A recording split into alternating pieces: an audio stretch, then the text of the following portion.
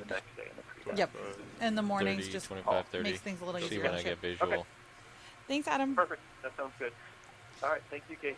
All right. And we're getting pretty close to the bottom for all of our divers today. So we'll talk to you soon. Great. Thanks. Passing 30 now. I will continue 5 more meters.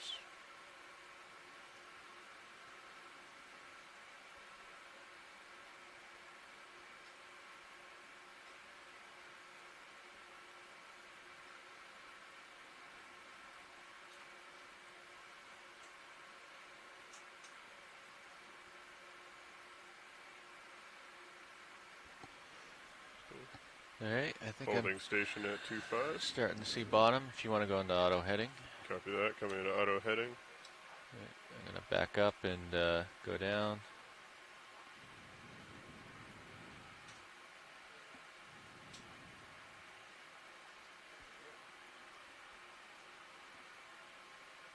Okay. The camera's all the way back. I will use the Titan to try and find you. Yep, there's bottom right there. Copy that. Delta of 13. Do you want me to come up a little bit? Or are you going to continue down? I'm going to keep coming down and back up. Copy. Okay. Shiro's camera is fully back. I believe I can start seeing you with the PTZ. And I will follow you down. Yep, you can come down a little bit. Coming down a little. Come down to 20. 20? Yeah. Coming down.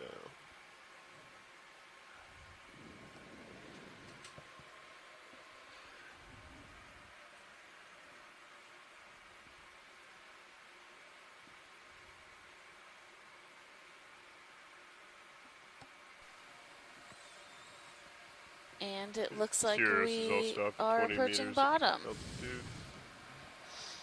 We are at about Have visual and PTZ. 861 meters.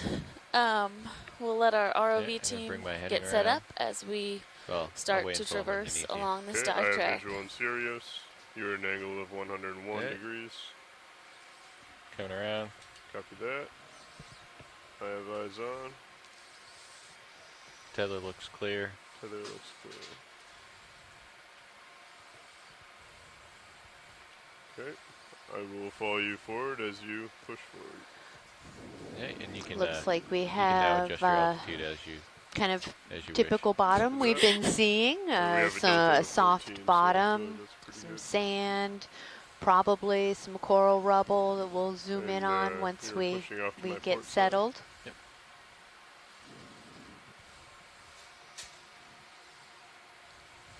Some jellies. Oh yeah. Deceptively small jellies. Yeah, which we discovered when we suction sampled one the other day, and it was about the size of a dime. Yeah. Oh yeah, there's another one. Yep. Okay. Gonna come down. Little bit. Keep that sponge delta around down there. 15.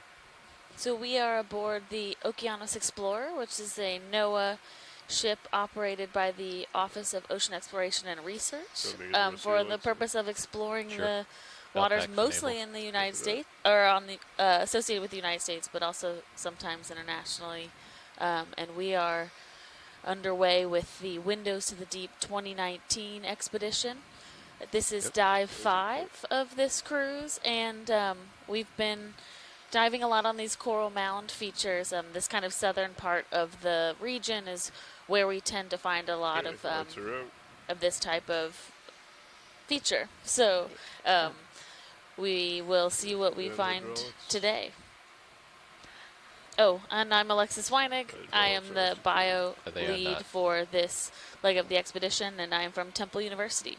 And I am Amy Wagner. Oh, I'm sorry, the that was geology science lead for this leg, and I'm an assistant professor at California State University, Sacramento.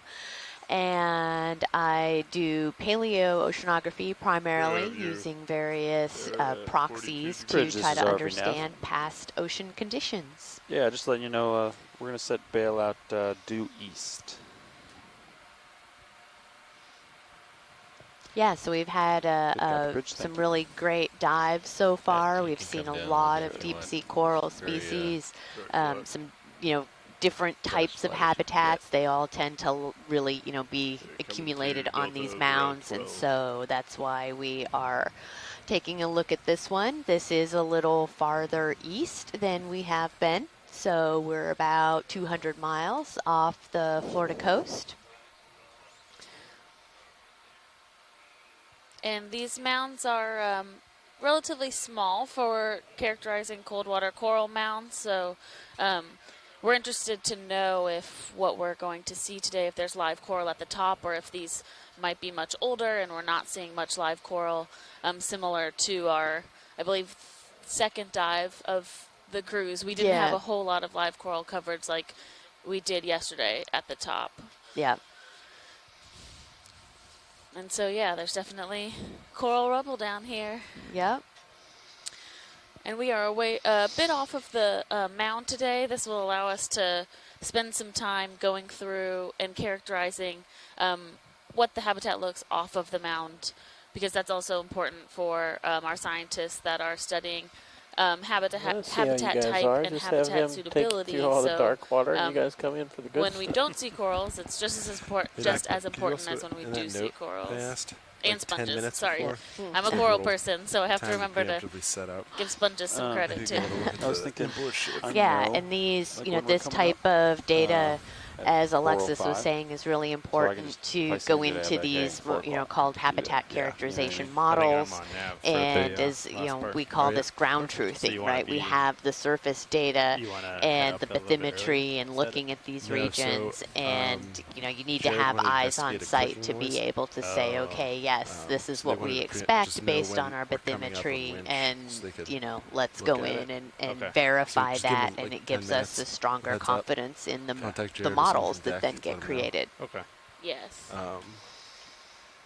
And yeah. All right, lights look good. I think we're all set. You want to write a note for that? I did. Okay. I had him right one, yeah. See a few little Also, I just soft did a winch corals run, so or, you're good or for probably an hour. something of the Copy. sort Put stars scattered in 2 around big the arrows. bottom. So Nav, which we're heading west. That is correct. Copy that. Sirius should be heading 265 if you wanted to go directly to waypoint 2. Over. Sounds good. Right now I'm at 252. I could come over a little bit if you like. Yeah, it's pretty flat where you are, so you could. Yeah, do you guys want to get it moving? Yeah, I think so. Looks pretty flat. So we could do 30 meters, no problem. 30. Yeah. Get us going here. And watch leads, yeah, we're on bottom. We're all set up. Just did a quick change, and we're starting the track. We're getting the ship moving ahead. So as Bridge, normal, this is let already us now. know if you want any zooms on anything. Great. Thank you. Yeah, I'd like to move if you're ready. All right. Nav, this is watch 1. Stand by, watch 1. I'd like to move 30 meters, bearing 265 degrees, speed decimal 2. There's our first, probably a snaffabranchid. Good copy. Thank you, Bridge. Go ahead, watch lead. Could you let us know when we travel the 100 meters? Yeah, absolutely. Thank you. Yep. If you want to drop pins for those two, Yeah. that's We're nice. just going to do that. Thanks. Yeah, I was reading back through some of the notes that our scientists had left in the chat over the past dives, because Amy and I have, some specialty in what we're seeing down here, but definitely not in a lot of it. Set up at And about 15 when meters we're going delta through the and dives, it's helpful to 46 have on our the science camera team angle. on shore identifying Looks good. things, but sometimes, at least for me, And, it's set hard for it my on brain to 265. retain that information in the Copy moment. that. And so I think one thing there's snaffabranchid eels, and there are cutthroat eels and We cusk should get eels back that are with- both those long cylindrical eels that I'm going to work on agree. trying to identify between the two of them. I'm a poker. I think for some of our fish biologists, it is obviously it's more obvious for them to be able to make those identifications, but to me sometimes they look similar. Yeah, absolutely. So we really appreciate these comments that our shore-based scientists are feeding to us, Yes. so that we can provide the most accurate information.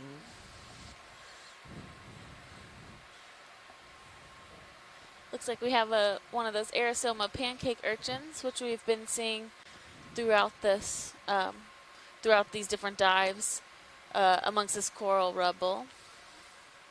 Yeah, they really like to live. Haven't had enough coffee yet this morning.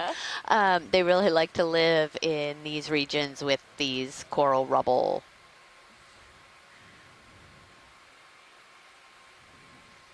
And what did we see? It was eating some sargassum, wasn't Yeah, it, we a did. few dives ago? Yeah, team, we'll take a snap on that fish when you have a chance. Yeah, copy that. Video snap. Okay, so I think that more black tail is characteristic of the Synaphobranchid. So, I'm going to say that. And that they more like to swim up in the water column, so you rarely see them sitting on the bottom, where with the cusk eels, you will Video's see clear. them, Copy or that. congrid eels, you will see them sitting Come on the wide bottom. whenever you're happy.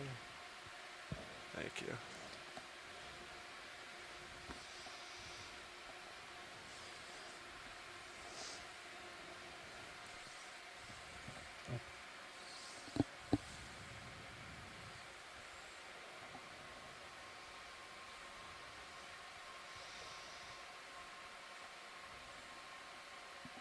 And this does look like really broken up rubble. So Yeah. we've seen kind of different levels of rubble throughout these dives. Somewhere it's this almost like it's become sand, and then when Video, you get see those, this, you want to snap on this one? yeah, too? sure. And this, I believe, is Nizumia. I don't know the common name, but Definitely starting to move. These So are- is that, To you just a bit. so what's Just the, over. I know Fine. previously we were Copy that. seeing some kind of rat tail. yeah, I think, yeah. I think it is a type of rat tail.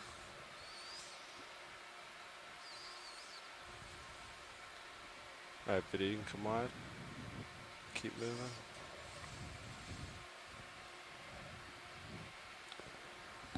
It's just about 78 degrees. Copy that.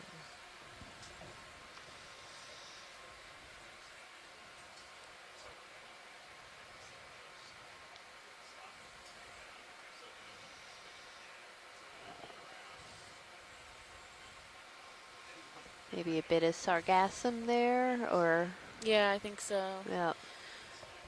We're seeing some small octocorals that when we have a chance we will take a zoom on one.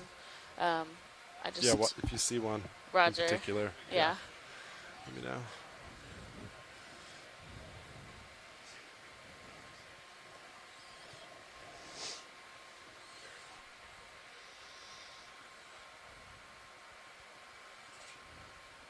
Small whip left of lasers. There's like a whip type coral coming right into left of your lasers. Can we Big take a zoom lasers on tilt that? up. Look to your right. Now just below your lasers.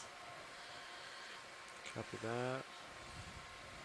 Big shark off to your starboard, but Whoa. Oh, big Just shark, wondering. huh? Saw a big shark in the Sirius view. It's not And within the several Cisco. feet. It's You not know? within It's already gone. Zeus Copy. view. We'll go for call them. Maybe co-pilot Our, can search our for it. video team was letting us know they saw a large shark Yeah. in the Sirius Once view, we so stop moving, camera maybe. 2. Oh, Move I think complete. Thank you, Bridge. this is something dead.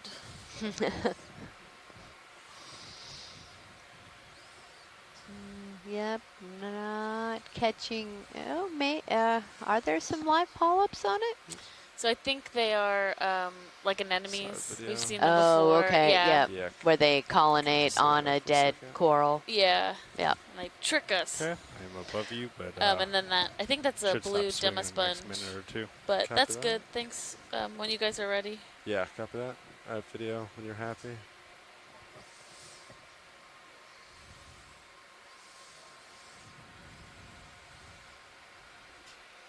It actually looks like that might have been. Look at the top of that stalk. It might have been a crinoid stalk. Oh, that's Rotate to the top tip. possible, yeah.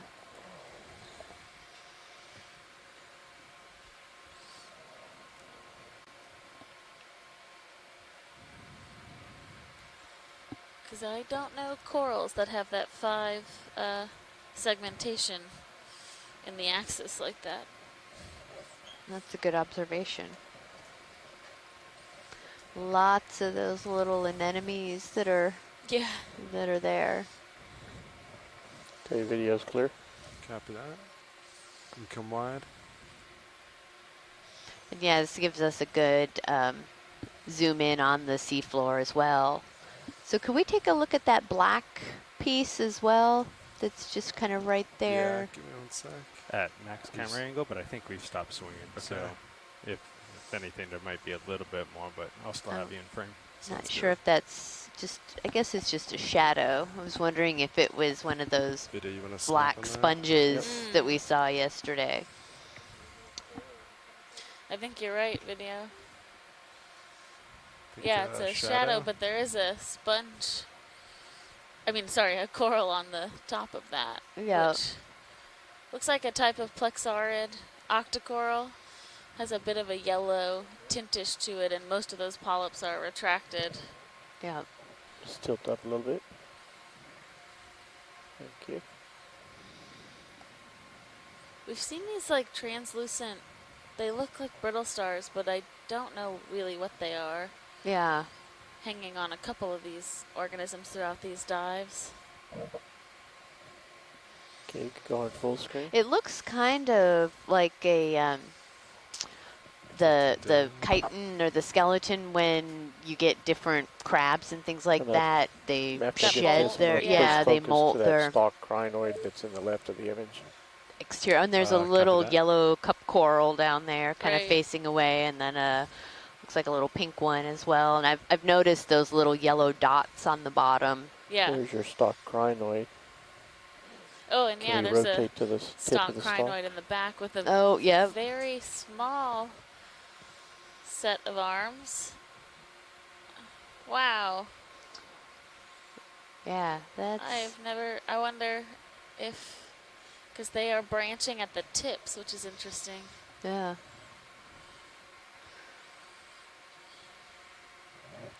All right. Great, Okay, thank you video's guys. clear. Copy that. Yeah, so you were talking about the rubble, and it definitely looks smaller and older than, you know, what a lot of accumulation. So it's been accumulating for a while. Yeah. Copy that. Got a little bit higher delta, so you got a lot of space to move. It's a little colder. I Follow wouldn't you say cold, but it's a little cooler than it has been. We've got about 9.8 or 9.7 degrees Celsius. Yeah, yesterday we were seeing between 10 and 12 with a change in temperature throughout the dive, which was interesting, and something that we have observed in other areas, but not quite on this part of the Blake Plateau. Quick. And And this 9.7 is still, it's still up there. Yeah, this is interesting. Ship stops. This pilots. looks actually Stops like pilots. more of a hard Yeah. substrate, Copy because you that. do have something, you know, a bunch of these little yellow cup Field corals that are average growing here, and there's a 0.06 Yeah, we'll today. take a zoom on that coral. Yeah? Copy Yeah. that. Oh, perfect. Oh, we got Okay, a stand sea by star back one. there too. mm-hmm. This looks like a black coral. Alright, video. You can't go in. Oh, with a squat lobster on it.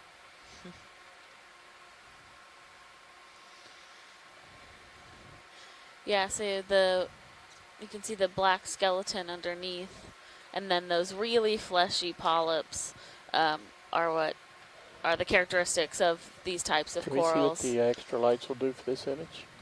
Yeah, Copilot. And when you guys get a chance, if you could pan down to the base, that would be really Should we just appreciated, please. still? Is that the... Which one is that? Aft flight bar, LED down, Bank right. Yeah. Then you can go to bank 1 carefully. And then that still And- can. It's interesting looking into the polyps, kind of like we did with the bamboo coral yesterday. That was On it. likely Should come out gravid. smarter. We This rounded one it also Good. looks Tilt like the down. before. polyps Bit have something stiff, but inside yeah, of there you go. them. Mm-hmm. Oh, nice. That's a good reminder. See that, Sean? We got it up there. Too advised. Okay. Yeah, Go all that the way is to like base. a hard. Copy, center, and base. Yep, and a little cup Oh, coral nice. down Max there. fin. Yeah, so we know that this has to be, a hard substrate because these have to attach to How something long does it solid. take to, Okay, let's go turn full it screen. on to get a photo? That's great. Now those little individual solitary cup corals are Yeah. also Pretty quick. attached to it. So yeah, this is a little bit different than what we've been seeing. It's a good view. So it's like 50 seconds. Is that? Yeah, it's up there. See it? Oh. It's been taking them See how it's above? for a bit. Yeah. When you were looked at the base, it was great. It's hard to tell focus, but the framing looked good. So. Okay, video And clear. we are pretty far east on That's the what it Blake Plateau as far as So come wide. most and work we'll move that's on. been done So really out for that, you want to in this aim region. down So past. Aim at the nobody's base. really familiar with what we Try to might kill lights. find. We can guess off yeah. of bathymetry, Lights but coming off. Yeah, exactly. but all of this is And still new coming off. exploration.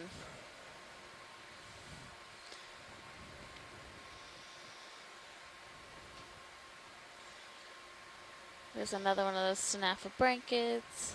I'll just measure it real quick. Sure. It's pretty good. Thanks. Does it have some, looked like it had some remoras on it or Yeah. something. Yeah. Sometimes they have, I don't know about Snafa blankets, but there is a species or a type of fish that has a parasite. Oh, okay. So we'll have to, keep our eye out and try and get a zoom on one of those Okay, at one I point. got you at about 50 or so. Yeah, how about another 30 meters? Are you happy with that? Sounds good. Sorry, did you say you want another move? Yeah. Sure. Yeah, 30. 2, 6, 5.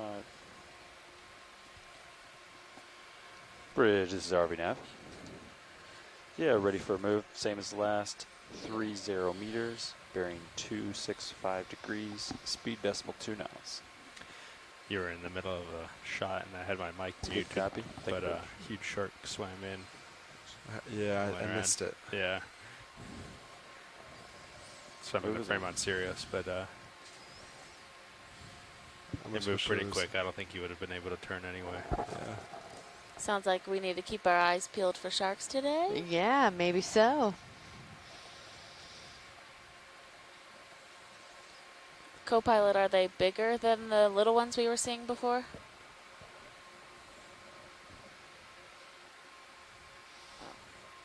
We're getting a confirmation from our video team that yes, they are.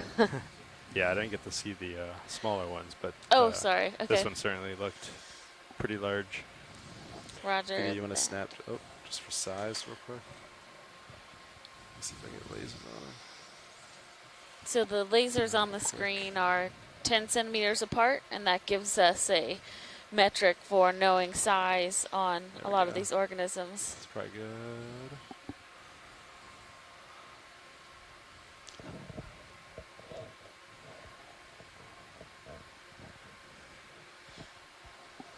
Yeah, one of the really interesting things about having a two-body system with this ROV is that we have a great overview shot of D2 as we cruise around the seafloor.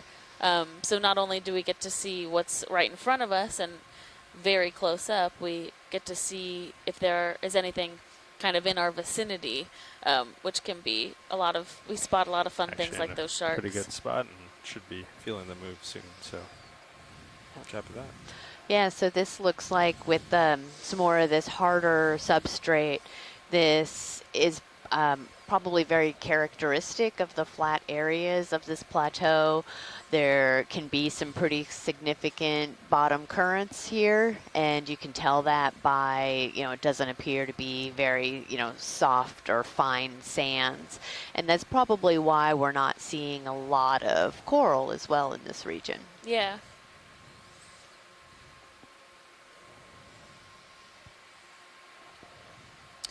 And front row, when you have a chance, if you guys wouldn't mind introducing yourselves for us. Yeah, absolutely. Should we do that now? Sure. Sure. Yeah. Hi, everyone. This is the front row from the Okeanos Explorer. We are all from the Global Foundation for Ocean Exploration. We're made up of engineers and videographers, and we're responsible for the ROVs and the video products. Sitting pilot today is Sean Kennison, and to my right, Tony Arnold at co-pilot. And city navigator Levi Unema over here. And in the far corner is Roland Bryan at video. And in the back row. And in the back row And is again, we're all Annie from Wade doing clipping. Global Foundation All right. for Ocean Exploration. Thanks, flashlights. Great. Thank you, guys. Yeah, so when we do those introductions, if you're curious as to the humans in this room, we turn the camera 3 to so you can view us. So here's Amy and I in the back row, and our front row is doing all of the navigating and flying of the ROV. So it's a real team effort out here. It takes truly a village to make these operations happen. Yeah, I mean, for the course of the dive.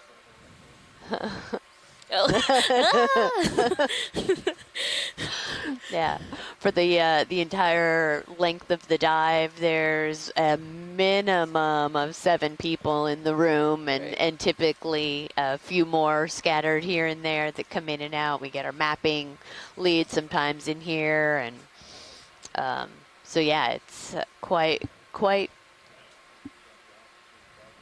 Yes. Oh yeah. Yeah, and then the people that we don't see are all the folks that are actually driving the boat, that are up on the bridge making these. It's just remarkable. They're talking about the ship changes. We're moving, 30 to 50 meters at one time. Yeah. That's not even, that's less than half the distance of the ship. Yeah. And we have, a great rest of crew too. Our crew down in the galley who feeds us 3 times a day, keeps everybody happy. Definitely the hardest working people on the ship. So, there's a lot of behind the scenes work that we're all really, really grateful to have. And everybody aboard this ship is just extremely pleasant. It's my so goodness. fun Yeah. to just chat during mealtime and get to know some people that lasers. that have a really different, path, but we're all on the ship together. Yeah. Yeah, we'll take a zoom on that coral that's to the right of the lasers. Right under laser. Yeah, just give me 1 sec, video. Cool. And a star just at the top of the screen. And there's a little floating Oh, yeah. jelly, maybe? Mm-hmm. Can't even Alright, imagine how video. small that is.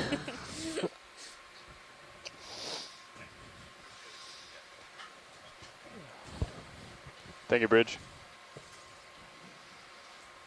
Yeah, so this looks like the one we saw before, but different from Plexars we've been seeing on the previous dives. Yeah, the ones we were seeing on the previous dives were very Good, white. click on those and- extra Yeah. lights. yeah. There's been a number of Yeah, of click yellow on it. ones, but Yeah. not where they have this kind of purple tint around the polyps as Oh, well. that's interesting. Lights coming Yeah, on. so they give it's kind of looks from far away like a darker yellow than some of the really bright Ooh, yellow that yeah. you see. Try the still cam too. That's really nice. Yeah. Yeah. And I am Looks like there's a catching up little to you, but, crab I think hanging the ship on. stopped moving, Mhm. so got a On little bit that of swinging. and, right of the probably V put me branch. Yeah, right Yeah. in there, Or yeah. a shrimp maybe. Just short of being over you, so I think you're Looks okay. like, I don't know, my dad went to LSU, so he would like this coral because it's purple and gold. On full screen.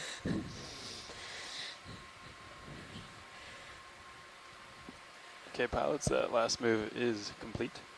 If you didn't hear, Bridge. And Copy a that. brittle star Copy this down there now. at the base. So yeah, Yeah. you can see the still cam now. It did turn on pretty quick. And the rubble you can see Video's too clear. with this zoom in is a bit more it's kinda embedded tilted. in Yeah. the sediment Here's too, a which is white indicative of sea again star being off here screen, longer straight ahead. and being older. Yeah, exactly. It's really started to cement together. Yeah, It's yeah. not just real loose. Yeah, and that might be a kind of good segue into like how some of these carbonates form. Amy, if you want to go Should I into go that, extra a little lights? bit about sedimentary yeah, rock you and can like how we turn off get for these now. types Coming of off. With the features.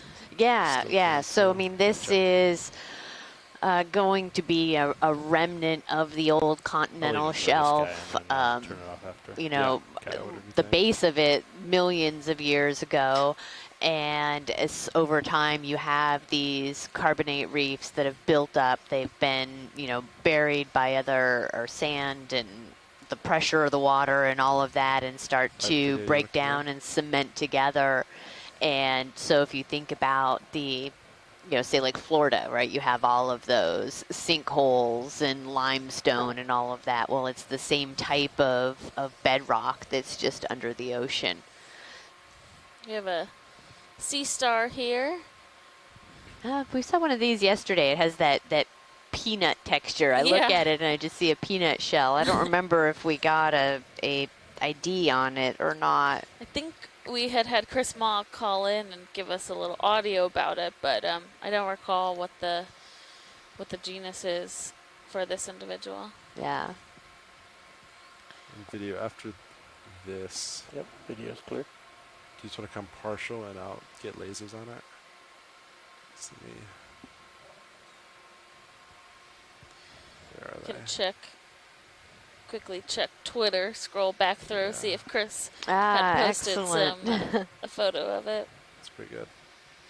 Yeah, so if you want to follow along on Twitter, we use the Okeanos, #Okeanos, and our ocean exploration Twitter page is run by Adrian Copeland back on shore for this expedition, where they give updates about what we're doing each day, and a lot of our followers take screenshots as they watch to help us identify and really get excited about some of these interesting finds that we're seeing throughout each dive. Josh has nothing to do, so can add it to his list.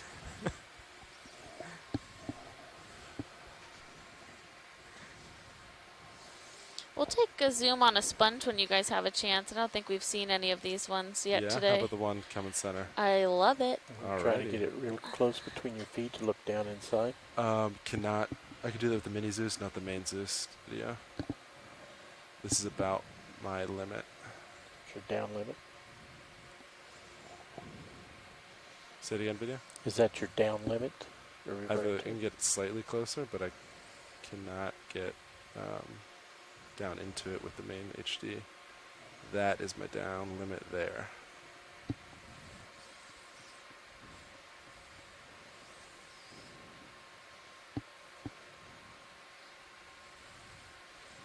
All right, looks like we have a hexactinellid glass sponge where the top is also covered, and you can see just moving around inside is likely a shrimp that will spend its life inside of this sponge, possibly two. And these sponges are, we often think of sponges as kind of soft and squishy, but these sponges are called glass sponges because they're made out of silica, and so they are actually pretty crunchy when you feel them, and the spines are very pokey. So when we bring these to the surface, you have to be very careful, otherwise you get spine spicules, the little particles that make up the skeleton, into your hands, and that's no fun to deal with. It's kind of like getting cactus thorns, those really fine cactus thorns, which makes you a little itchy for a couple days. Okay. That's a great shot. Thank you, guys. We have some barnacles on that yellow plexarid to the left of that sponge as well. There we are. All right, moving on.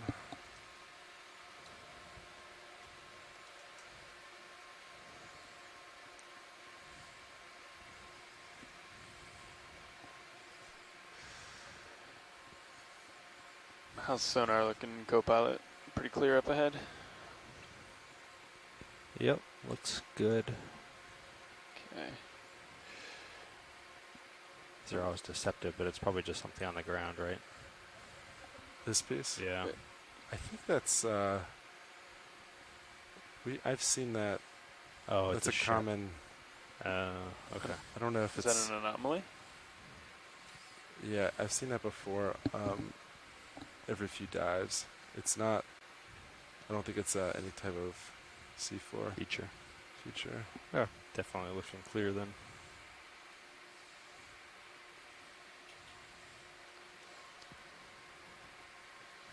And something that we encountered yesterday was when we come down to the seafloor based on our bathymetric maps from the surface, those maps are created at a 25-meter resolution. And we often find that the topography is a bit more intricate than obviously at 25 meters. So yesterday we came down on some mounds that turned out to have a number of smaller hills across that mound, which is Keep really my eyes interesting to peeled. see when you come down, and it's quite different than what you were expected when we expected just a steep slope up, and we really were taking steps across those mounds. Very small.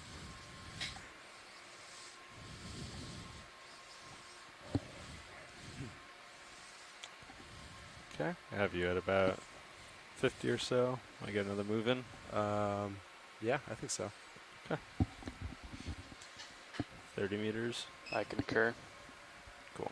There's a bit of a Yeah, you yellow wanna do bit coming 30 to the meters left west? of center. Can Yeah, you take a zoom copy on yellow that? bit and there. Yep. Sounds good. You want us to hold off on that pilot, or I you think want I to go just ahead? saw a weird shaped fish off to the right. You can call it anything. Okay.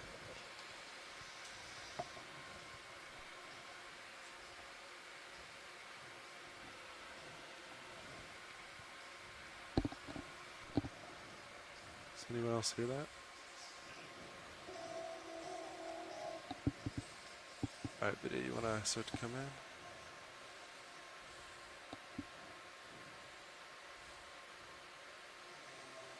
Okay, so this looks like a bit of live Anelopsamia profunda, which is a scleractinian hard coral. I don't know if we've seen much of this live so far in its yellow morph, but I think we saw some white on one of the earlier dives around a similar depth. Yeah, because we're at, what, about 850 meters for the ROV? Yeah, so these corals also have a white skeleton, but the tissue itself is yellow. And so you can see that that whole part of that skeleton is covered with tissue, and those polyps are all the way out and still relatively translucent. Mm-hmm. That's really pretty, that yellow morph of it. Yeah. And there's some, often these more, you can have the same species but different color variations, and Weird. there's some speculation as far as what causes Video's that. clear. And one of the potential reasons could be the microbial community associated with the coral. Mm-hmm. So, because yeah, it looked like there was the white type just right above it. oh really? Mm-hmm.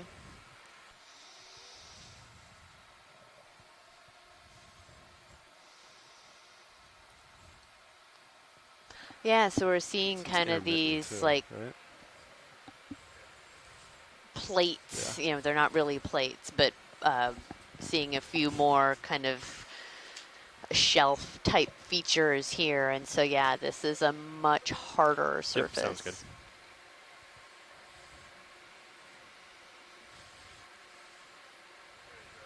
Kind of a small little aggregation of rubble right here. Yeah, with the little like divot in the center, right?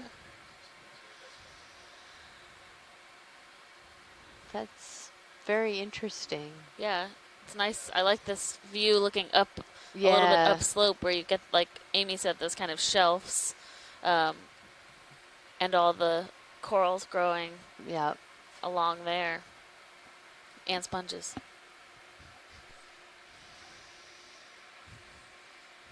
Another of those sea stars. Yeah, I like this.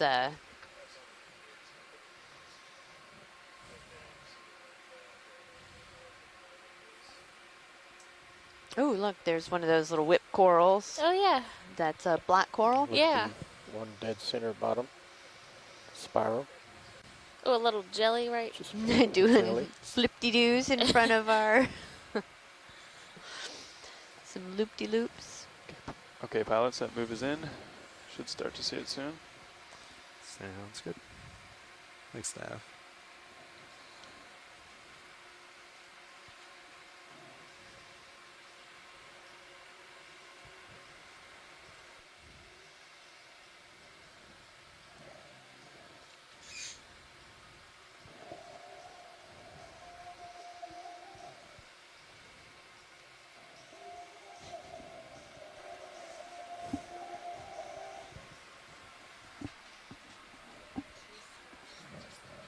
Negative. Yeah. I didn't think so.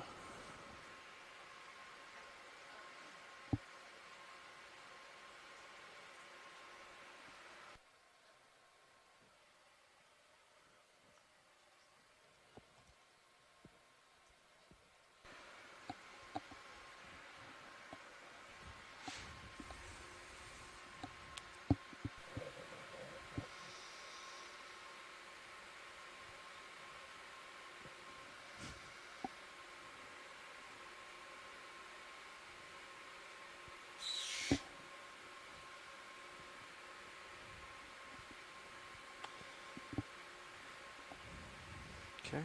Definitely looks like I'm moving now.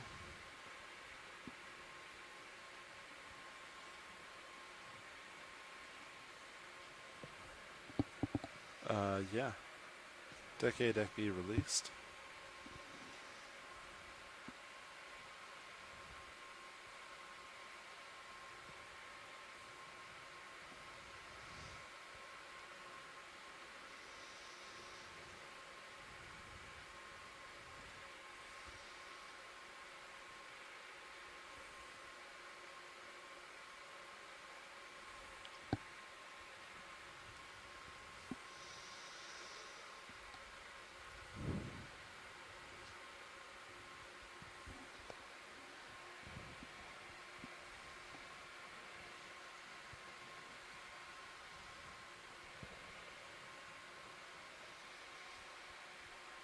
Another one of those little whip corals.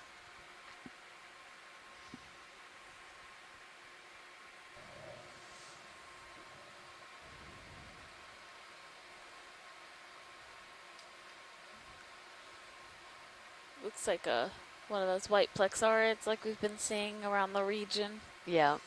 We've collected a couple of those that will go to the Smithsonian first, and then to help identify these southeastern U.S. corals at the Deep Sea Coral and Technology Lab at NOAA.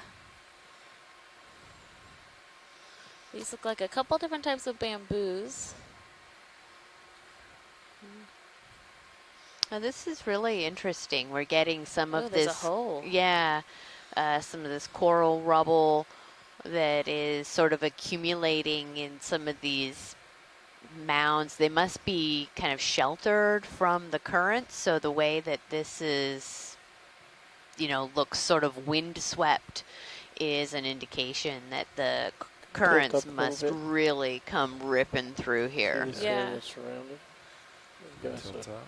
Slow Luckily, they're rotate. not ripping today, so Yeah. that we can be here. Exactly. Oh yeah, look to the left.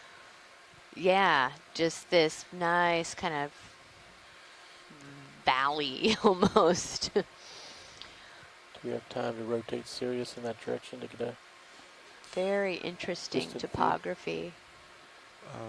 It almost Could looks like, quickly if you wanted I mean, to. it's not, With sight. it's not, but they look Something like cool with that? burrows, like there would Yeah. be some Yeah. big old Come animal over. living down in Yeah, that I mean, pile, it or like a does. bird's Sounds like nest. Exactly, it looks Yeah, like you've got something. have a little distance till we start to see that slope, so It it should just be okay. seems odd, Yeah. so out of place. Yeah, just like that. Can you rotate? Look at that pile that you just went past. Which pilot? Pile of the ROV. What about that white Pile coral of there off to bramble. the right? Yeah, we could take a zoom on that. To the right? Yeah. Yeah, which one? It's coming into view now, or into center. The white patch. just below your lasers. White patch, copy. We get lower video. 1 sec. That move is complete, pilots. All right, videos start to come in. Thanks, Nav.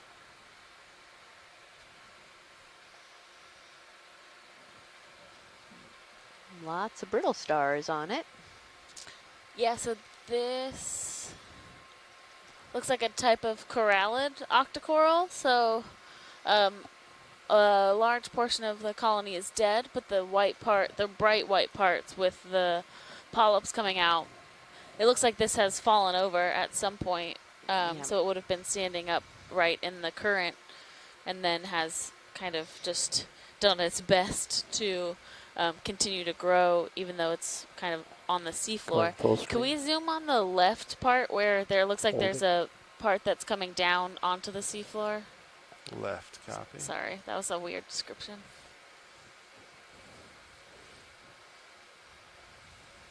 Center screen now. Right there. Yeah, right there. So it looks like this was click on growing the extra upright lights. at one point. It's fallen over, Yeah, I and then think it has Copilot grown can do down that. to create almost a second base for itself. Lights coming on. Not the dead portion here, but the whitish part underneath the white part of the coral. Or that's a sponge. Yeah, I think maybe sponge. I see Yeah, some you're right. holes That's in a the bottom. sponge.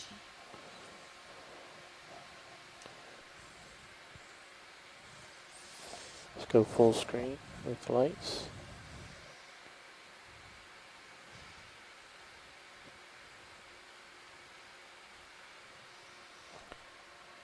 Not very That's pretty. good. Thanks, guys. Video's clear. All right, next video. And yeah, Jill Burke from USGS pointed out there was a little tube worm Should I kill the right on the lights? side of that Yeah. zoom Okay, in lights too coming off. that had colonized onto that coral.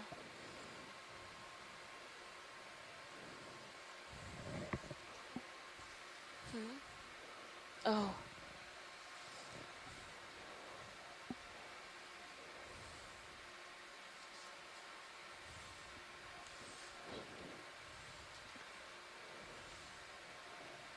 Sort of tilt up to see a little more distance.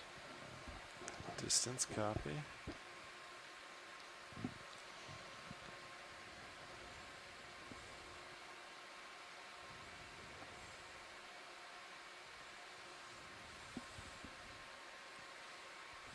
To have you at angle of about 55 degrees or so, and heading at 230, so still over to port a little bit. You can come back if you want. Yeah, Okay, I'll follow you back over. sounds good. I think we were centered at 265 or so before. I think so. Yeah. Yeah. Copilot, I think those kind of ridges you see in the sonar are those what Sean was just looking at, those bottom ridges. Seems like they're not really anomalies. They're changing with your heading end heave. Copy that. So go ahead, Bridge. Yeah, but this piece like Yeah, stays that's there. what I was thinking.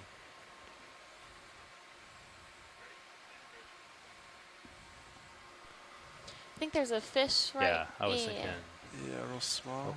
Yeah. this right here. Oh yeah, I see. Yeah, let me get a little closer. That's pretty consistent. All right, video, you can snap on fish. Yeah. A nice Nezumia rat tail. Often seen associated with these coral rubble habitats. Negative. That'd be cool though.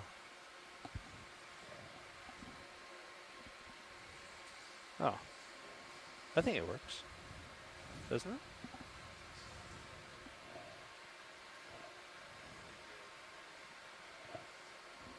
Oh, sorry, the Titan. They meant Zeus.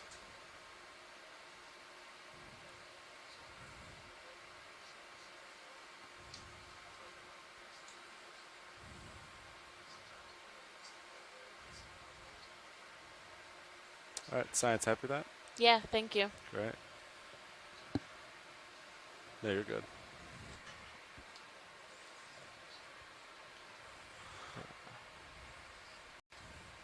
Normal. Okay.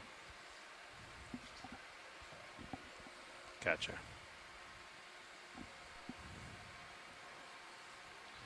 Okay. Probably ready for another move or so. I'm sitting 4-5 in your middle. I think we're good. Yep. I'm happy. Yeah, that sounds good. You guys want another 30 meters towards the hill there? Sure. Yeah, sounds good to me. Okay, we'll keep it west 270. Yeah, is there, I'm just trying to orient myself, is there a slope up the way that we're currently facing?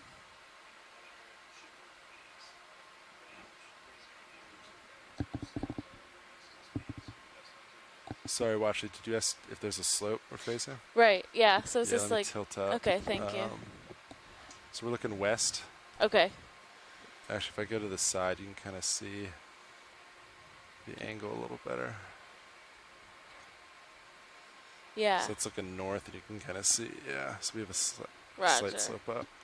Cool. Yeah, looks like it kind of maybe picks up a little bit further down.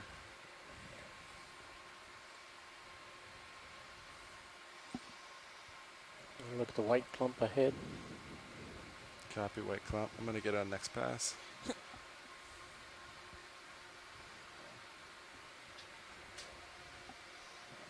If you can continue to tilt up so we can see the slope angle. Copy that. With the slope. Pilot, are you okay with me ranging down your sonar? It's not doing Yeah. a ton of good out past. Well, now that I just said that, we got a little bit of return. I'll keep it where it is. Copy.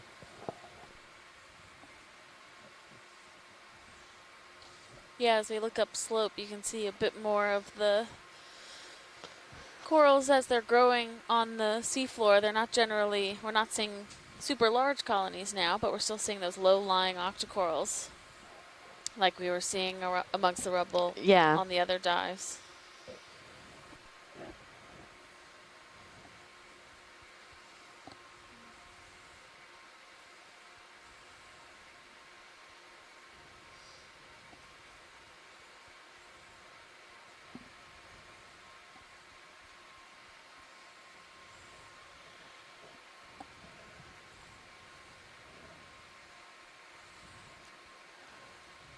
Co-pilot, it seems like you're picking up the shadow on D2. Yeah, I Wherever noticed wherever it follows. Yeah, I haven't seen it really track it like that before. We can It's just take a consistently zoom on that behind white it. coral when you have a Interesting. chance. Definitely seen it, but not this consistent. It's good. Makes sense. I wonder if it's just more obvious because it's pretty flat and there's not much in there. Yeah. And I guess he's coming broadside a little bit more than normal, Roger. too. That might be.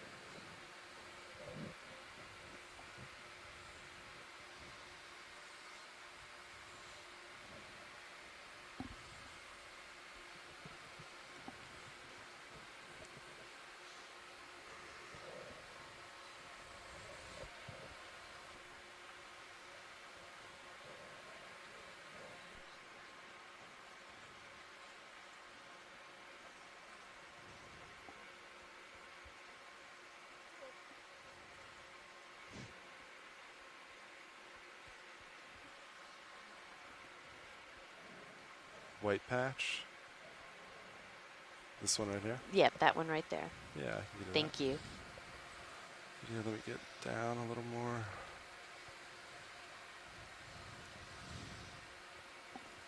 Yeah, Science, if I ever don't respond, I promise I'm not ignoring you. It's just other voices might have hidden your dialogue to me.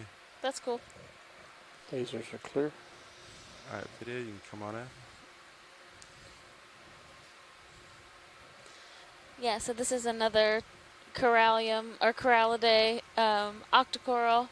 It looks the polyps are pretty dense and small, so it might be hemicorallium, which is a genus within corallidae. And they often are parasitized by worms that burrow into the skeleton. So if we take a little bit of time and kind of survey up and down the colony, we might be able to see one of those burrows. There's a little squat lobster Copy there. that. Oh yeah. Look for burrows. Following your lead. Head down. Pause there.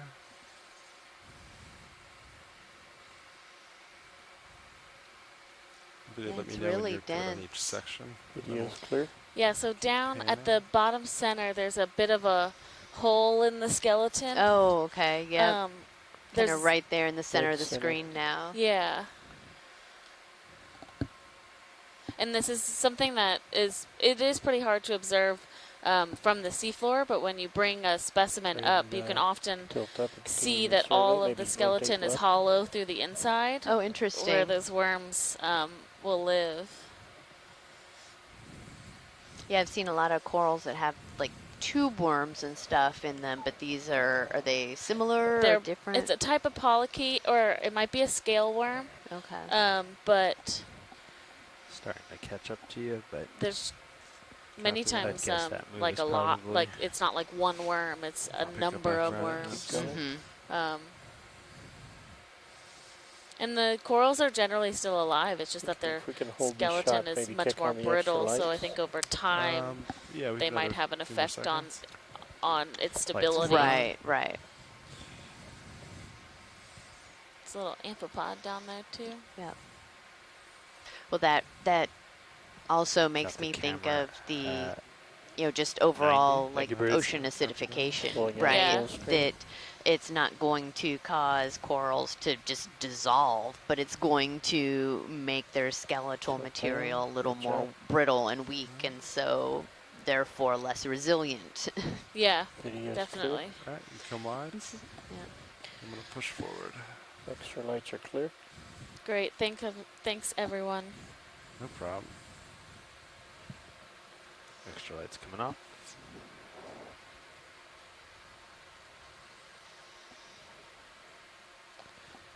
Still have you at 90, and the swing will probably be settling out shortly. Yeah, copy that. Come up a bit.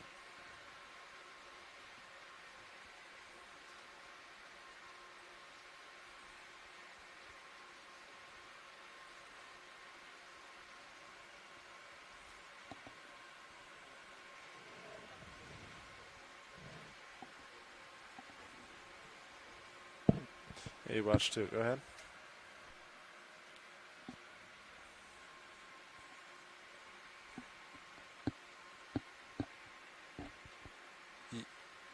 Yeah, I'd say it's much more slight compared to previous dives. There's very, very little down here today. You're welcome.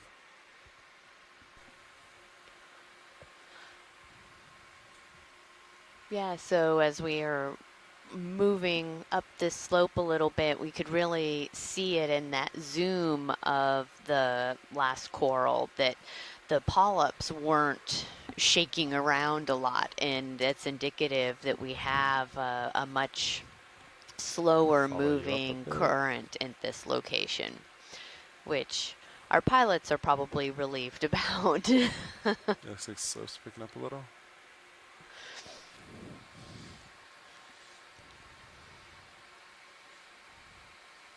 Yeah, it makes for a smoother dive if we don't have to kind of be fighting the currents as we go. Yeah, exactly.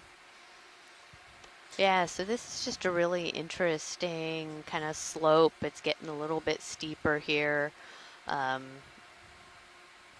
We're kind of, instead of going straight up it, we're sort of going parallel to the contour line. So it's really, this is a great perspective to be able to see the edge of this mound. Yeah, and it is much.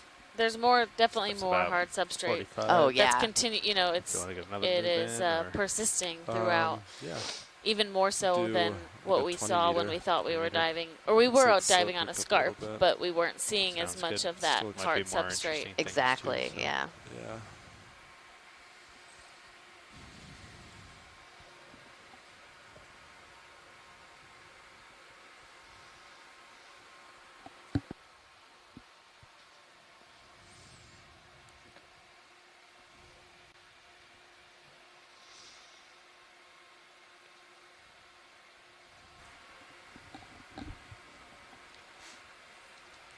So 20 meters at the Yes. same heading, 265, 270. I think it looks good. Yeah. Yeah. Sounds good. 20 meters. Yeah. Okay. Please. On the way.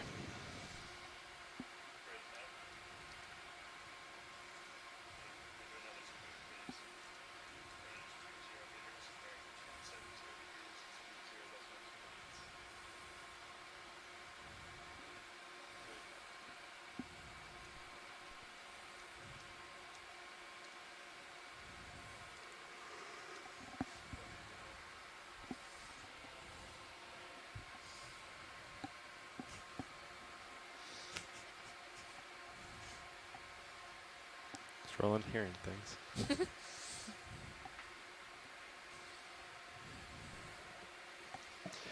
Okay, pilots, that move is in. Copy that. Sounds good.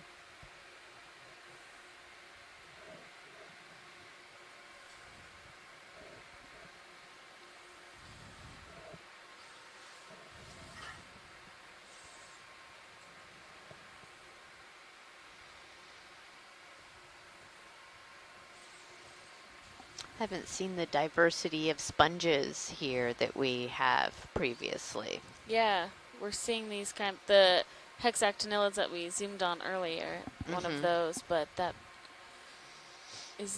seems to be the only type in this area we've covered so far. Yeah. Or at least the only prominent type. Yeah, sorry. We have a nice anemone that we're passing on the left. It's okay if we're moving. If you want to view on it, we could pause. Sure, let's go ahead. Yeah. Get back to it. There we go.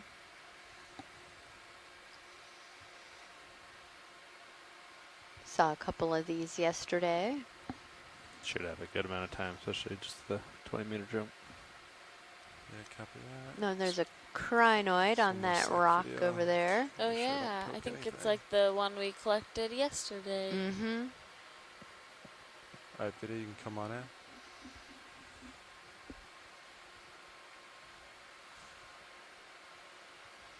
Beautiful. Yeah, they are. Yeah, and this one's, yesterday we saw one where it looked like it had something in its tentacles that it might have been feeding on. Mm-hmm. And this one today is really just hanging out, being Just pretty. sitting there, yep. Yeah, it is remarkable how much slower the current is right here.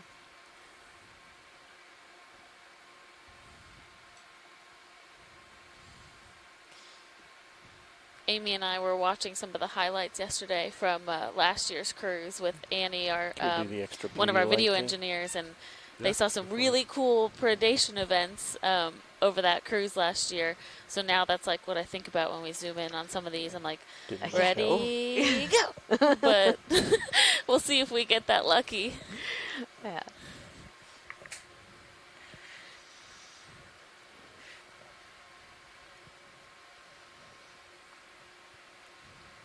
That's a screensaver shot right there. It really is. Video's clear. Alright, science all happy? Yes. Yeah, thank you. Alright. Lights coming With on. that Oh, golden can we coral. zoom? Sorry. Yeah, Yep. Um, We're at. on the yellow that's on the bottom The of lower the right. ledge.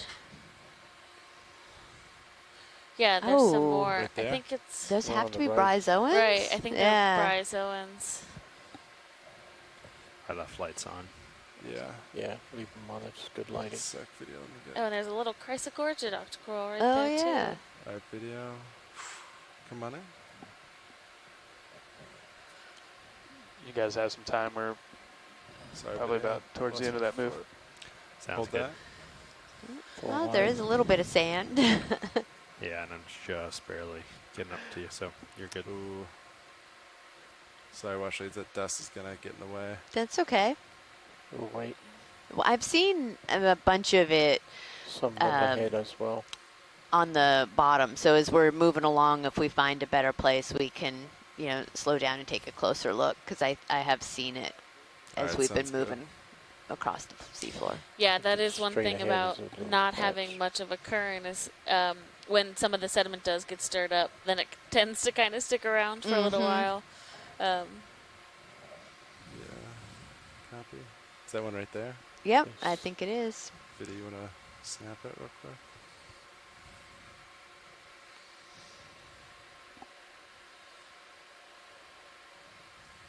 Wow, yeah. Oh, look at that. It's so intricate. It really is. And so some of that kind of clear is probably a little bit of the dead remnants of From it. partial? Yeah, hold that.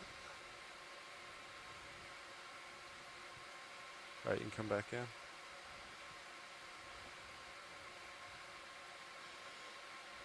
I'd like to see one of these a lot closer. So the geologist in me, Copy that. the other Take your day we last had couple views a from the sample that bottom. had Yes, some of the there it kind of is. sand and whatnot that came up with it. And so I grabbed it and Can sieved almost it make out and the was looking at it bell under the housings on microscope. And I have you at Um, 73, so still not above yeah, you just start looking at it at all these different levels, and there were all kinds of microfossils in the sand. There were a bunch of foram shells and pteropod shells, and I was really, really nerding out over the sand the other day. It is. You think like, oh, it's just sand. It's like broken up little bits of rock. But really, when you're down here on the seafloor, it's all these Should I kill pieces extra of other organisms that have yeah. died and that are contributing to that makeup. So it's not. It's, you put it under a microscope, and it's like a whole new world. It is. It really is.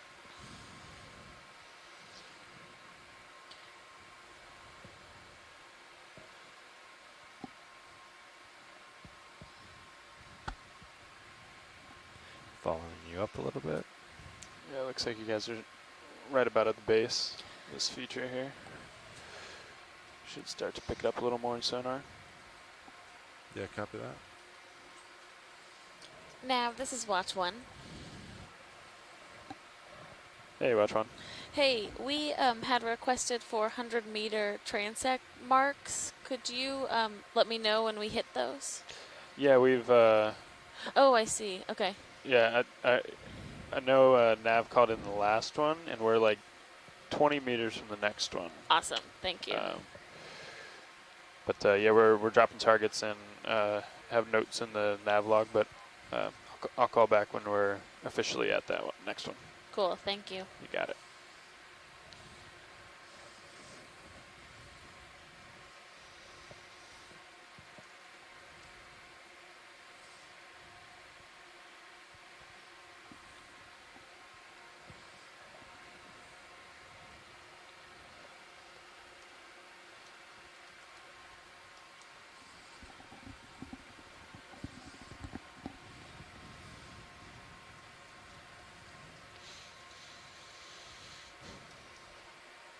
Ready for another move, maybe? Could do another short one if you want, or Yeah, ship stopped. looks pretty clear out and definitely stopped and settled out. So, and I got you at 54. So let's see.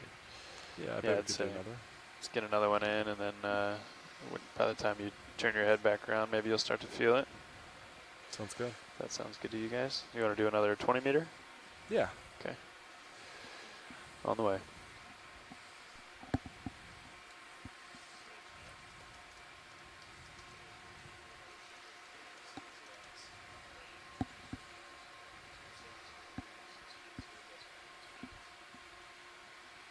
So the thing coming above lasers, white. This is a strange shape. Oh yeah, that's a good eye video. The kind of oval shape. Yeah. Yeah, why don't we take a zoom on that? Yeah, getting there. Go ahead, Bridge. Getting a bit out there, but I think you're still good. Copy that. I'll keep my eye back to you. I'll come down just a little bit. All right, video, you want to go for zoom? Oh, are we looking at a different sponge? Yeah, I think so. It is an interesting shape. It is. maybe a demo sponge. Looks like it has a coating too of kind of like detritus, so Mm-hmm. you see that more often with dead sponges, but I'm not sure whether this is dead or alive. Still a hexactinillid. Sorry, not a demo sponge. Says Tara Luke. Thanks, Tara. All right, watch leads. Happy with that? Yes, thank you. All right. Oh, is that a little bamboo coral down in the lower Yeah, left? looks like it. Yeah, as we're starting to Something head purple up this upper left slope, corner, we are seeing a bit right more above the white Of the straight rubble, yep. end of the live plexarids Yep. compared to the very base of this. stalk, just above lasers. Yeah, Copy they that. really Looks seem like to I'm starting like to move towards that rubble bottom, don't they? Yeah.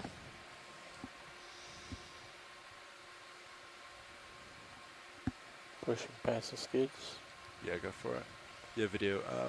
For the rest while on pilot, feel free to push past skids without permission. Is that a little chrysogorgia? I think it's a soft coral, a nephtheid. Oh, okay. Oh, we have a white coral fan on the left. Can we take a zoom on that? Yeah, absolutely. Thanks.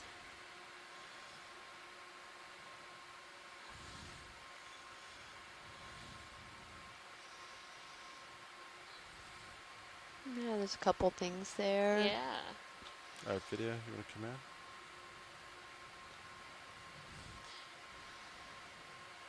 So this looks like a type of an octocoral in the family Paragorgidae. So we saw Oh, really? Paragorgia yesterday that was like red and pink. You have we often find some that are this really white color too. I'm not sure on the genus, but it could be one known as Cibagorgia, which is a mouthful to say, but there's a white variety of that, but I'm not positive.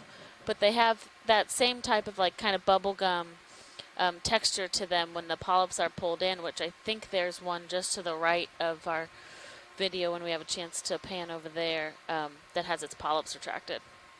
Tilt down.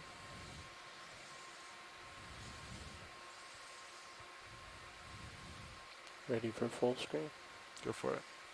And these can be sometimes hard to differentiate between Paragorgia and Corallium. And one way that we've determined in the past, if we want to collect something, because have to Corallium is include so the coral on the fragile right. that it doesn't move if Do you a pan to create it? motion No, around they it. just meant Uh-huh. never closed And so up, these will move Say if on the you video. use like the manipulator arm to Video's kind clear. of wave Alright. next to it, Oh, so you okay. know that you're collecting a Paragorgid versus a Came down a Corallium. bit, get you at Okay. 65, but I think you have plenty of space. Boat's probably finishing up. Full wide. Copy that. Moving on.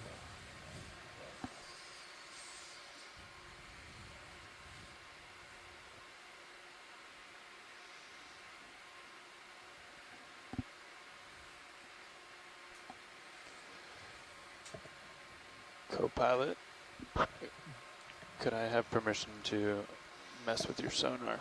Sure. Thank you. Permission granted.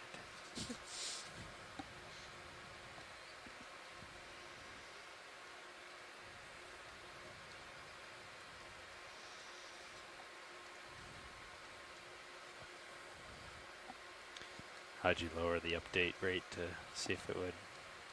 Yeah, I'm just changing the resolution Copy that. to see if I can get a little bit more detail out of that anomaly. It's pretty consistent.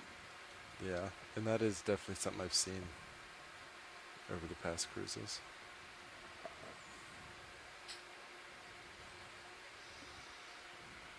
I think we just kind of dismissed it as something on the frame or Yeah, some sort of reflection or something. if it was on the frame, I would think it'd remain steady wherever we are. Oh, But it it's- moves as you rotate? Yeah, it's changing with heave and no, not with rotation as much as With heave? yeah, it just doesn't really. Yeah, I don't know. We're assessing the situation. I'll report back. It's annoying because it's in kind of a important spot. Or at least useful spot. Yeah. Okay. Come back up to 45. Yeah. And I'm thinking probably settled out too from last move. Yeah, Yeah, I agree with that. I'd be in for another one if you guys are ready. Cool. Another 20. Yeah, I think direction still seems good. Yeah, and same kind of thing. Once you turn your head back around the Sirius center screen, we should be moving. Good timing. Awesome. All right, I'll get that move on the way. Another 20. Awesome. Looks like we're seeing a little bit more sandy patches. Mm-hmm.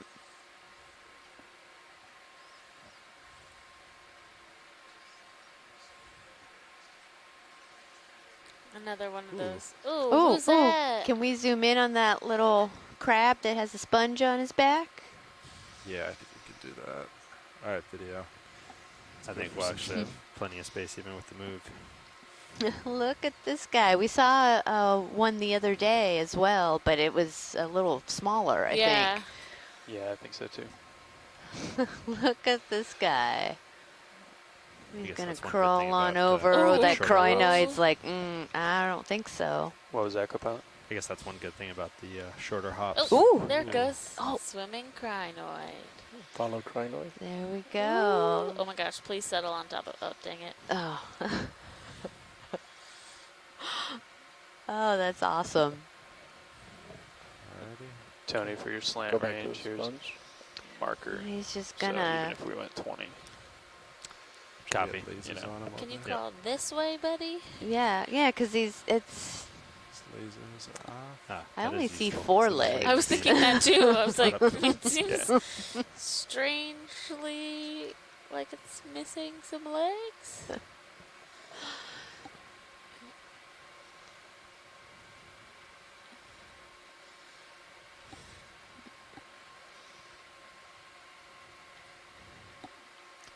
That's. So I think that they do use like 2 of their appendages to hold the sponge up Okay, onto yep. their back. Yeah, yeah, you can see it kind of in the middle there, and then I did see its claws there in the front.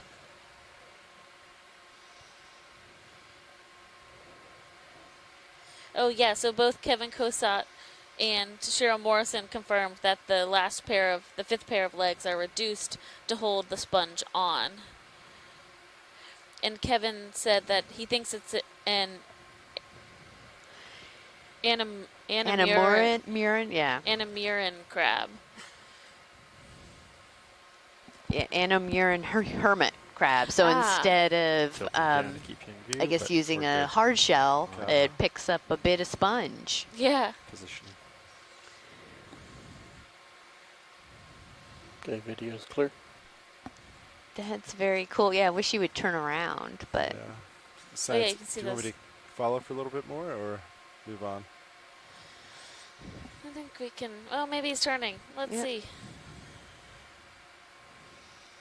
Show your face.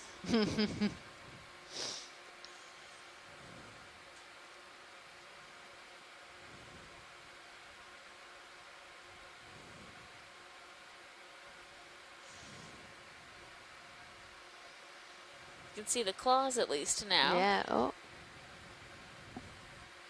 Yeah, Cheryl Morrison says it's a good strategy to carry a bunch of spicules on his back for protection, which is definitely true. yeah. Those are very spiky and likely not going to be approached by fish or other predators. Thanks, video. He doesn't look like he's going to give us a front view today. All right. He can really get moving, though. Oh, up. Yeah. Starting to turn. He But I is. think you're still good. Ooh, there- Oh, there we we can see go. his Still face. alive Yeah, to- let's come back in. Ah, Wouldn't have caught up to you, so. Oof. he's just not wanting to cooperate.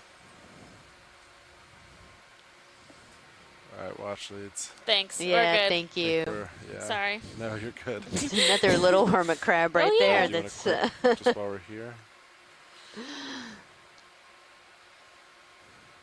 Very different size claws on that yeah, little no hermit crab. kidding.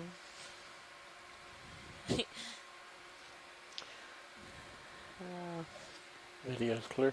Copy, you can come wide, and we'll keep All moving right. on. thank you guys. No problem. Video That's swapping fun. out. Copy that. Thanks, video. Well, look, and there's kind of a top of a little bit of ridge, Ooh. which is Oh, yeah. It's over here.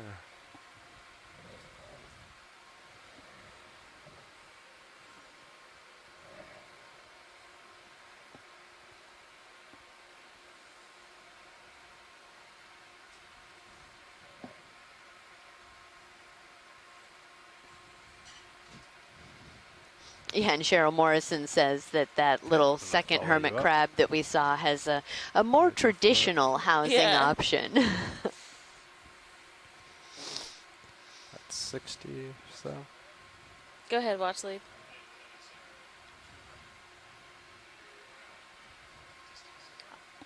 Great, thank you. It kind of levels out.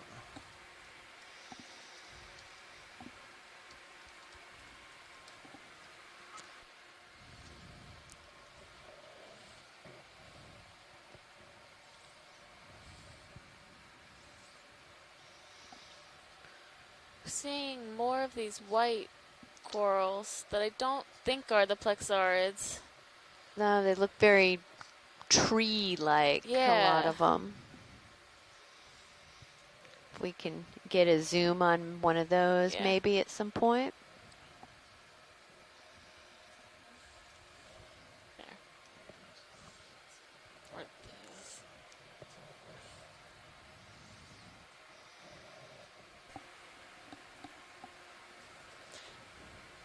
Pilot, do you think we could get a zoom on the little clump of white corals that was to the left?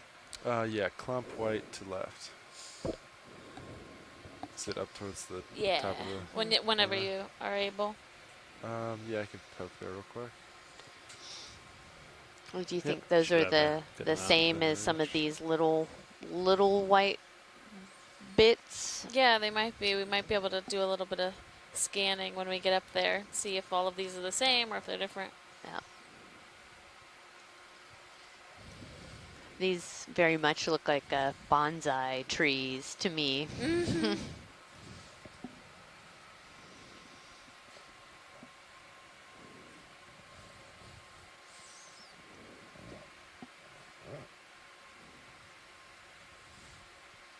All right, video. Do you want to come in partial? Yep. That's good. Hold that. Yeah, it's more of these paragorgids. Yep. Which is cool. I definitely have not seen like this density. Even they're relatively small, but there's a good number of them right here. Yeah. Yeah, I've been switching it on and off as we go. And, one of those stocked crinoids, it looks like, right Oh, below yeah. us there. Whenever we come in All right, for video. You want to come something, on? I turn it on. Alrighty. So that's still partial. Copy Yeah, that. most of the polyps are retracted. Is it alright to come in further? Yeah, go for it. Whatever you need.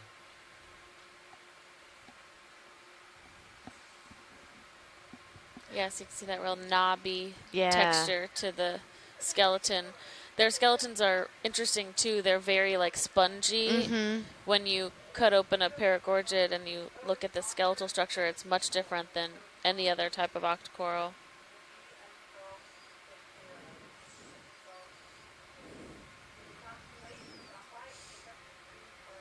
I think video is good whenever science is. Science is good.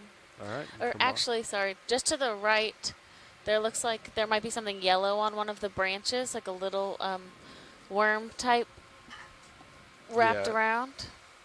Do we need to zoom? Oh, is it on screen? Yep, it's on screen. Yeah. Okay. I think I see it. Yep. That's full zoom. Copy. It might be a type of worm.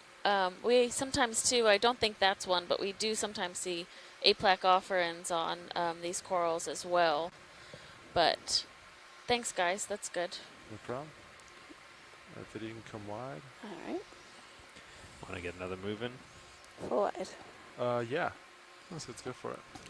Let's do it. And I believe waypoint 1 is still, or sorry, excuse me, 2 was active. I will make 3 active now. So we're past waypoint 2. Yeah. How's west still looking to you guys in sonar? Still looks right clear. upslope. Good to you? Okay. Another 20? Yeah, let's go for it. Okay. On the way. Could even possibly do 30 if you wanted to do a bigger jump, but Actually, yeah, slope did decrease. I'd be happy with 30. 30 It's out. a little swimming, not a little jelly. Oh, yeah.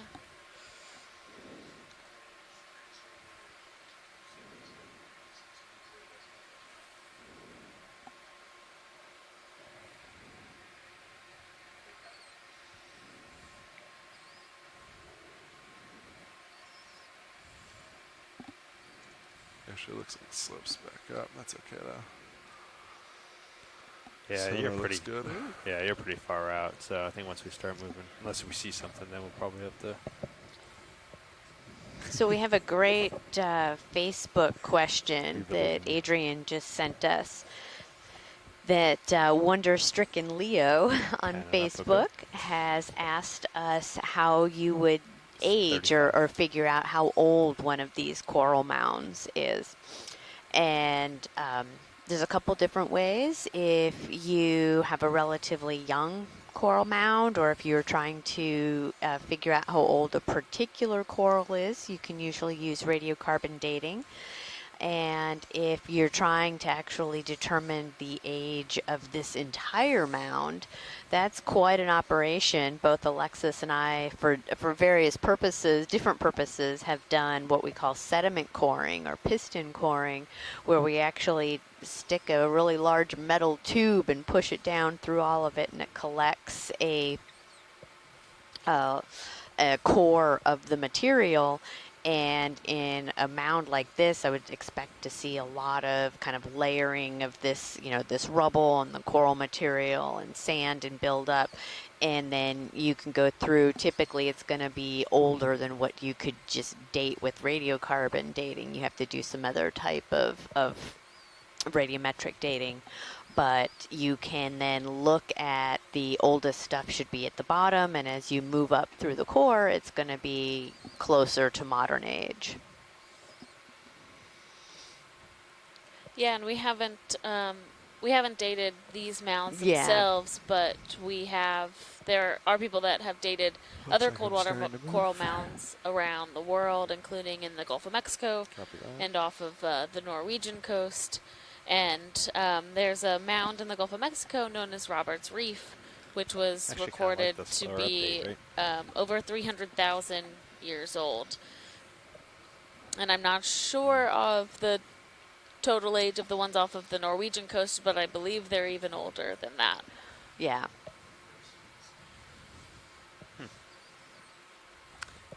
Oh, interesting. There's a sea star just about to go off, bottom left, Oh, I think. Copy that. yeah, good eye video. Is that a stand by? You see it. It's got that pink oral disc. Come in center. Is that what we're looking at? Yeah, just below lasers. Yeah, you want to come in? Yep. Oh, very strange. Oh. Ooh. Wow. There's so much texture on the top of that. Yeah.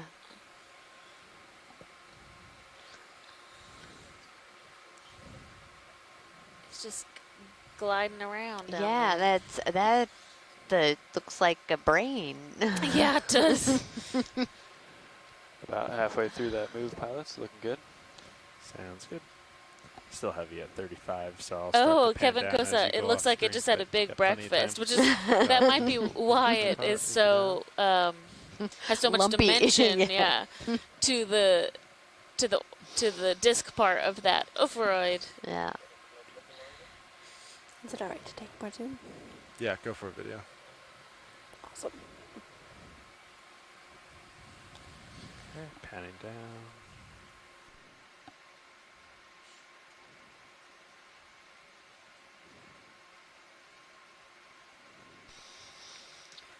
If we could get a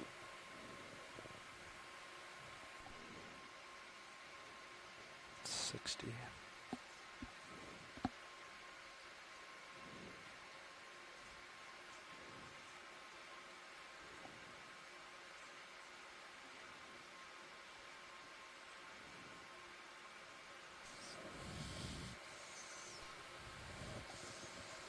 Getting some great footage of this brittle star going along the seafloor.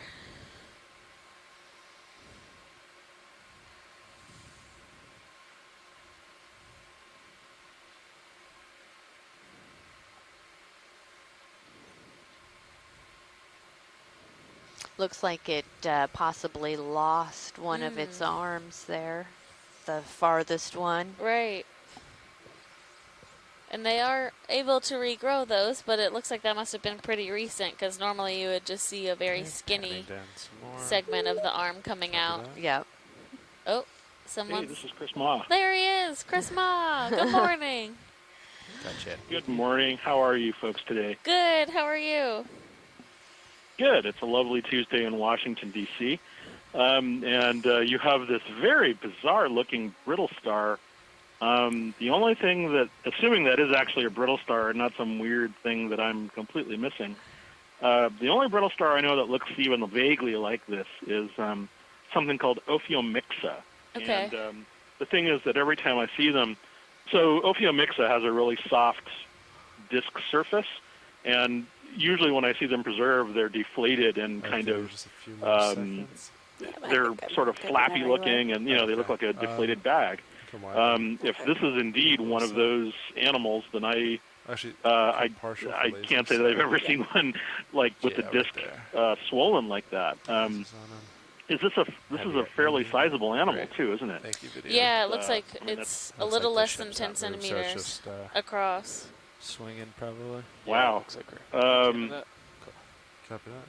Huh. I mean, I'm tempted to collect it just because, to request a collection just because I've never seen it, but I need to do a little more homework, and frankly, I get the impression we'll probably see another one. So let me take a look at the picture and compare it with the ones that we've seen. But there's a really strange family called the Ophiomixidae, which have, like I said, sort of baggy discs. They have a lot of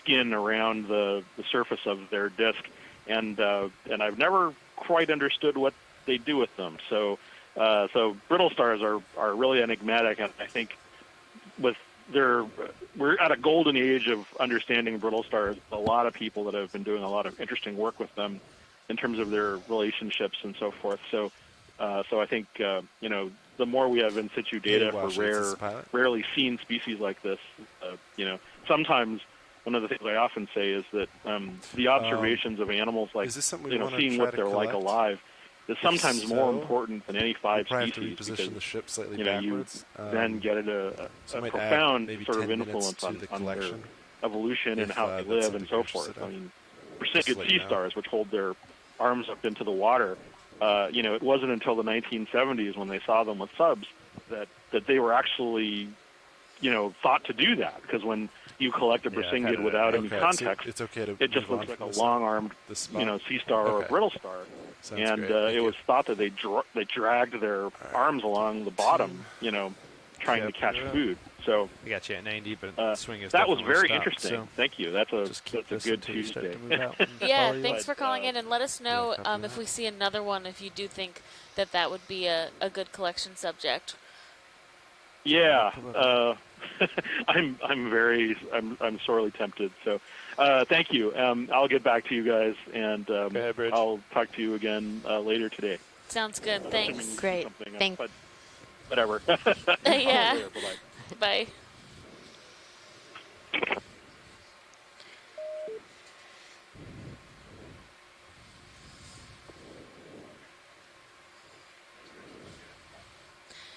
So, Pilot, we've seen a couple of those corals that look like feathers.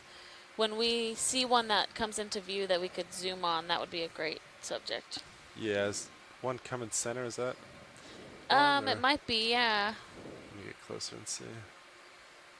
Video just partial? Yep. Yeah, it Is that looks what like you're looking for? it is. It's just oriented kind of strangely to us. Yeah, copy that. Video, you can hold that while I get closer. All right. Follow you up a little bit.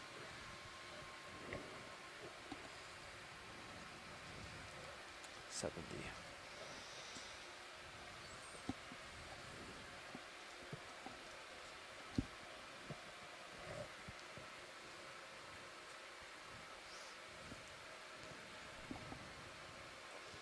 Did you switch the direction of that the sonar? Interesting. Did it change that feature? Can start to come in. So that's it now.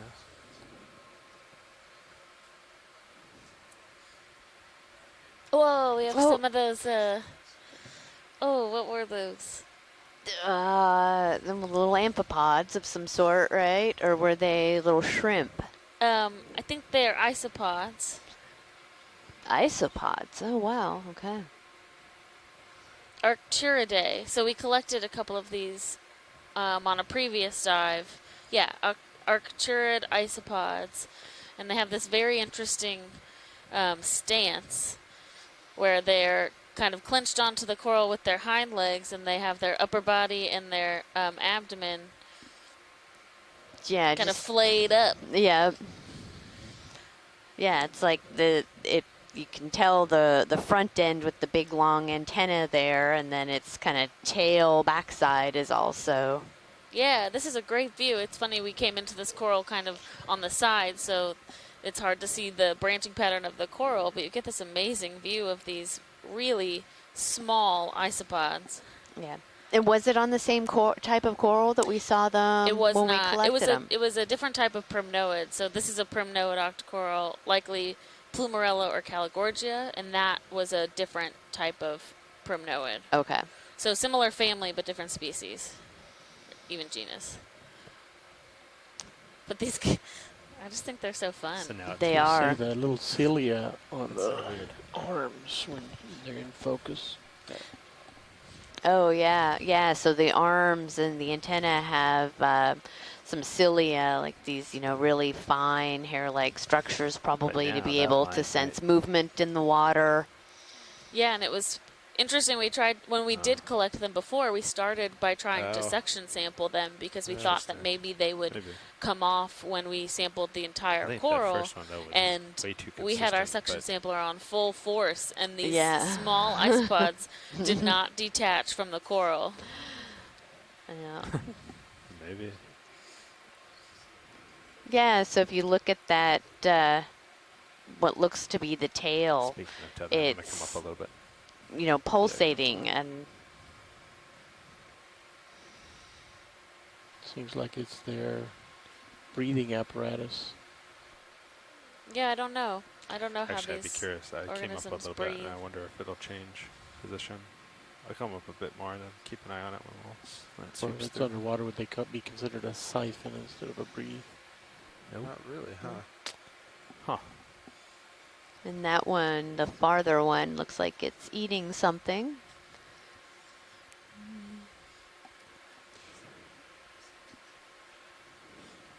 Oh, that's true. Oh, it's just like But maybe if it was like. almost maybe caught something or. Yeah.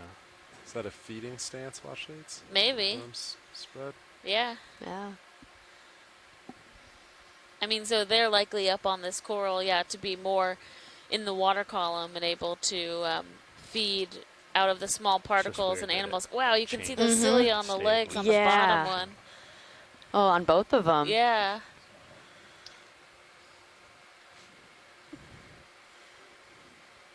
That's really cool. That is. Interesting. I watched it. Anything else specific on this one? I think we're good. If you want to just pan down, we'll see if there's any other of these hanging out. Last time there was like 4 or 5 of them on one coral. Let's see if we can beat that. Video actually have to back up slightly. Yep. For my tilt is at its max. Actually, come partial video. Yeah, hold that. And there's bamboo coral there in the background. Yeah. Looks like just those 2 hanging out.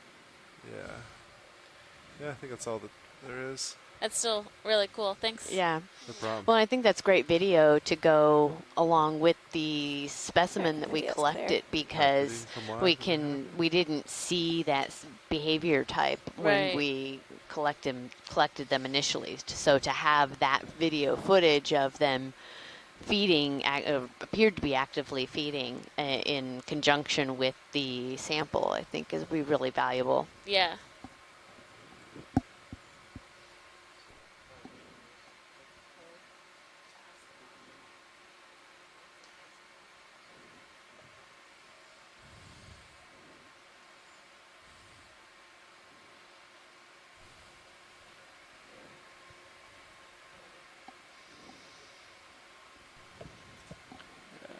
Okay. I'll follow you up a little bit. Yeah, copy that. Come up as well. That also, I mean, that could be real if you change your head. 50. Yeah, you want to change your head real quick? Okay. I'll try to go maybe starboard. See if it swings over.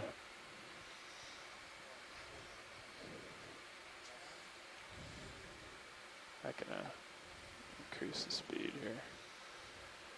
So we started this dive at about 870 meters depth, and we're currently the other thing went away at about 820 meters. So we're working our way up this feature, this mound that was mapped on the previous expedition out here on the central area of the Blake Plateau.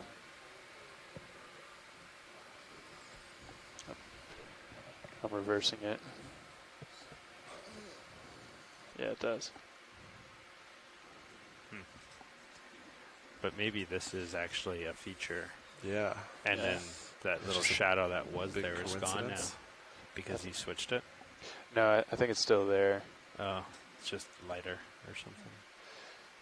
Yeah. Weird. So I turned the gain way up, but that doesn't really.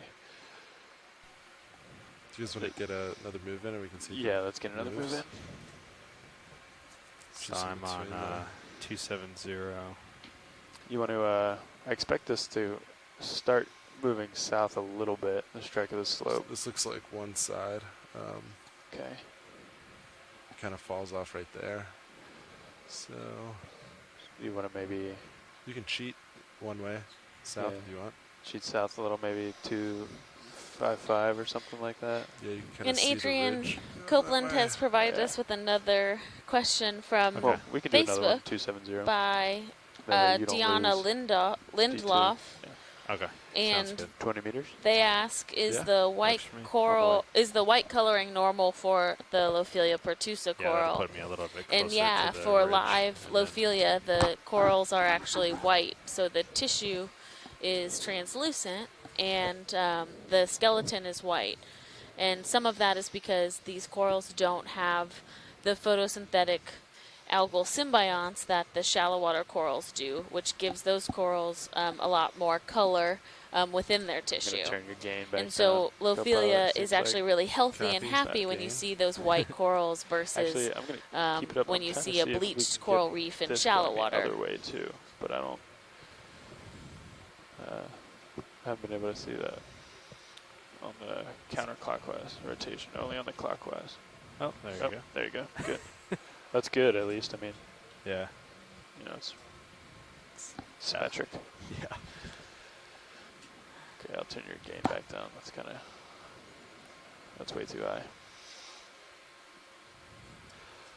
It's a pretty good sized mound of rubble determine there. is Looked like probably at one point there's a fairly decent sized piece of coral. Contrast, and Looks then like there's a gain. bamboo coral that was maybe I understand toppled the difference over a between little those bit. two, Yep.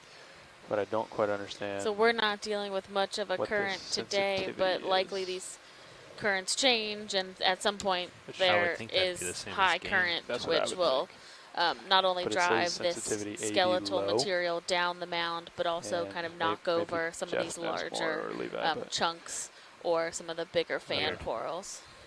Yeah. yeah, but it's good to get it.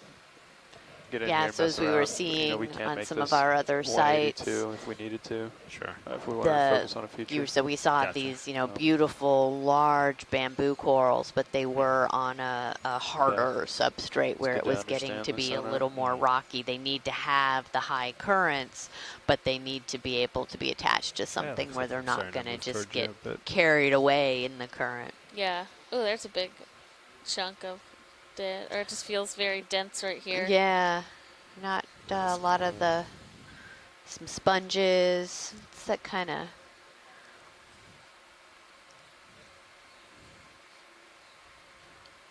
Looks like maybe some Yeah, that's you at a anthomastus, those mushroom 180. corals, the little pink ones. Just to on the right side of the screen. Oh, yep. And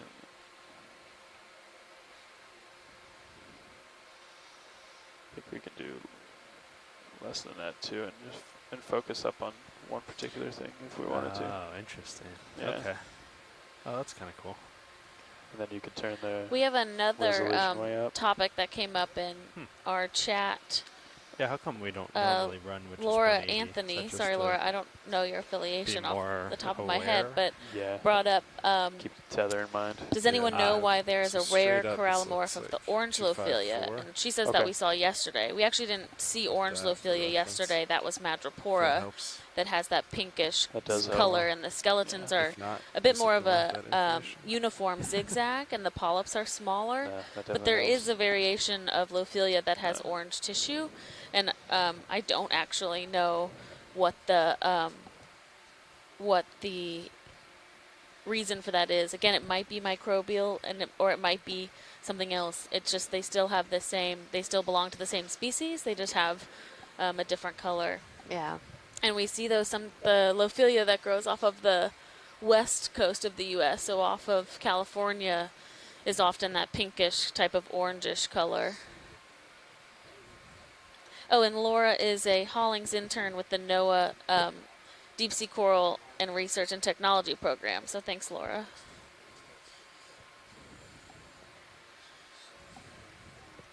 Right where lasers are right now, there's something moving. So back, right below lasers. Yeah, you want to come out? Oh, yeah. Wow, Annie, great eyes. Yeah, hold that. I don't even Oh, see I what think- we're looking at. So the white that's coming up from under the rubble, I think, is a ophoroid that has its body underneath. Oh. And its arms kind of All right. sticking up, possibly Annie, if you want to come in like a more feeding behavior. stable. Yeah, that's great. Copy bridge. Just starting to go off my starboard, but I could come around since the move just finished and we've got good amount of distance. So I can push back after this. okay. And Cheryl Morrison says that Yeah, just let they me know if I also go see off that screen. orange Okay. morph of Lophilia in the northeast Atlantic Pan down to and on one of the oil northwest rigs in a the little Gulf of bit. Mexico. It's been observed too. So, Oh, interesting. ooh, that's cool. It's waving its arms around. I wonder if it's, you can start to see the underside of its central disc there.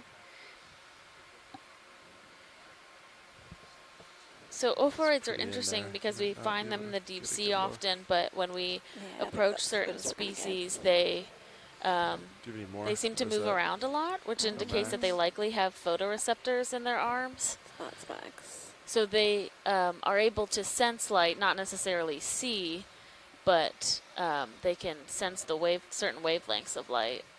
Wow, that's cool. That is cool. It doesn't, the other one we Video saw become partial. Just about to leave. as, but I you know, think the center swing disc is- was Yeah, that right there is really, good. you know, Yep. bright color, and I Right. mean that one we're looking at upside down, but I think the video's clear. I don't think it's upside down. I do think that overhead was right side up. oh really? Yeah. Thanks. So it didn't have that same. No, yeah. So it would be a different Push forward, a different type. Sounds But good. we haven't seen a lot of those white And the ones swing like that. should be settling out pretty quick. So Yeah, copy that. So co-pilot on something like that, you can also not only use your altimeter to tell how low you are, like you just to give him a little more tether, you probably could have come down just a touch because you feel pretty good about this slant range being gotcha. almost the same as your altitude. Okay, gotcha. Yeah, I don't think in this case it wasn't so much the range; it was more losing them off the side. But yeah.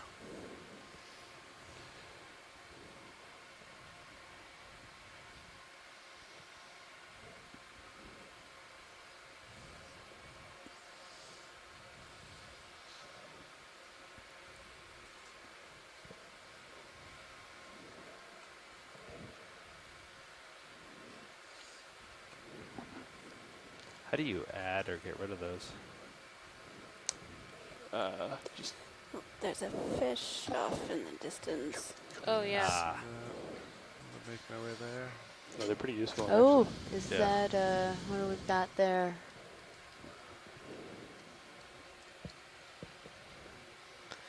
That video you want to snap from here? Yeah, do a snap zoom. Good spot. Oh, It's pretty good for lasers. what is this? I'll take a little more if you want video, and I'll try to track it.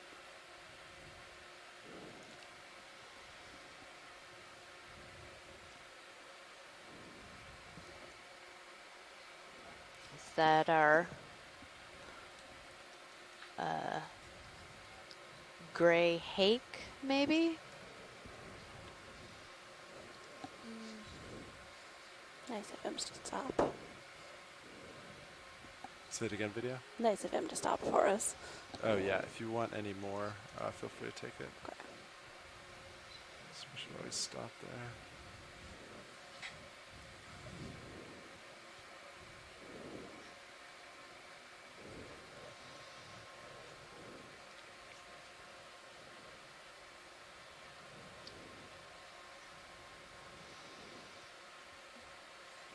It's an interesting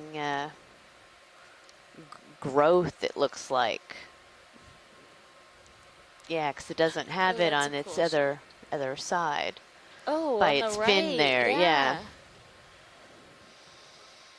Yeah, it doesn't look like it's any type of Yeah, parasite. It just looks like it's some type of Tumor. Yeah. Poor fish. It's like, it's not a tumor. Alright, video, if you're happy, you can come back in. Alright. All happy with that watch lights? Yeah, thank you. Great. Moving on.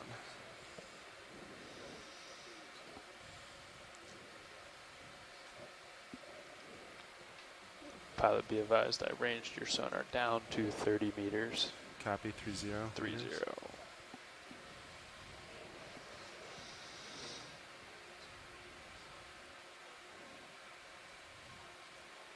Oh, that's a pretty shot. Look at that. A lot of like fuzzy hydroids or something, or is it just a little bit of the... I don't know. It could be those agglutinating foraminifera as well. Yeah. Yeah, we have these white, looks like those plexarids again. Yeah. They seem to really like these areas They out do. here farther a little bit to the east. A bunch of those crinoids that we got yesterday.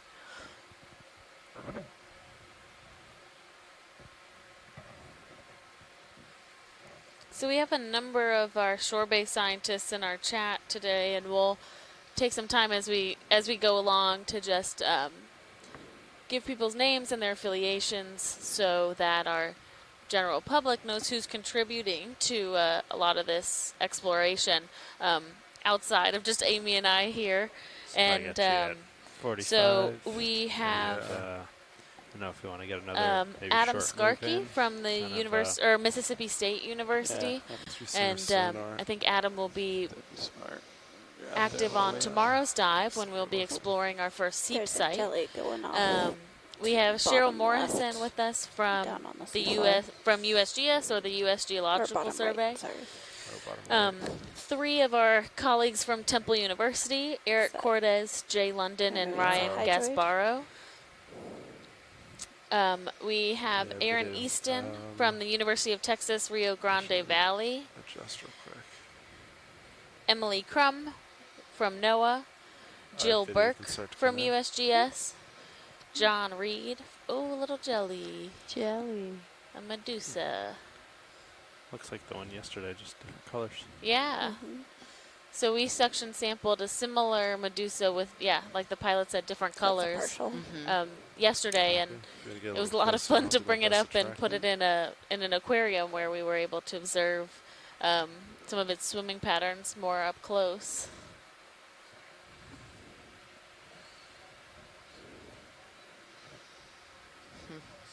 Wow.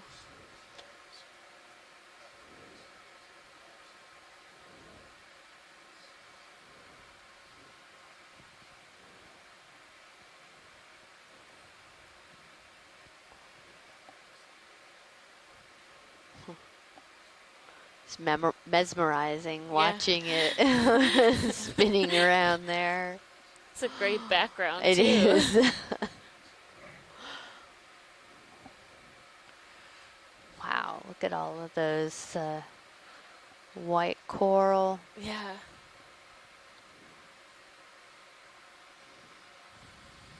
Looks like there's little, do you see the dots around? I wonder what those are. Yeah. Yep, looking good. We're not moving, so you're just kind of rotating over there. I have video, let it go. Alright. Thanks. Nice job. You too. Casey Cantwell, our expedition coordinator, says it looks like a little rocket, which is fitting considering a lot of our team woke up in the middle of the night last night at 2:30 in the morning local to watch the SpaceX rocket launch. I was not amongst them because I was dead asleep at the time, but I heard it was very exciting to see from the ship with a really interesting view. Okay, guys, you want that moving? Yeah. That our location was able to provide. Yeah, actually, west still looks pretty good. Unless you want to change. Yeah, no, you might be seeing this step here. Yeah. Contours coming up here. This waypoint is to the southwest, and then we make our way to the Okay. If you want to west. cheat, I'm all for going west if you want. Or Okay. south. Yeah, maybe a little bit. Yeah. What do you guys think of 2, So we also 3, have 5? John Reed joining us Sounds from like the the Harbor best idea Branch for it all day. Oceanographic Sounds Institute. good. Should I come around to John that has done a and, lot of work off of the coast bring of you Florida to and the other characterizing side a of lot the- of these cold water coral mounds in the 1990s long and as you early don't think we'll lose 2000 that time pilot. frame. And he was think on the so. line with us Um, yesterday, if kind we of do, we could discussing some just- of the patterns we were seeing, which was If you do like a really, 20, which was 30 meter a really move, interesting easy to conversation. change heading. We have could always Kevin do Kosat 250, from the University of maybe a little Alabama, bit less. Mashkour Malik from Hard to NOAA tell 'cause, OER, like, on the map, you can tell that there's a little bit of yellow there. Michael right? Vecchione So from the you know NOAA that National there's gonna be some Systematics kind of, Lab, like, local ridges. It's just Rachel hard to know what direction. Gulbra from NOAA, Tara Luke from I'm Stockton looking University, 255. Tim Shank from the Woods Hole I should Oceanographic still keep Institute, this on. Yeah, Stephanie let's do Leafman from the University of 250 for Edinburgh, serious. Yeah. How's that sound? and I think that is our people on the chat so far today. Do you guys want to do 30 We have or 20? Ryan That's Gasparo fine. that just logged in not too long ago. We don't have... He's from Temple. He's in my lab. Oh, in the lab that I'm okay. in. Oh, Yeah. okay. Yeah. You already mentioned him. Okay. Yeah. 30? We can do 30. Okay. Yeah, so my name is Alexis Weinig, and I am If I get too close a to it, I PhD can always candidate come at up, Temple so, University, and I am here helping out as the biology science lead for this cruise. And I am Amy Wagner from California State University, Sacramento, and I'm here helping out as the geology science lead. When we have a chance, can we snap zoom on one of those, like, kind of yellowish sponges? Yeah, is it coming to center? Yeah, it's just the one that's just above your lasers. Yeah, copy that. Cool. Video, let me get a little We've closer. seen a couple of these today, but not had a Go ahead and chance come to partial. zoom on one. Yeah, hold right there, please. And it's that we're focusing in on this non-translucent sponge, but there are a number of those hexactinellid Go ahead, come in. glass sponges around as well. It's more of like a barrel sponge. Yeah, I think we saw some of these the other day. I have to go Okay. back through the chat and see if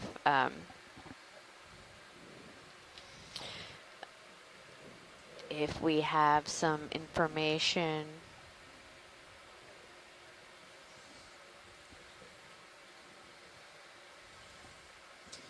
Yeah, it's good to get some of this video for some of the scientists that aren't able to participate live. They can go back and really take a look at the specific taxonomy that they study and help us ID these later on. We're not able to collect every type of specimen that we see, considering there's such a plethora of different organisms, but we are able to collect all this really amazing footage. Video's clear. All right, science, you happy with that? Yes, thank you. All right, you can come wide.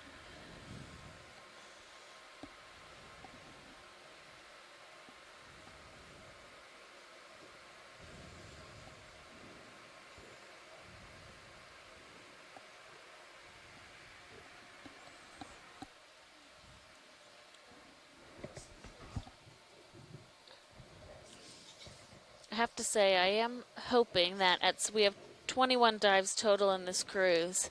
I am hoping for some cephalopods at some point.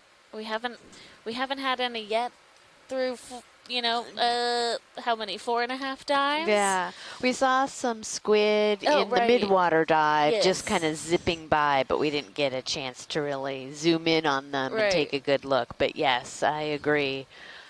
Really hoping we get to see some. Mike Vecchione, who is studies cephalopods, says he hopes so too. So maybe, maybe they'll come out to see us. We get often a number of benthic octopus, so it would be really exciting to get some of those throughout this cruise.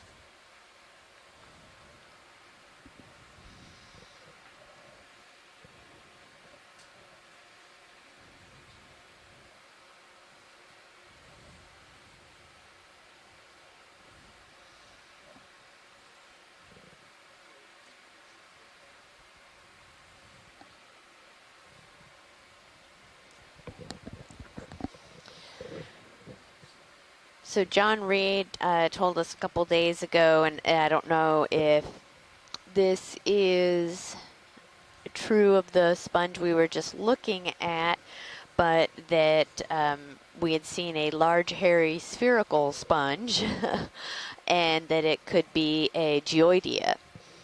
And, several species in the, I guess, 90s, early 2000s were identified on some of the Johnson Sea Link dives off the coast of Florida.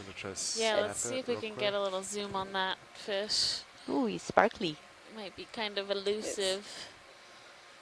It's now a long ways out there. Yeah, he's. Alright, but he can come wide. I don't think we're gonna get a good one of him. He's going.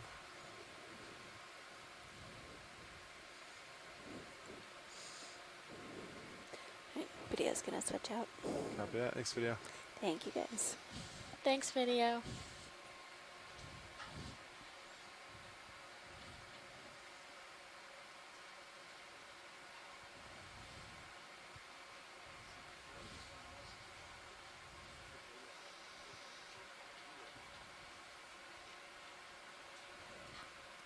Another one of those kind of holes. Yeah. It's just been really interesting seeing these little depressions and then some of the mounds, like something really has been in there kind of digging and building up the coral rubble.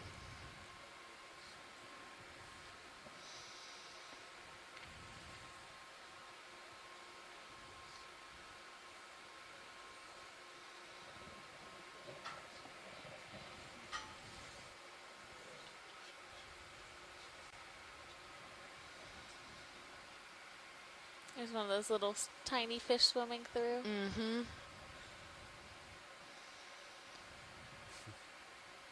Oh, we have a jelly to the left. Yep. Ooh. Video, you wanna might get close to me. We can try to go for him.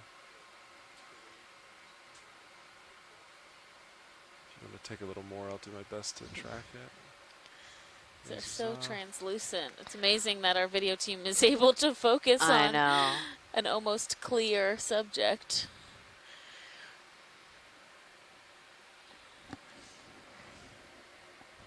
So we don't often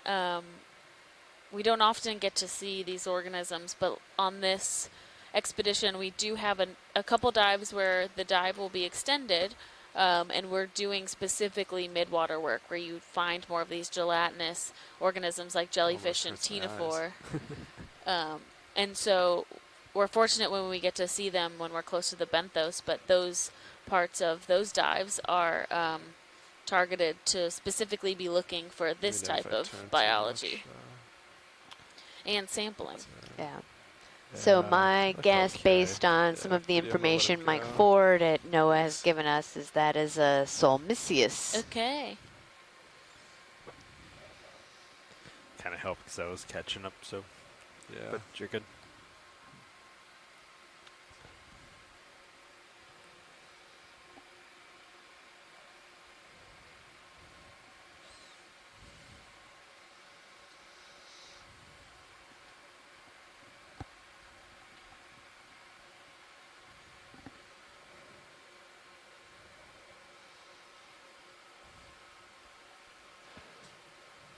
So the red on the sonar here is the receive strength per ping. And the yellow is the average receive strength. So it makes sense. Pretty impressive slope right there that we're looking at. It drops way down. Ah. And this, I don't believe. Okay. Oh, maybe we can ask. That's why the average is so low. Gotcha. Hey, Nav, this is watch 1. Go watch 1. Where during this dive is our steepest slope? Do you have that information?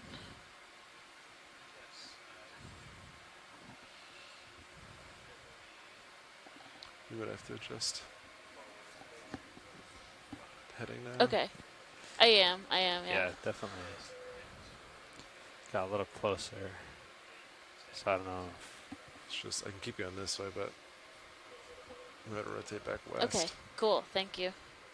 So bring me back this way, or? I think so, yeah. Like heading. Just because I'm going to. Yeah.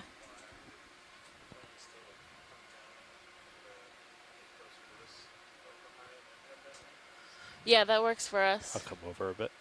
Yeah, you can just look west. I think it'll be a good start. Yeah, so these features are relatively small, so in order to give us time to cover as much ground as we can during the dive, we are going to move a bit, let's see, southeast, and then we'll continue up northeast to the most steep part of the dive. Northwest. Oh man, west. Where am I? I don't know.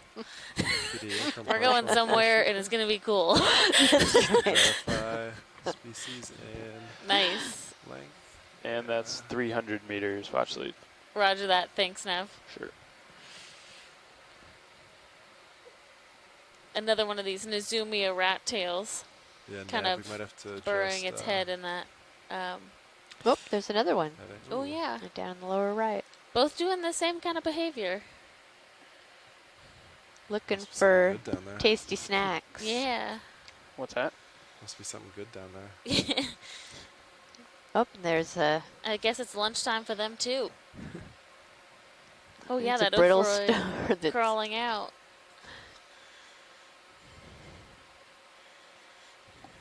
Yeah, Nav, we might have to... yeah, I mean, like, we haven't been, we've been So it looks traversing like over this this ridge area, is but moving. not doing a whole lot of these another move west. super... I kinda We have been lost doing zooms, but this one with with this type of perspective Unless gives you an wanna idea of how much hop down. lives Yeah. in this heading rubble, down, and we kinda keep go saying down it and on hit all the these flat dives, and then but it come really back up. is You can do a hop if you want. really crazy. Yeah, it really Just kind of is. going off into blackness. There looks like there's a shrimp or a squat lobster right at the tail Could of always go that over, bottom fish. come back, and then around. Yeah, bottom fish, copy. Just above the tail of it, there's somebody hiding. Oh yeah, I see it. Man, that's a good eye. I think it's a crab. Is it up? Oh, but Yeah, there's so, one there and just then one right- there. Oh yeah, there's a couple. That little squat lobster in the middle works too. For a zoom. Yeah, video, go ahead and take it. Yeah, he's just clinging on. Doesn't have very Max. large claws. And there's a stylastrid behind it to the left. Yep. And then just a lot of those white paragorgia, I think, right? So I think that in the back actually is a plexaurid. Oh, okay. Yeah. But I still I do think some of those paragorgia are still mixed in this area.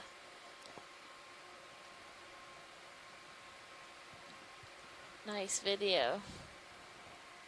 All right, science, all happy with that? Yes, thank you. Yeah, thank you All right. guys. Coming wide. Video, if you're happy. Let's see.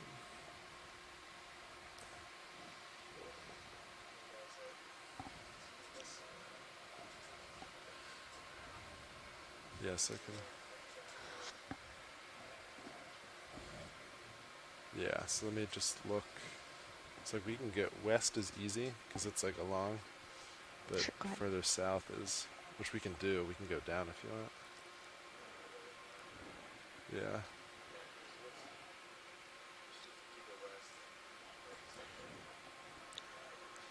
That's fine.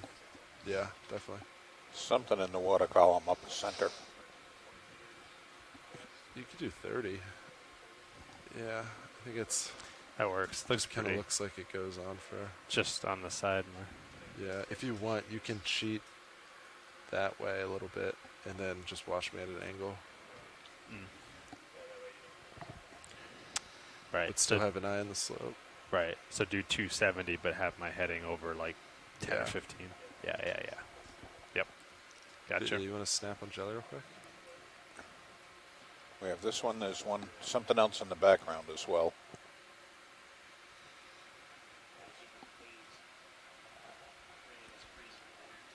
Oh, look at that. That's a great shot, guys. I think that's another one of those Somisius. And they, you know, with our fantastic video that we have on board, our D2 ROV, you know, it fills up He's the whole coming screen. close. They Yeah, look video so commercial. large, and we sampled it. one of these the other day, and, you know, it was smaller than a quarter. So just to give you some perspective on how teeny tiny Something some of else these coming things in, are. Middle left.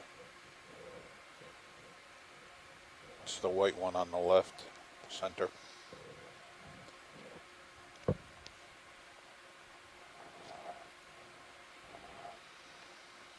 Something else just right there Did you go for directly. zoom? Yeah, might as well zoom in on it. Bits. Some type of siphonophore.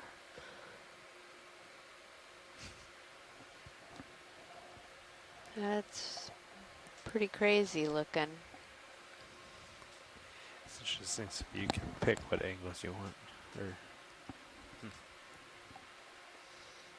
We sampled siphonophore yesterday. Unfortunately, they don't hold up too well. Oh, that's amazing. He's going out of our light. I have videos, my camera limit. I'll have to let him go. Thanks.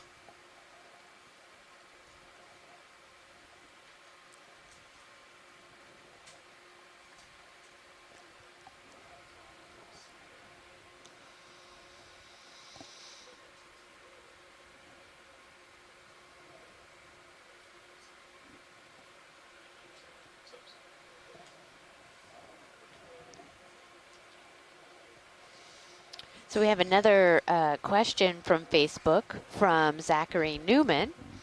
And he says that we were just talking about coring to date these coral mounds. And how thick do we think the coral portions of these mounds are? And, or, you know, until you get into some type of inorganic or kind of bedrock. And we don't know, but my guess would be the majority of this mound is this mixture of coral rubble and sand. So the most of it is probably, you know, organic rubble. Yeah. And the thought is that you start to get, we've seen some of these kind of smaller mounds of rubble that start to accumulate. And the idea is that it takes a little bit, you have some rubble that gets accumulated, and then as the currents are bringing in more, you know, either more sand, and then the rubble starts to build up higher and higher, and it's just this, it's kind of like this snowball effect where it's a place for the rubble and the sand to get stuck, and then it deflects the currents, and over time it just continues to build and to build. Copy that. And then you have live coral that will be growing on top of it, and as that dies, and it just kind of grows in on top of itself. And so this mound from our bottom of the mound to the top is approximately 70 meters. So we started around 870, and the top of the feature is around 800 meters. So it could be likely that, you know, 70 meters of this is this kind of layering of organic debris that has accumulated over, you know, probably at least tens of thousands of years. So that's a great question. And yeah, if you guys have had some good questions today as you guys are watching, if you have questions, are happy to answer them and address them. It's really fun to, you know, even if you're like, you know, okay, are you talking about, you know, we've talked about scleractinian corals previously, and well, what does that mean to be scleractinian? These are the hard, you know, stony corals. So feel free to send in questions.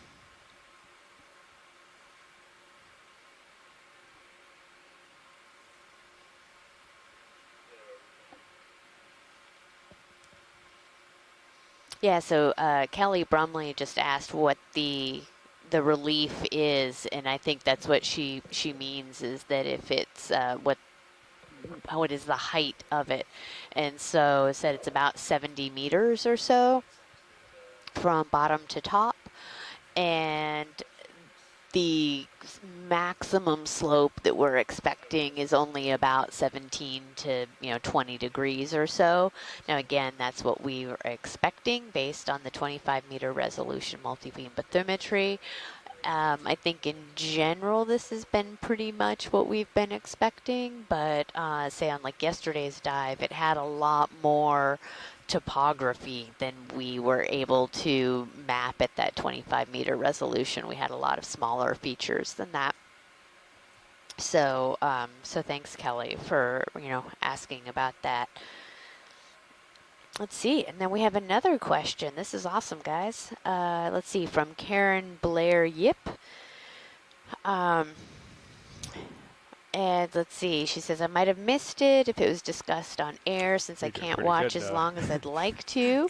But what is the difference or differentiation between coral reefs and coral mounds? Geography or biology or depth or size? And this is a fantastic question. So when we talk about a coral reef, this is typically associated with the tropical reefs, and it's, again, you have that basement, and then you have many actively growing live corals.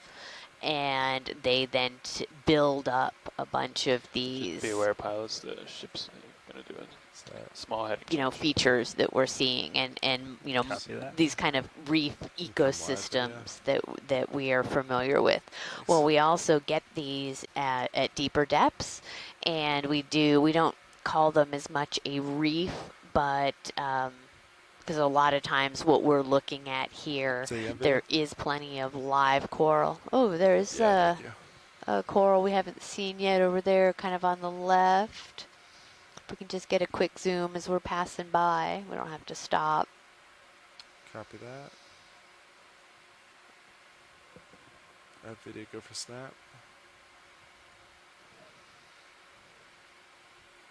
All right, so Alexis has stepped out, and this looks to be a black coral. You can see from the dark skeleton.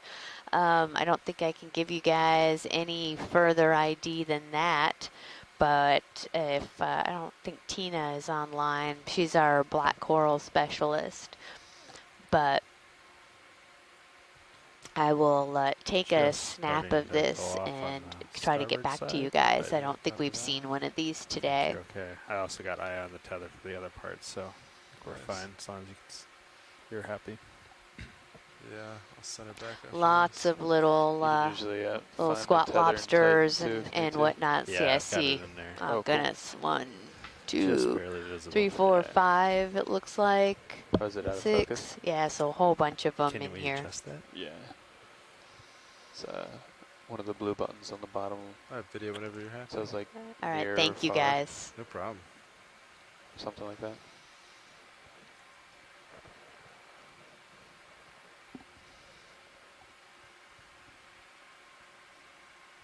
I feel like Can't this remember if it's hold or tap. doing this video stuff, pilots, it gives a whole new meaning to backseat driving. Should just consider us your professional undersea chauffeur. Oh yes, our underseas chauffeur. You guys are doing an amazing job, that's for sure. Thank you. So are you. We appreciate it. Likewise.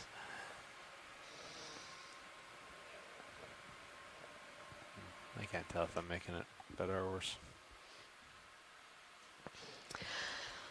We'll get another move in. Let's see. So another question. I'll kind of finish a little bit on the Facebook question about the difference between a reef and a mound. So we call this a mound because it is the the accumulation, the building up of a lot of this dead material and both the coral pieces and sand and dirt, basically, for lack of better word, sediment that is accumulating. So this kind of idea, this coral mound, it really is both geology and biology. You're getting the accumulation of all of it. And so Kelly asked that if this growth is kind of typical for a percentage of live to dead corals. And since I'm not too familiar with a lot of the deep sea coral diversity and abundance, like the background, could you bring the background in this region, I think this is for this area. This is fairly typical. Fair enough. Go back to normal. But that is why we're out here exploring these mounds. And this is one mound out of something's right. We looked at the bathymetry, and there's just hundreds, thousands of these mounds, and we just kind of look at it and say that one looks like it has a good orientation. It's about the right size. We can, our pilots say that that's a little easier to navigate. We don't have a lot of ups and downs and whatnot, and. Is that okay with you? Yep. But we don't know. Every time that we dive on a new mound, we say, well, it should maybe be similar to what we've seen. It's this particular region is a little further east. We don't have the current. So it's always something new. We can have these ideas of what we expect, and it may or may not. So if folks didn't see yesterday's dive, going back and look at some of the highlights, I mean, we just saw this super thick coverage of the live Lophelia, those what we call scleractinian corals. They're the stony, hard corals, and those are typically the corals that do make those reef systems, both tropical and deep sea. And really that was really a highly unusual coverage of that much live Lophelia coral growing. Yeah. So I'll kind of follow you over a little bit. Yeah, if you feel comfortable. I'm going to start making my way towards whatever this is. I'll come over. It's a little down. Yeah, so these are fantastic questions. Thank you guys for submitting. And we can, this is always fun to to address this. Co-pilot. I teach back at Sac State in California and teach an oceanography class, and really just love it when my students start asking me questions and. Always, tell them extra points if they can stump me. Although most of you guys probably can, because I'm, again, not a biologist, trying to soak up as much of this as possible. And pilot, if you just want to keep maybe by the end of the 21 days, I'll be able to just rattle off all of my coral species. That's my goal. Copy. They understand that we'll be going over some undulations in the future. So, yeah, I mean, you don't have to keep that exact same number. I just mean kind of going across instead of following the bottom, like exactly. Oh, yeah. Yeah, just go. It's a little nicer on our tethers. Yeah. So that must be the other thing that Sean's seen starting to hit up there. Yeah. Yeah. I guess that's off to your port side more.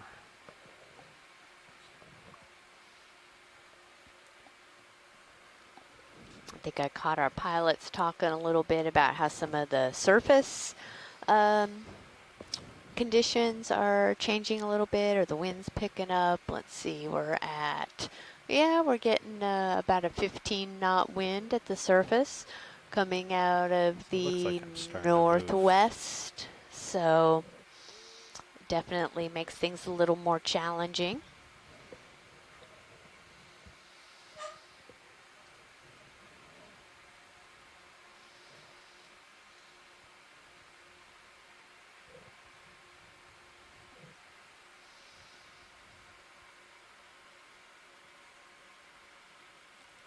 Losing a bit off to my starboard. Copy, come back.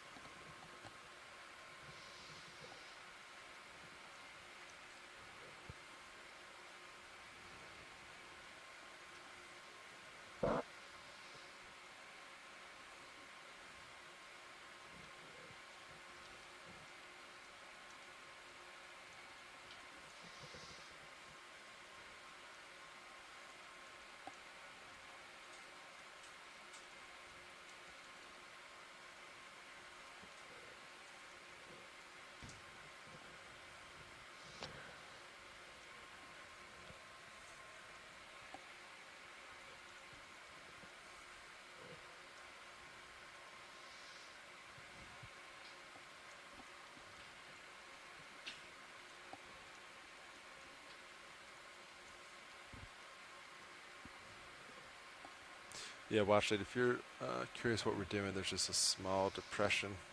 So we're just kind of falling over that to the next part of the slope. Okay, that's great, pilot. Thank you for letting us know.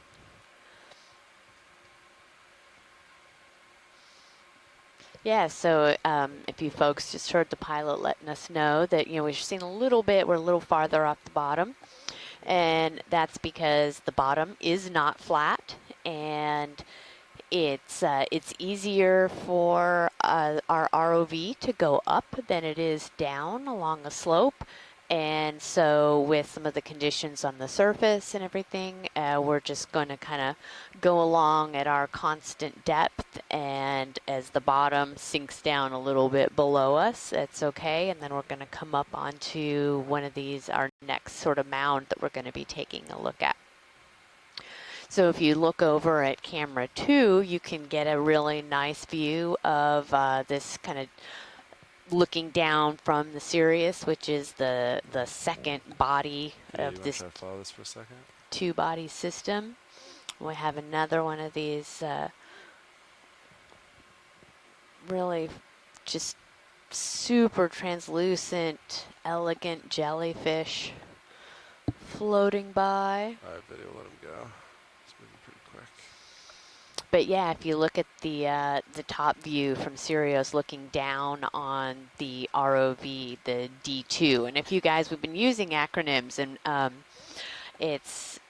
we have to catch ourselves and let some of the folks know what these things mean. So we're talking about an ROV, right? That is remotely operated vehicle. It is an unmanned that vehicle that is tethered to the ship, so it's still attached to the ship. And between the ROV, which we call D2, which is Deep Discoverer, that the folks out at the Global Foundation for Ocean Exploration, that they operate and man.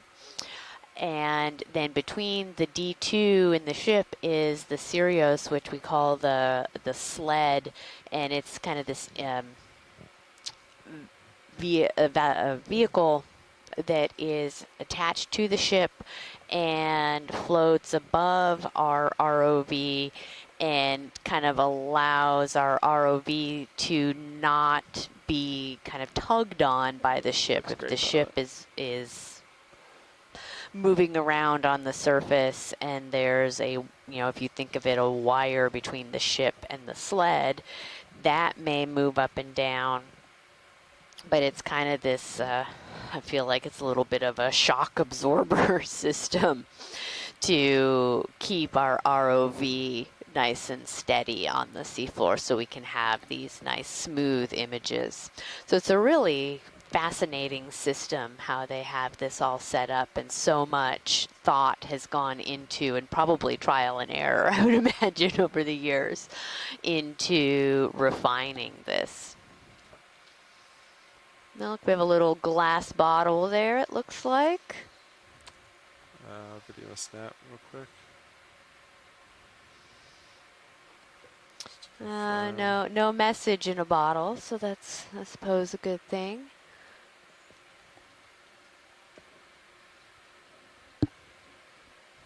Probably, usually we see these types of things, and typically little crabs or fish will make them a home.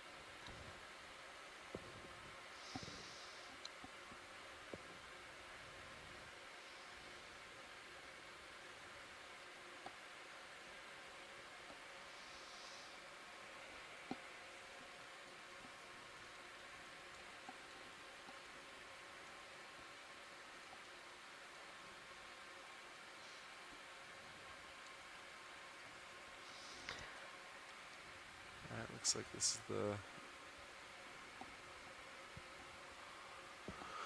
other side of the slope. Oh, yeah.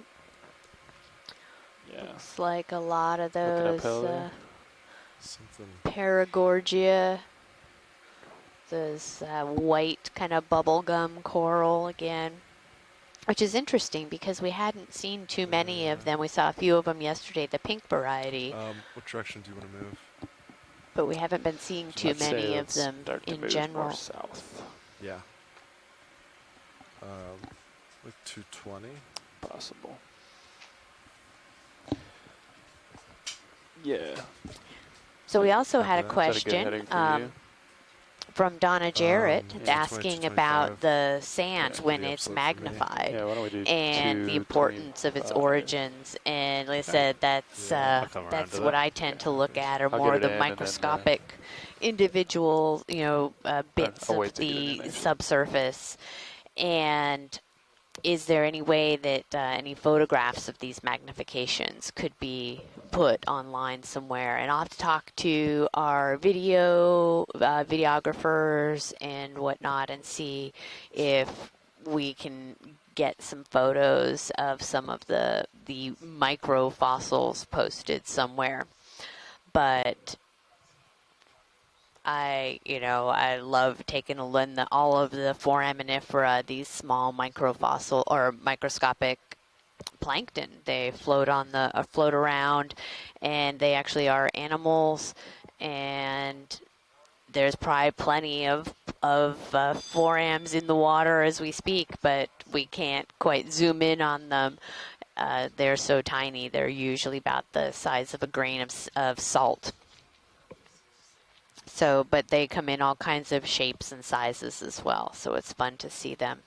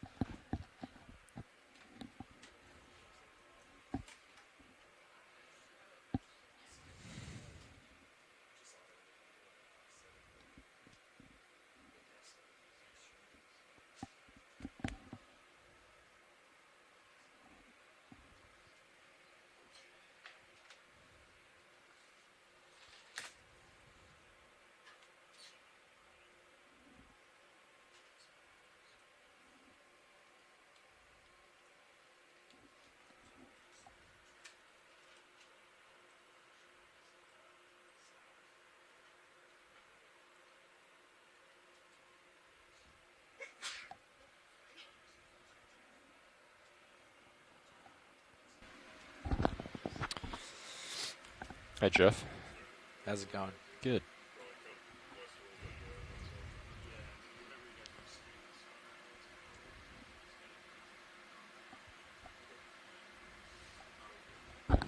Check. Huh.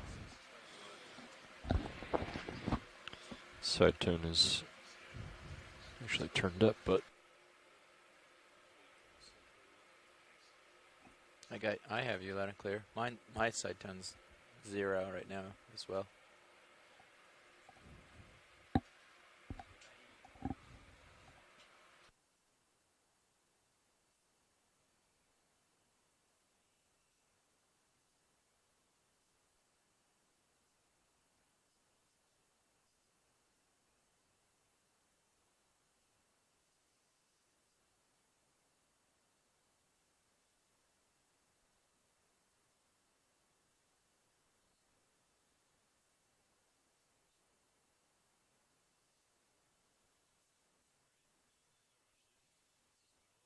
Hey, pilot.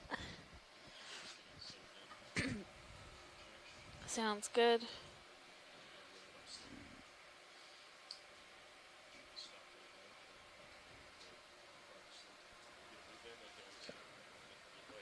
Sounds good. We just did a bit of a watch change so that everybody gets a chance to eat lunch, which it happens to be Taco Tuesday on the ship, so it is a popular day. And chocolate chip cookies for dessert, so we're all happy. My name is Alexis Weinig, and I am from Temple University, and I'm the biology science lead during this leg of the expedition. And when we are starting to move towards our next target, I will have our front row go ahead and introduce themselves when they're ready. Make our way probably southeast from there. Or it looks like it runs southeast. Just the contour, yeah, just this way briefly. and then back up the ridge. We just want to acquire waypoint 4. So it's going to be more of like a southern move. So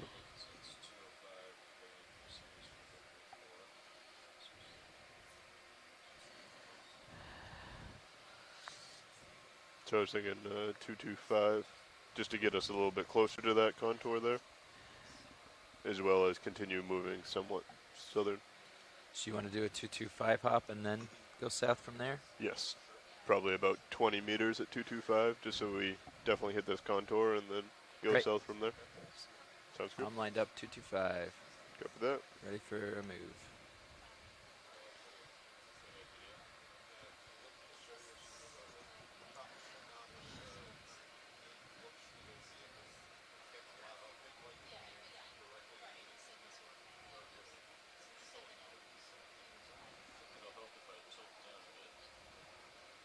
Bridge, this is RV now.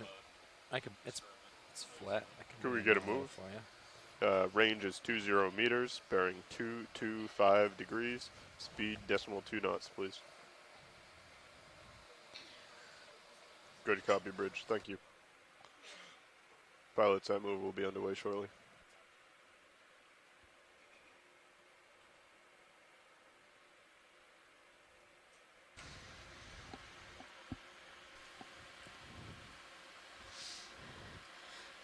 Pilot, this is Watch 1. Go ahead. Would now be an okay time for you guys to introduce yourselves? Yeah, sure. So we just had a shift change. We'll be with you for the next few hours. The sitting pilot is Dan Rogers. Sitting co-pilot, Jeffrey Lanning. As navigator, Lars Murphy. Over on video, Bob Knott. And in the video clipping chair, I'm Emily Narrow, and we're all with the Global Foundation for Ocean Exploration. Thanks, everybody. So I'm in the back row, and like I said earlier, the biology science lead for this. Oh, we have a siphonophore, I believe. Can zoom in video. So we saw one of these. It looks a little bit... Maybe the forward lights, Jeff. Might help. You want the fog lights? Fog lights? Yeah. Video, Headlights. are you ready for that? High beams? High beams. Coming on now. Yeah. It's most of this stuff right in the Yeah. near field. Yeah. It's off.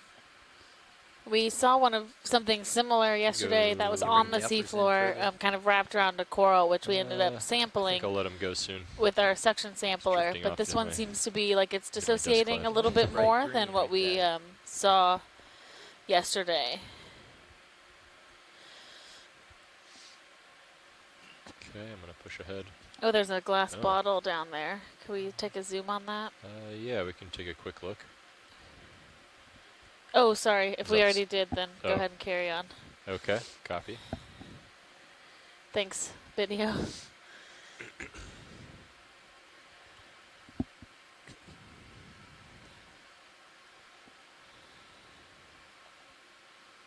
Bob, I brought the uppers in a little to sort of focus the light a little farther downfield. I don't know if that helps or not.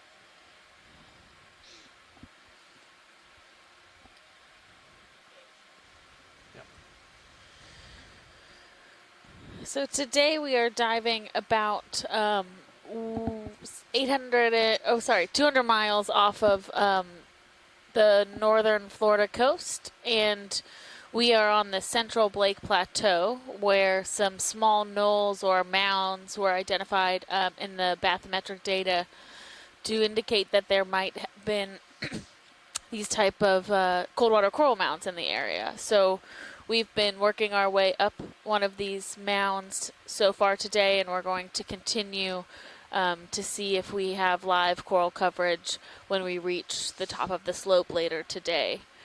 We've seen a number of octocorals and from mostly paragorgids, chrysogorgids, some primnoids and plexaurids all living amongst this rubble. So these white corals are for the most part different species of octocorals, and we've seen a little bit of scleractinian growth, but not not a great abundance yet today. We have a Synaphabranchid eel right in the. Can we zoom on that green between the two sponges? Yeah, let's go for a partial zoom video.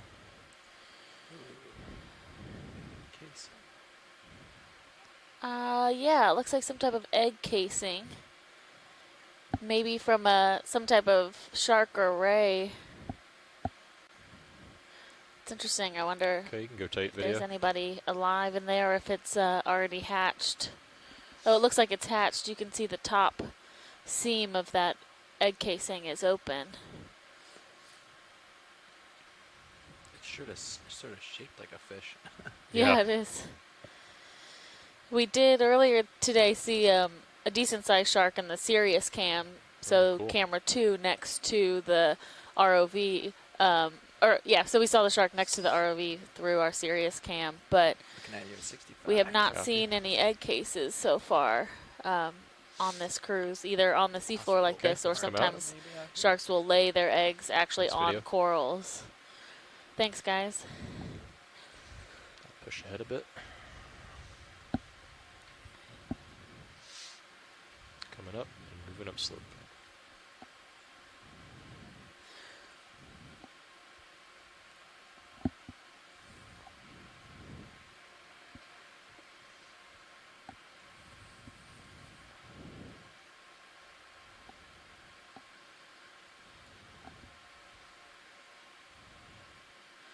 It's like a stalked crinoid. There's something out to my port side. Large sponge. Go ahead and zoom on that. Let's do a partial zoom.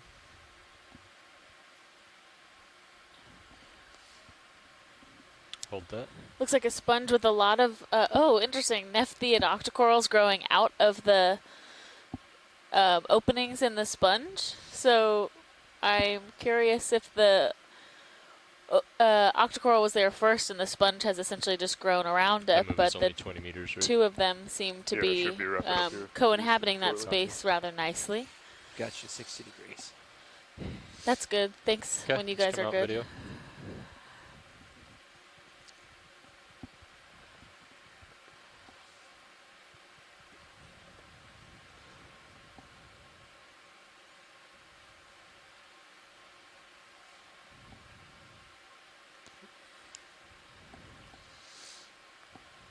Can we take a zoom on this coral that's right next to the lasers right now? Sure. Thank you. We've seen a lot of these from above, but we haven't really taken a zoom in on one of these primnoid octocorals. So these are let's do a partial video. potentially of the genus Plumarella. Oh, there's two corals right there, yeah.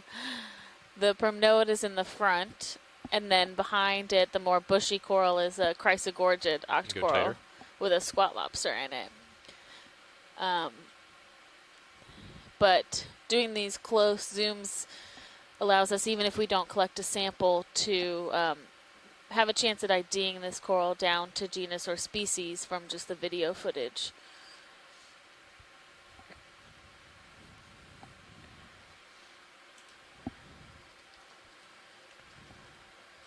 Yeah, behind there you see that squat lobster nestled in that chrysogorgid octocoral.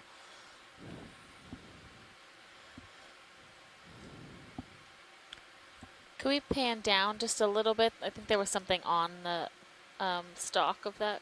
Sure, I can tilt down for you. Thank you. Do you want to arrange my sonar down to 30 meters, Lars? Copy that. Looks like a small amphipod on that And this is full zoom video. main branch of the primnoid octocoral. We're at 30 meters. Thanks.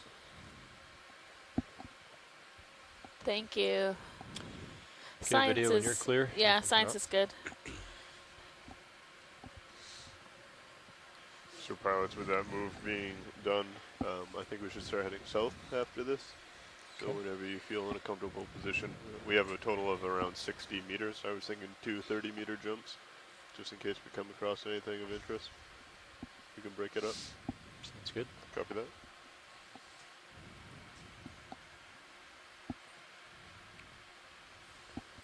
So Luke McCartan has joined us from the Woods Hole Oceanographic Institute in our chat. He will soon be at Lehigh University, but he let us know that that is a Europtychus squat lobster within that Chrysogorgid. And Luke, if you can write in the chat a bit more about how you often see those. I know that in Tim Shank's lab, you guys study that association between the squat lobsters and the corals. Not quite yet. I'm still underneath Sirius. Yeah.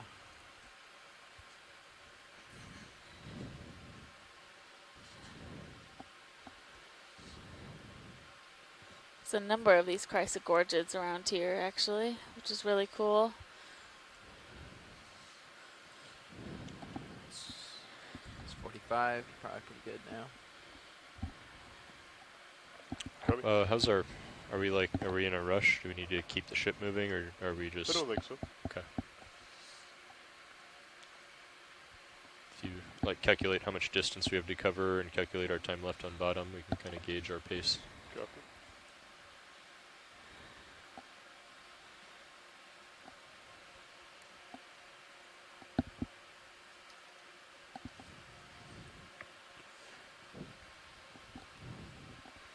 Yeah, this rubble is becoming a bit more dense, and the pieces are larger, which is indicative of less time since it's been dead. That's interesting, like sand patch right there in the middle. Weird formation that we're getting.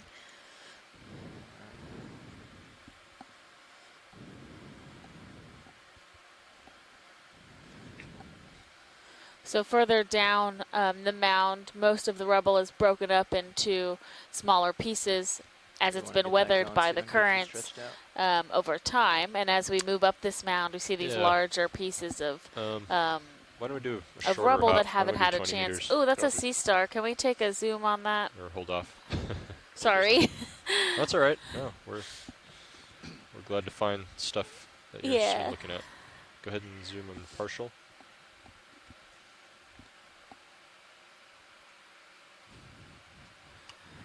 We can go further. Maybe the headlights would help here. You ready? You want a little more light video?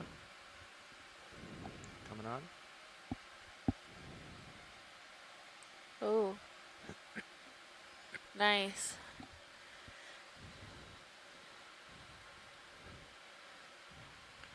Do you want to turn on the still cam for a couple seconds? Just, oh, nice. Cool. Excellent. Definitely a good-sized sea star here. A little less than between 5 and 10 centimeters, I think. Great. And a pretty round Looks in focus.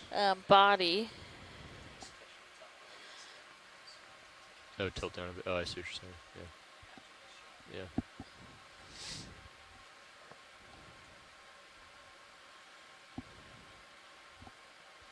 Okay, I'm gonna tilt down.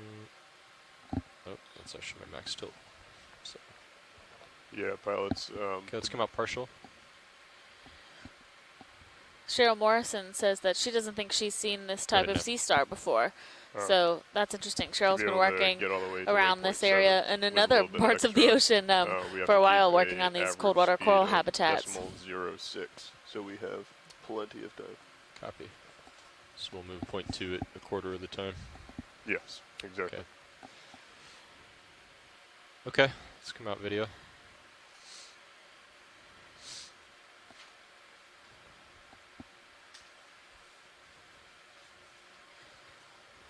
Great, thanks guys. Okay. Yeah, why don't we do a shorter hop then? Maybe like. Copy, 20 meters. Yeah, does that work for you, Jeff? 20 meters. 20 meters at 180. Bridge, this is RV nav. I'd like to call in a move if you're ready. Range is 20 meters, bearing 180 degrees, speed 0.2 knots, please.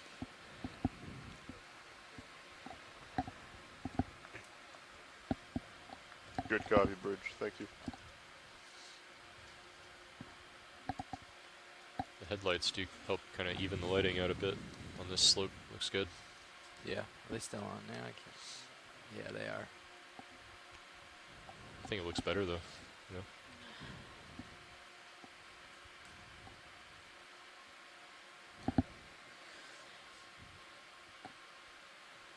And so far today, we've traveled up from about 870 meters, and we are currently at about 816 meters. And the one thing that we noticed yesterday on a mound that was a little more southeast was that the temperature was changing as we went through the dive. So it went from about 10 degrees Celsius to 12 degrees Celsius. Chris Ma. Chris Ma. Yes. So the thing you were just looking at is a cushion star, or also called a slime star. Oh, okay. And that's because the best studied members of that group, the Pterastiridae, produce a prolific amount of mucus when they're provoked. And that particular one is probably Pteraster itself. I'd have to find the species, and I was doing something else, so I'm sort of off the cuff here. But it is one of many species that occurs widely, and probably has been identified from this area before. But they are generally sponge feeders. At least the other ones are. So in this area, it's probably pretty well fed. Yeah. Those are interesting animals. A lot of history. In addition to the very fascinating mucus defense, they have. There's some of them brood. Some of them have unusual developmental patterns. It just goes on. But the other thing I wanted to mention to you was that if you do see one of those weird fleshy bag brittle stars, definitely do get it. Collect if you can.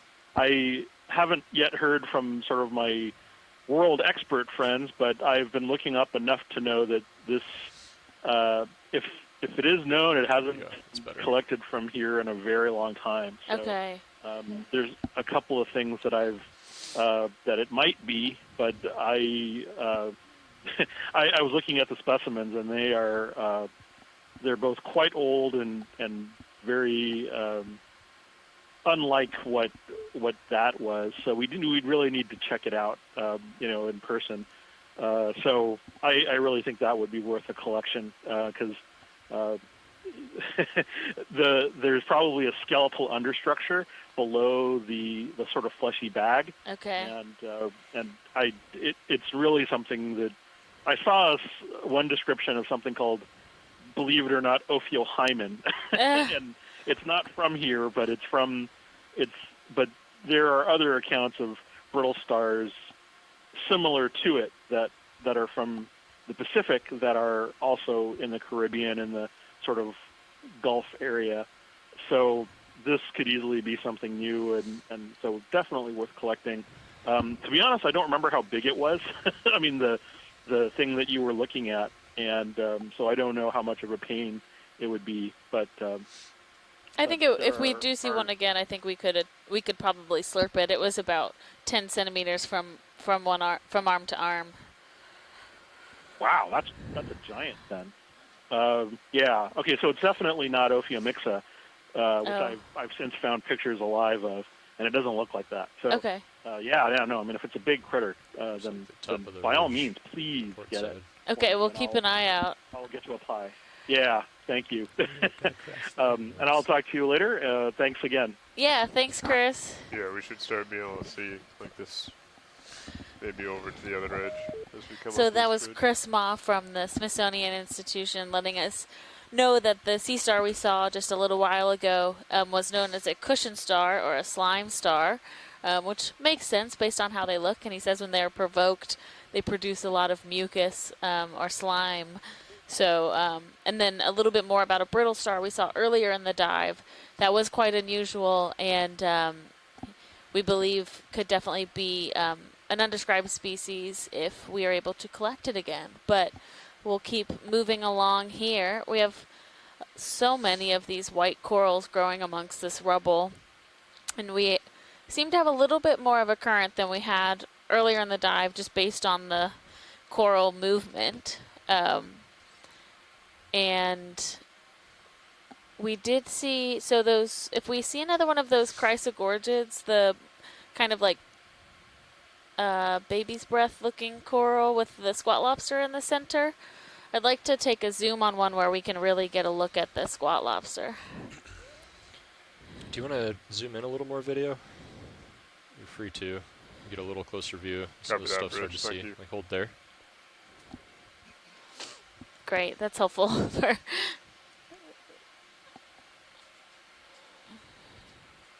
Did I just hear the ship has stopped?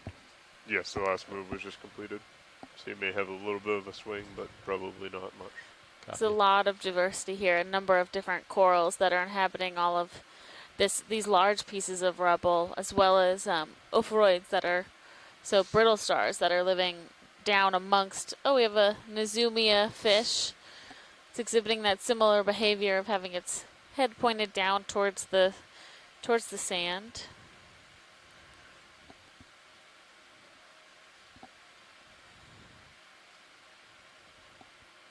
We're getting a bit live coral, so just coming into view on the left looks like some live Lophelia pertusa, so that white coral. And we are at about just 807 meters. More of these pink Anthomastus mushroom coral.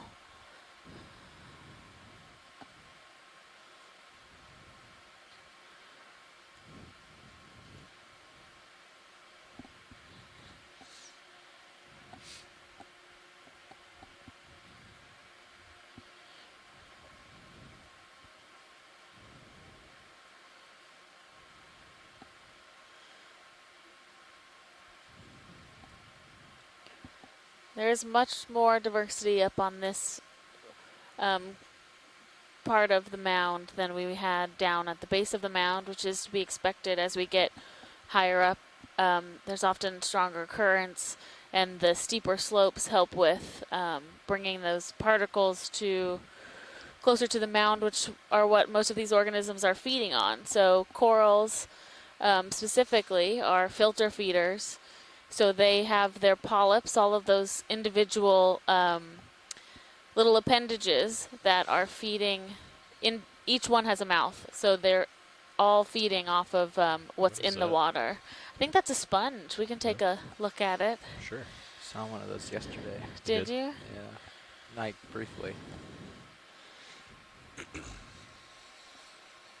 Oh, and there's also a crab kind of in the left corner that would be nice to look at too. Whenever. Sure. Yeah.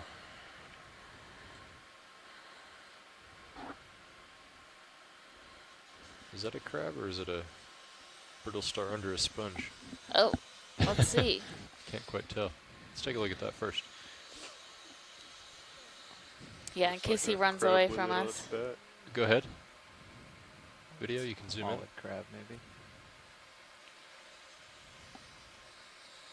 Oh, yeah. Oh yeah, he's got a sponge backpack.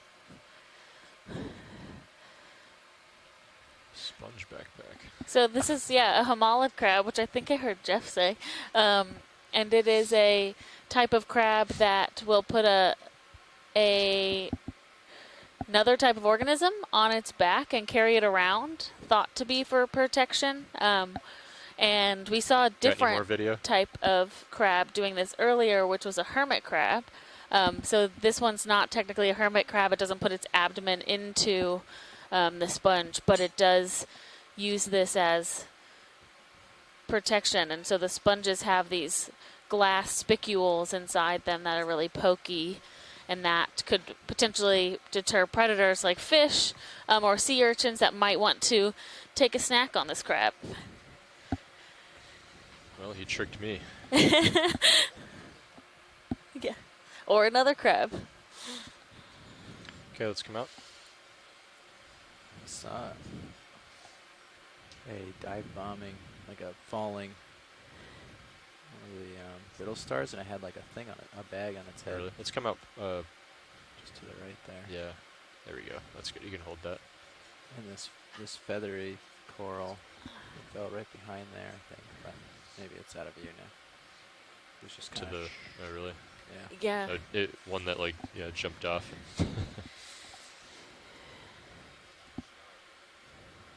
Yeah. So. Another sea. Oh yeah, that's one of the cookie stars.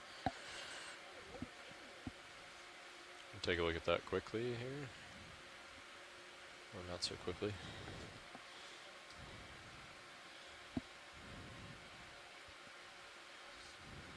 All right, you can come in video.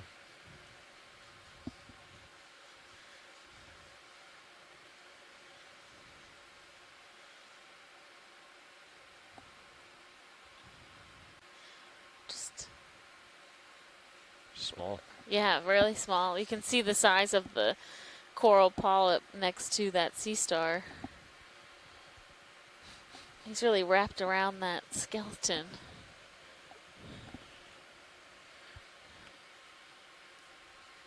Oh, there's a tiny crinoid next to it too.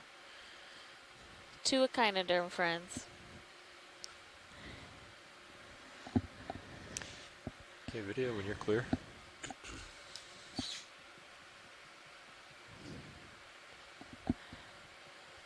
Maybe we'll finally get to our sponge here. Yeah. Unless we see something else cool along the way. So Cheryl Morrison suggests that this could be one of those geoidea sponges. So these round sponges that essentially look like a geode.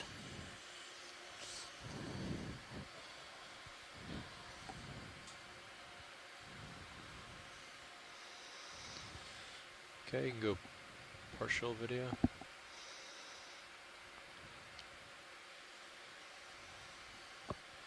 Has some serious spicules sticking out of it that have accumulated. Yeah, you can go tight. Hello. Hey, this is Chris Ma. Hey. As if you had to guess. I know. Just thought I would let you. I just thought I would let you know. So that is Plinthaster dentatus. Okay. That's, one of the goniasterids. It was probably feeding on the goo that was on the top of that coral. It's interesting. I don't think I've seen. It's one of those animals we have lots in the collections of, but I don't have a lot of good imagery of it alive. So wonderful to see it as such. Could you say the name one more time? Sorry. Oh, I'm sorry. Plinthaster, like a plinth, Plinth, and then aster. Great, thank you. And then dentatus, like the teeth. Oh, gotcha. Cool. Thanks. Thanks, Chris. Always a pleasure. I don't know what that little. Is that There's a sea spider? Like a transparent one, right? Dead Where? center? There's a very small brittle star. Yeah, and what that little white mounding bit is. Well, I mean, you got like transparent right to the left of center. I don't know. Do you see what I'm? I don't think so. I see what you're seeing. I don't see like a bunch of legs, but. Oh, Kevin Cosat suggested that little white mound might be a Dora nudibranch, so a type of mollusk that doesn't have a shell on the outside. Cool. That is cool. When It you're would clear be. video. It's very small. Yeah, very small. We'll get lasers on it again. You can come Okay. out partial video. Yeah, you can come full specimen. That's good. Yeah, about a centimeter, less than a centimeter, for that little laser width. nudibranch. Pilots, would you like another move? Yeah, another 20 sure. meter hop. Catch 20 up. meters, Sounds 180. Bridges is our video. Okay, you can come out video. I'd like to make another move if you're ready. Range is 20 meters, bearing 180 degrees, speed 0.2 knots, please. I guess you can maintain our partial zoom as we fly along. Good copy, Bridge. So we see the small stuff. Due south's going to put us pretty far to the east of waypoint 4, isn't it?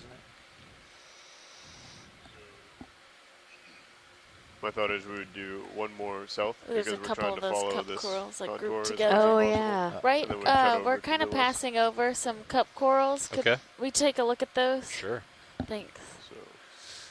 So There's about 20 4 meters of will get them us that are right kind of here. grouped together. These Yeah. look like Javania, which have a very narrow base of the calyx. Yeah, and maybe while we're here, we can take a look at that yellow one as well. I don't know if Try it's not to get the also sponge. There we go. It's a little bit of live and ellipsomia right there too. The yellow scleractinian. Okay, can you do a partial zoom video? Crawling ophoroid down there. Hold that.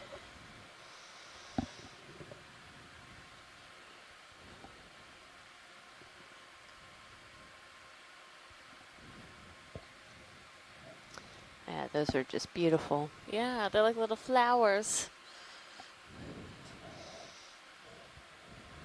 Okay, you can go tighter. Great. Hold that, please. Is that, and then what's down kind of at the base? Is that? I think a sponge. Some type of sponge. Oh, look, a little tiny crinoid. Yeah.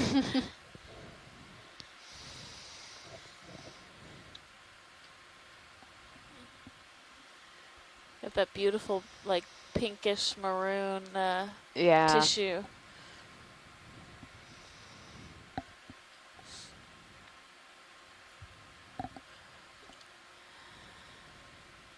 Okay, do you have any more video?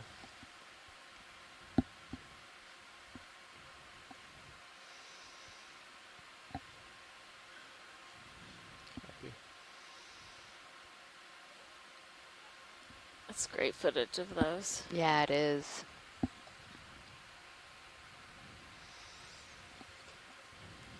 Yeah, so these are called solitary cup corals because it is just one individual polyp as opposed to a lot of the other ones we see are these colonial where they're growing together and there's multiple polyps on kind of one, I wouldn't say one organism because they're all One separate, one colony. Okay, video. You can come wide or come out partial, and then we'll fly away. I think down to your left. Let's see, before we take off, see, I was trying to see if there was one open. Oh. But yeah, over on the lower right, there's a yellow cup coral. If we could zoom in on that. I said it's not open, unfortunately, but I'd like to get a closer look. I've seen a lot of these. Oh, there's one that's open that's right coming into the bottom of the screen. Yeah.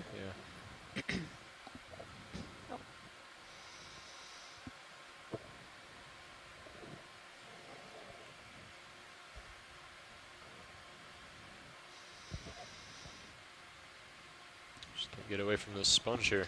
Okay, let's go partial.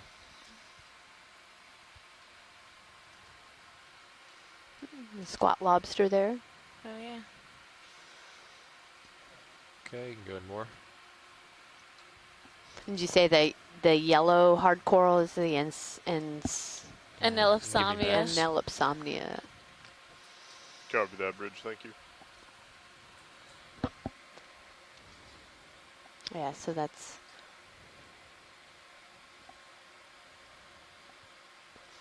So they have smaller opening.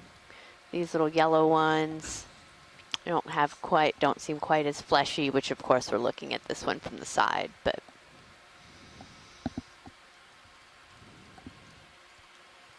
Okay, video when you're clear. Thanks so much, guys. Caught up to you. We're going to shift a little more west on the next move. Copy. I'm turning my head.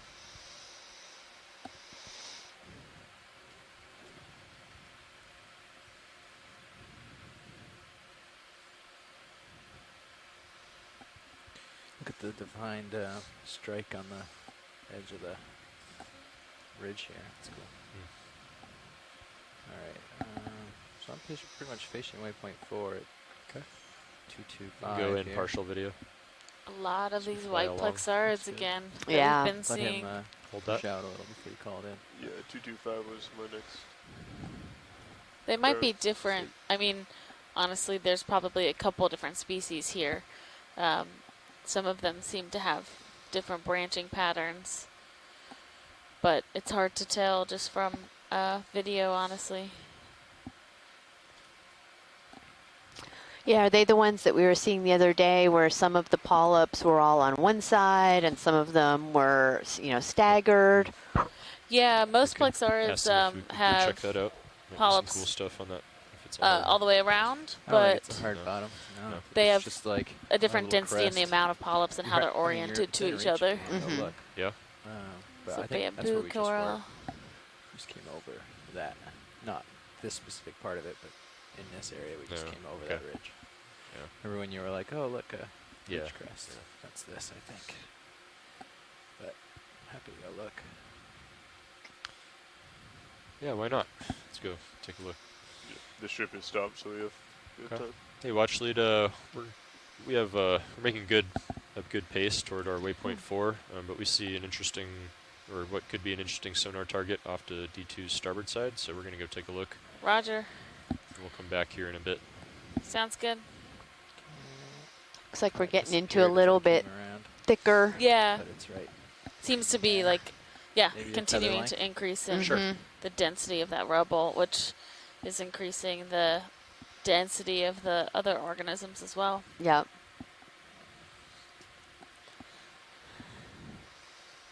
Can sort of see it. Oh yeah, it came there.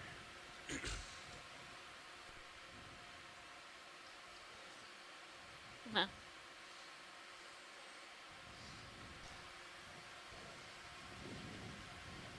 Oh, it's just a more dense patch of rubble. Yeah.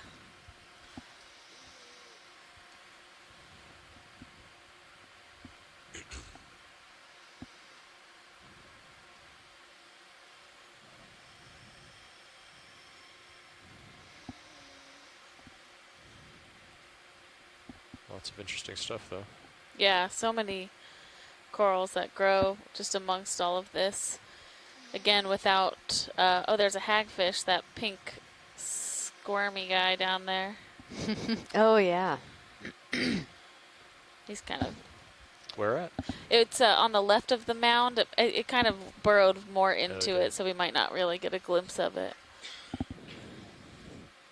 And we have one of those vertical fish. I can't remember what those were called. Just right in the water column. Sawtooth eel, I believe.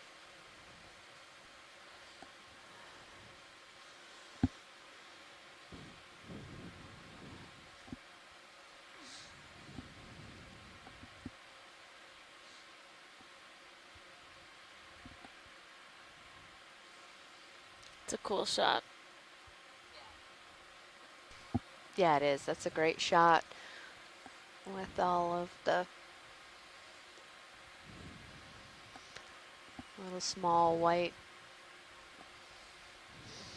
fans blowing in the breeze. If we turn off the high beams, we could probably more evenly light all of this. Have more of it. I Sure. don't know if you want to try that. Yeah, let's try it. I'm going to turn off the forward lights so the lighting can be more even. It's going to get dark in the front field here. Are you ready for that, Bob?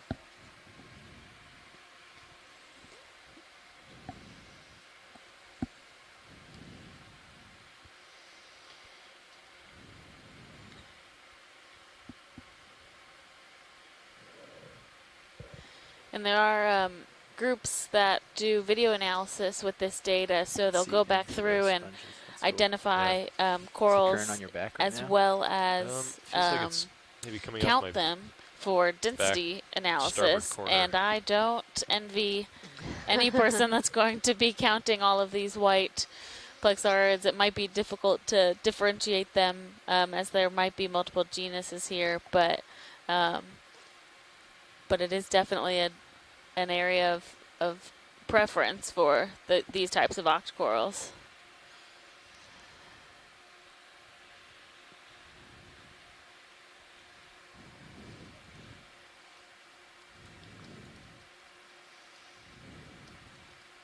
Yeah, this really is a great shot overview, seeing these kind of thickets, and these were probably some of that Lophelia at some time, you know, maybe similar to some Probably of just the like live reefs that we saw yesterday. Yeah, I don't know.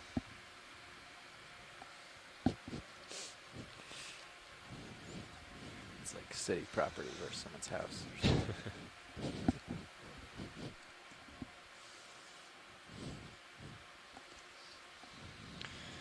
All right, watch lead, we're gonna go back to our original track here. Sounds good.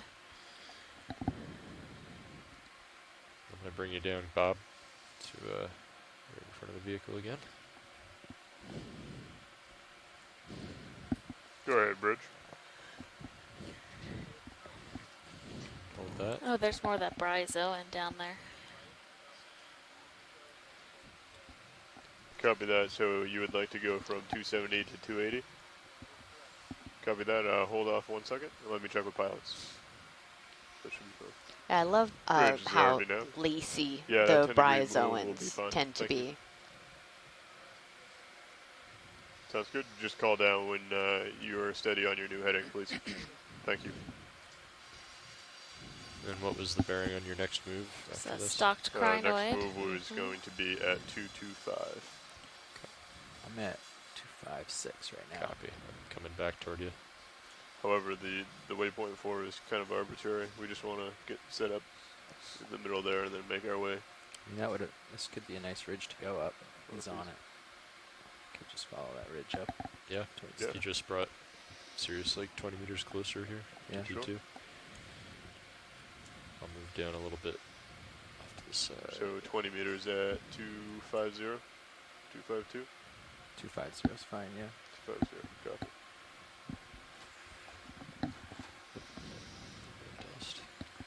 I'm just going to wait for them to finish that heading change and then I'll call it in. Great. Sounds good.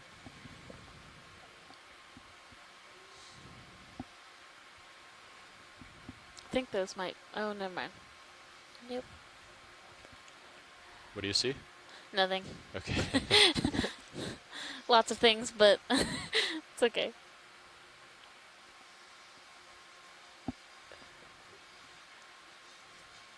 Yeah, the wind's starting to...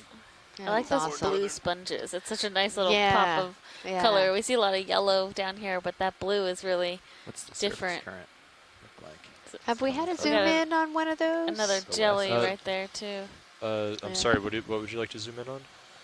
Oh, I was just wondering if we had zoomed in on one of those blue sponges. The blue sponges. We can do Up that. to the right there. Hold, I'm going to do this blue sponge, and then we can find the star video. So, oh, he's gone. Okay.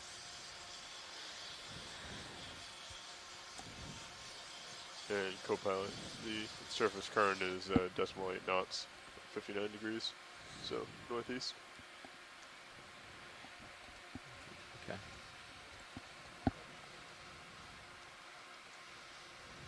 You can see the current moving kind of starboard to port. See the particles in the water column. Yeah.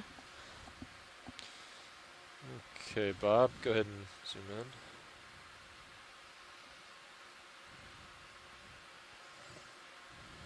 Oh, sorry. There we go.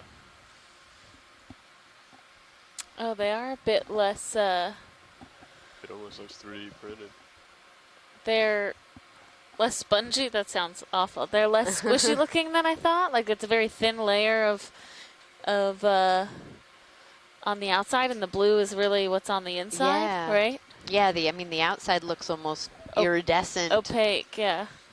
With all this rubble, you could almost just grab a piece of that and put it in a box and have it. So would these be one of those demo sponges, maybe?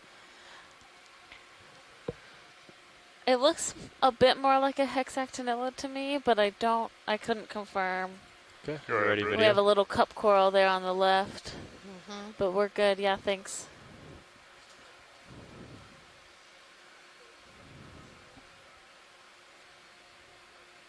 Copy all. Happy at 280. Thank you. pilots, the ship is happy if we're ready for that move. If not, we can hold off. I'll leave it up to Jeff. I would say he's going to come up this crest. I would even do like 260. Those some of those little kind of fingery 260 meters. Yep. sponges that are sticking up there. We don't have to zoom in or anything, but if people are seeing them, we collected one of those yesterday, and I think those are an Afrocalistes. Push out a little bit first. He's And out there. He's going to turn they right, were. come up this way, I It's think. it's really Yeah. interesting because they do look kind of Bridge is squishy, there, right? Yeah, You yeah. know, you're looking at this, Like to and make a then move we if went you're ready. to collect it. We were gonna try. Range 20 it's like meters. almost a teapot sponge, Bearing, but not quite. It has 260 two spouts. degrees. Speed, It looks like a 2 knots, please. kind of like a fish with its mouth Yeah. open and the little eye, and then it has these two horns sticking out. It's an interesting spot. It Good definitely copy, looks like Bridge, a similar composition to the sponge we collected that Mhm. looks like a teapot. Yeah, it's probably the same type there. And it really is, when we got it on board, it's very spongy. Like compared to some of these glass sponges Yeah. that we've seen. Little tiny hermit crabs on there. And some corals growing on top of that sponge Yeah. too. This is super cool.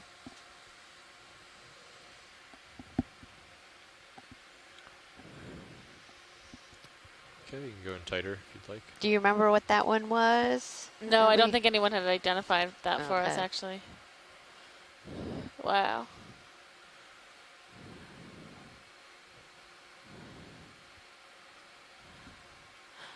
Those cool little hermit crabs. Yeah. And I think- those siphons, I guess that's what they Yeah. are. I looked down into one of them on the one we brought on board, and yeah, it's just really interesting. Although this one doesn't have the little kind of horns that were sticking out Right. on our teapot one. Yeah. Okay, you can come out video when you're ready.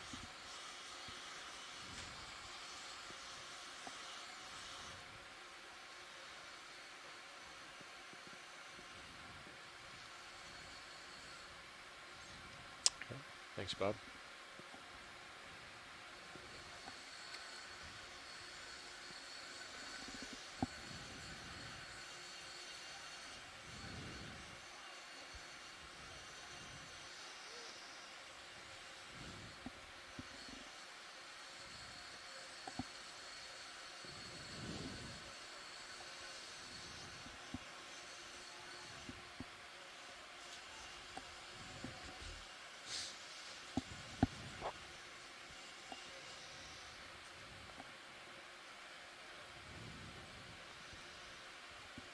These new Sirius lights do a great job of lighting up the area around D2.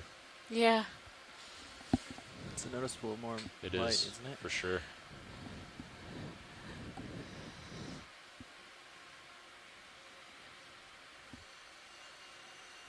So we are right on the crest of this ridge, moving up slope. Okay. So I would follow the crest. We're going to get in line with it, and I can just turn my heading and follow you. Sure. Sort of direction to move. Sure. Let's come out video. Let's give them an overview of this area just so they know where we're at. Yeah, and I believe that's the idea of the whole dive today is now that we're on this ridge, we'll follow it straight up to the top. So we're pretty much just chasing the high points. Cool. Yeah. Lars is spot on.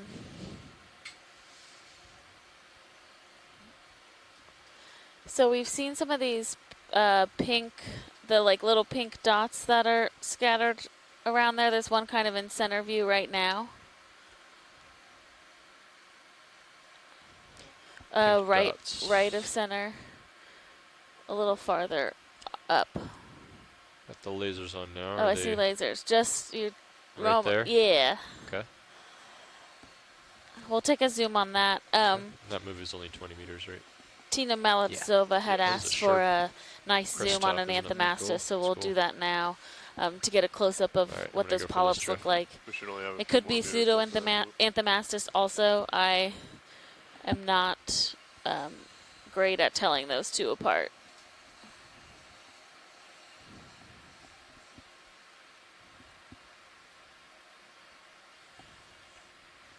Yeah, look at that. We're just throwing light all the way up there. Yeah, it's great.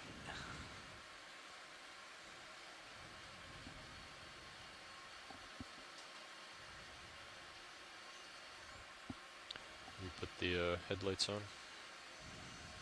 It's going to get a little brighter, Bob. You ready?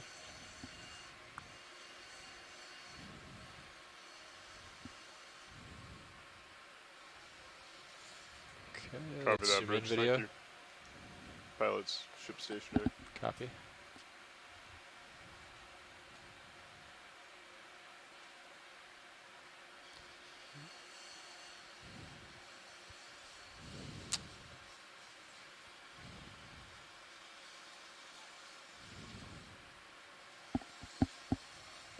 Great, that's a nice side view of that.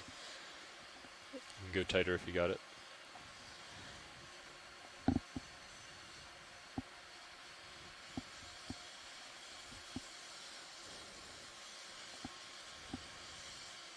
So Tina says it is definitely pseudo-anthomastus, which I think has to do with the types of polyps that it has. Okay, pilot, I've turned about 30 degrees to starboard to line up with the crest mostly. Cool. So Okay, looks like you're in a good spot. if we're done with this, we can mosey that way. Digging 305.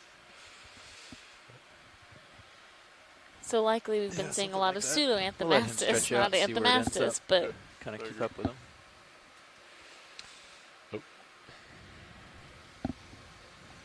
Oh, yeah. Oh, yeah.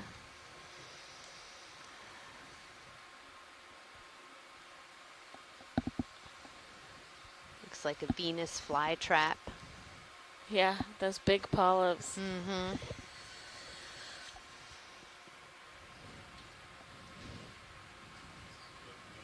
Okay, you can come out video. What's that, Lars? Oh, okay, so the visible white dots are the siphonozoids. So I think that helps with characterizing between pseudoanthomastus and anthomastus. Something's pumping, Tina 4 or something pumping on the ground to the right there. See it just up the center to the right, pumping. Looks like another one of those jellies. Coming in partial, you'll see it in the top right. There you go. Go ahead, Yep, go in video. It's a jellyfish. Oh, I see. What is it? Another one of the Medusa jellies. It's just up. Oh, yeah. Oh, yeah. Gotcha. Doing the same behavior that we saw yesterday, trying to swim into the bottom. Possibly, yeah. A little disoriented, but we saw one of similar color like this today too, whereas the one we collected yesterday was like a maroonish color all the way around the bell. Yeah. Interesting. Okay, when you're ready, video. Come out.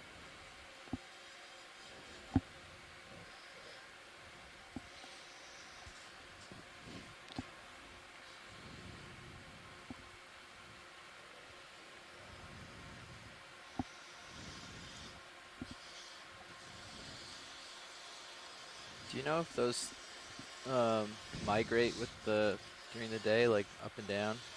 I think they do, yeah. So do they think we're sunlight catching up to them, and that's why they're pumping down, trying to get away from it? I do think that they have light receptors, so there is something to do with our very bright lights that they're sensing, but I don't really, I don't know exactly why their response is to go down into the seafloor more.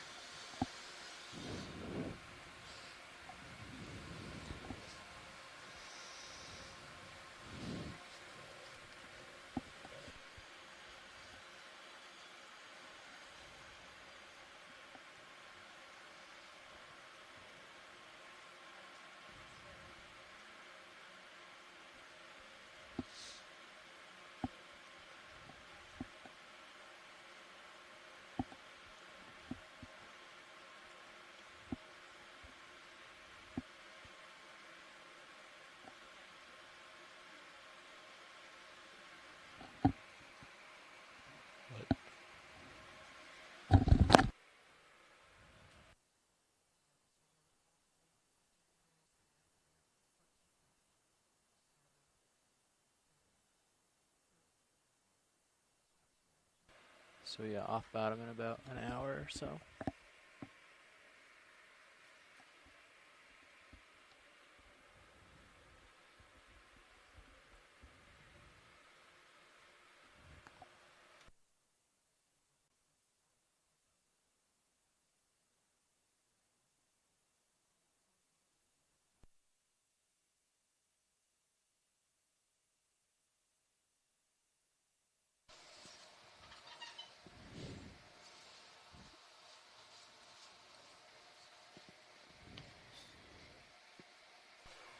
Okay, so we are continuing with our track for now towards the top of this mound.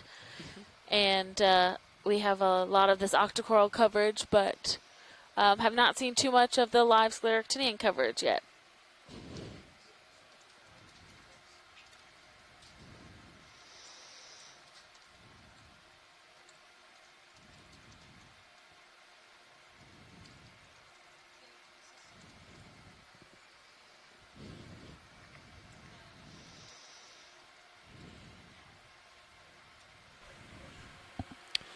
All right, watch leads, we're with you, so if there's anything you'd like to look at, just let us know. Otherwise, we'll keep moving up slope. Great, let's keep moving up slope.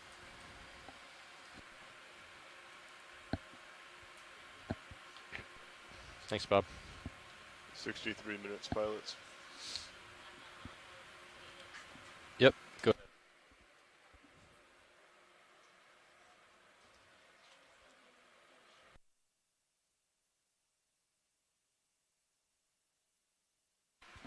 All right, Nav. Let's get rolling. Yeah. Copy that. I'm looking at a 305 move, or you have your at 310? Yeah, I think like a 310 or 3-1. Yeah, 310 looks good. 310, 30 Wow, meter look move? at this. This Yeah, is Yeah. anyways. Yeah. That coral to the left is pretty large. 30 meters. I will call it in now. Looks like you stretched out. Go ahead. Bridge, this is RV now. I'd like to call in a move if you're ready. 30 meters at a bearing of 310 degrees. Speed 0.2 knots, please.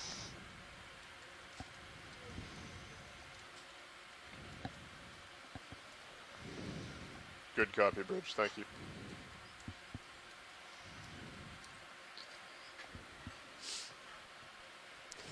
Pilots, this is video Sure. switching in. Hi, video. Emily. Hi, Emily. Video.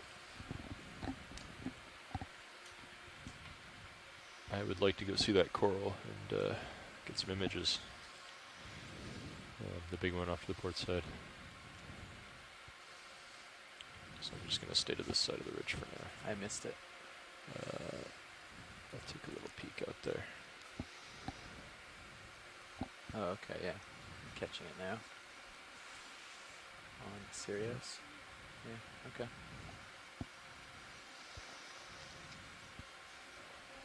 Ship is underway. Great.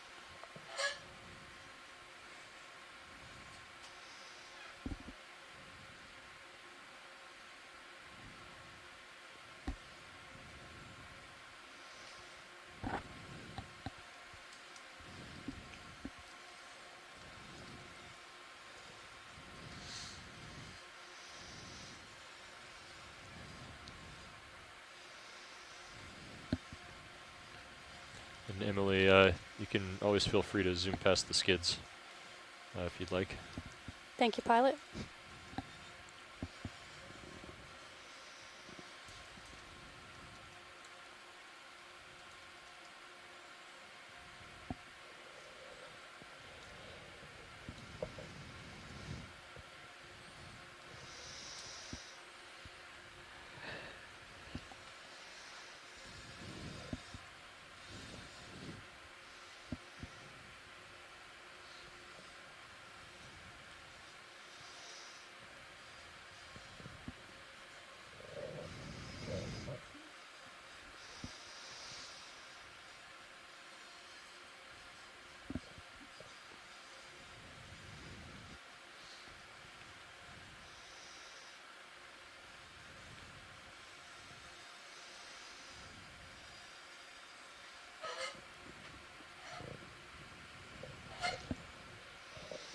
potential hagfish. Oh yeah, hagfish.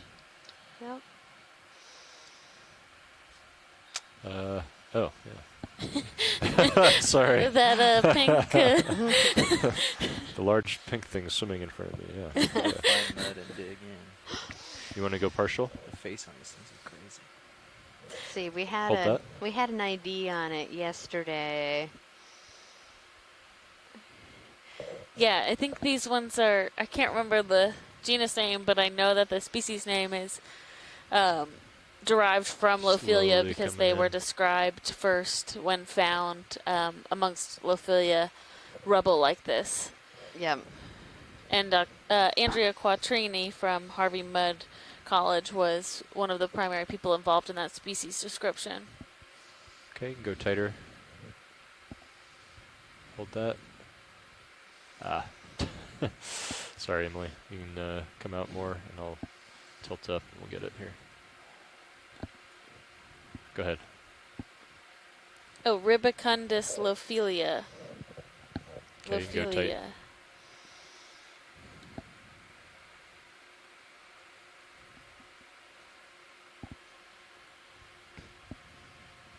Thank you, Cheryl. Oh, yes. Thanks, Cheryl.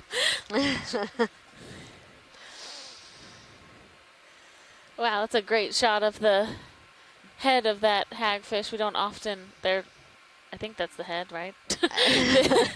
They are generally buried in the sediment or in the into the coral rubble. Yeah, they are. They don't have like a jaw, right? And so they just have these mouth parts, so they can't bite on anything. So when they feed, they kind of, just kind of suck on their prey. Yeah. They can seen partial. videos of You can go other full types of specimen. hagfish that they kind of turn themselves into knots and yeah. can use that to rip We're off about 7 chunks more of meters. flesh Okay. of whatever Yeah. they're Get going here. eating. Just All right, let's come out video. kind of these types of I'm just going to tilt things your out of a rotator horror down, movie Jeff. or something. I just tilted you down a little bit.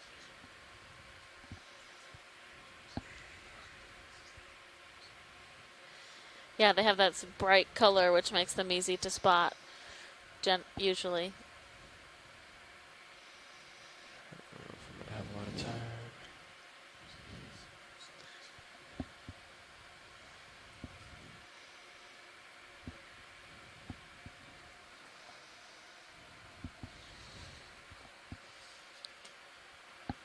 Looks like we have a nice bamboo here.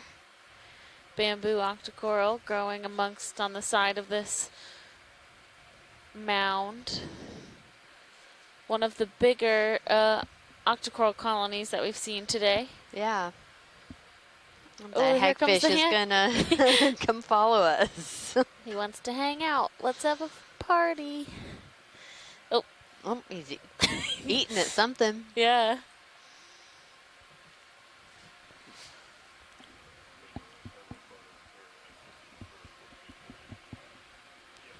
Okay, I need to get moving here, watch lead. Roger that. Go ahead. Just wanted to get a quick thank you. image of that for you. And pushing ahead. Great.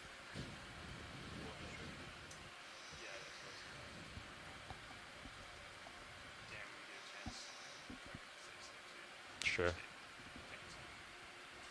can just stay here. Copy that, Bridge. Thank you. Pilots the ship stationary. Caps. Definitely much more dense than we've seen on the dive today, but not a whole lot of live coral coverage. Yeah, yeah. Agreed. Or at least live Yes. hard coral coverage, Yes. I should be more specific.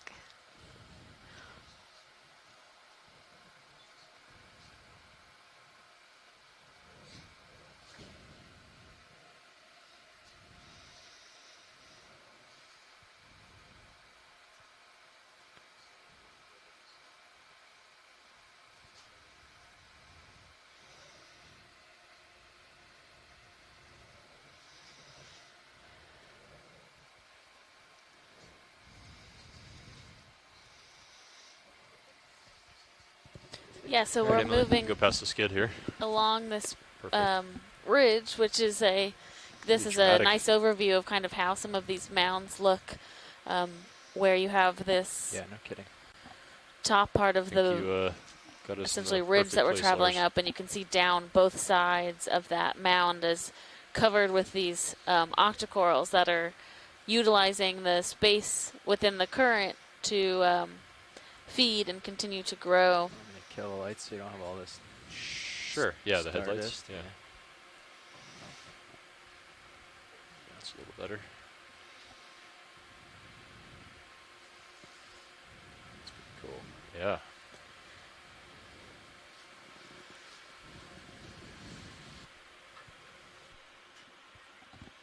All right, we want to make progress, right?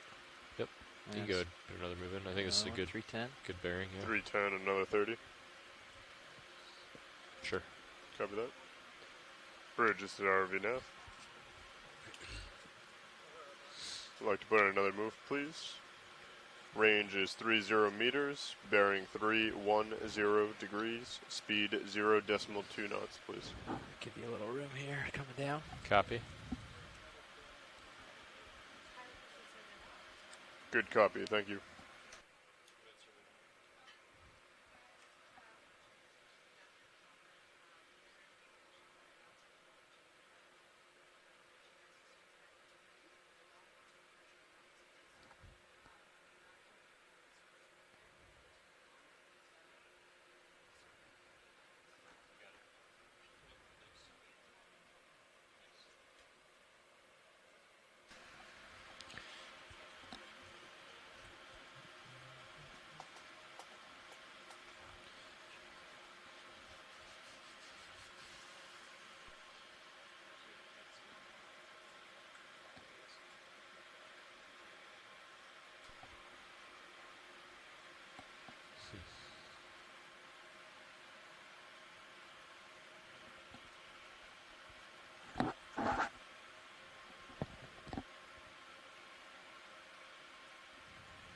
I think was my tail end hitting a little bit. It must have been. Yeah, you see a little Okay, dust there. that's what it was. It just felt weird for a few seconds there. I could see it like kind of rocking, which is unusual. Yeah. Yeah, you have a little dip in the crest right there. Gotcha. I'll go down below. Look back toward the ridge. Another one of those sea stars. To the left. Maybe a teapot sponge. Yeah. Slime stars. We're going to have to find out what that thing really is, right? Yeah, now that we We're keep just seeing it. I mean, yeah, you can do I think partial. lovingly we've named it the teapot sponge. We have. And because the first one we had was definitely teapot shaped. Teapot shaped. That's an interesting. Is that? That looks like that same kind of peanut starfish that we were seeing, but it looks a lot bigger. Yeah, so I think this is what we saw earlier, and Chris had called in to give us that it's a cushion star or a slime star, and that.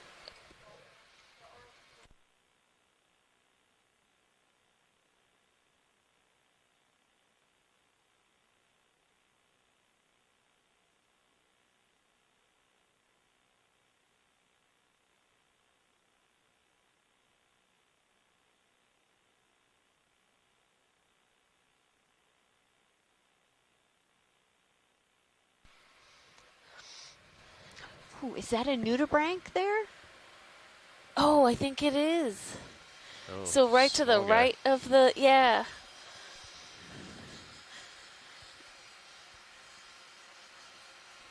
Oh my gosh, so cute. No, I love the nudibranchs. Hopefully the sea star doesn't want to eat eat the nudibranch, but yeah. So I missed what type of sea star is this? It's a cushion star or a slime star, and that they generally feed. Or this is what I think it is. I might be just off a little bit, but it looks similar. And these are generally sponge feeders, so maybe he won't be eating our nudibranch friend.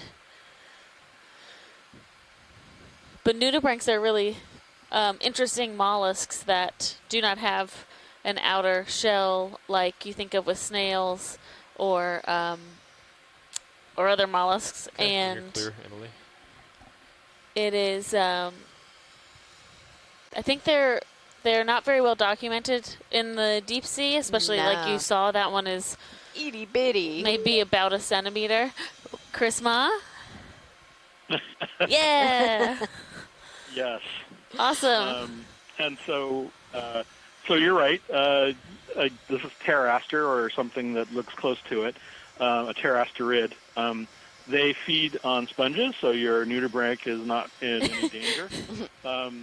They are unusual because what you're seeing is actually not the surface, the actual surface of the animal. They have what's called a supradorsal membrane. It's sort of like a circus tent that is present above the actual membrane. So there's actually a cavity below that. So a lot of that is all space, and that's that sort of fat appearance that they have, or perhaps I should say swollen appearance.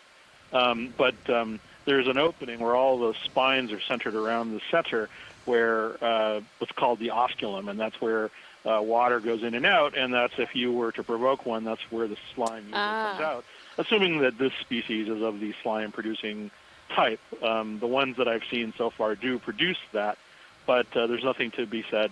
There's nothing I can't say that there's yet a species that we've not studied well that doesn't do that. But they are widespread in the deep sea, and I don't know how deep you're getting, but you'll see another kind of slime star called hymenaster if you get below around 2,000 meters, which is mostly like pink, gelatinous wibble wobble, and so those will be very interesting. Why don't we go ahead and when we get to another that. But yeah, 30 meters. I'm really happy that one is not to see so again, the genus is pteraster, and I'm still trying to pick out what species or what genus or excuse me, what species it is.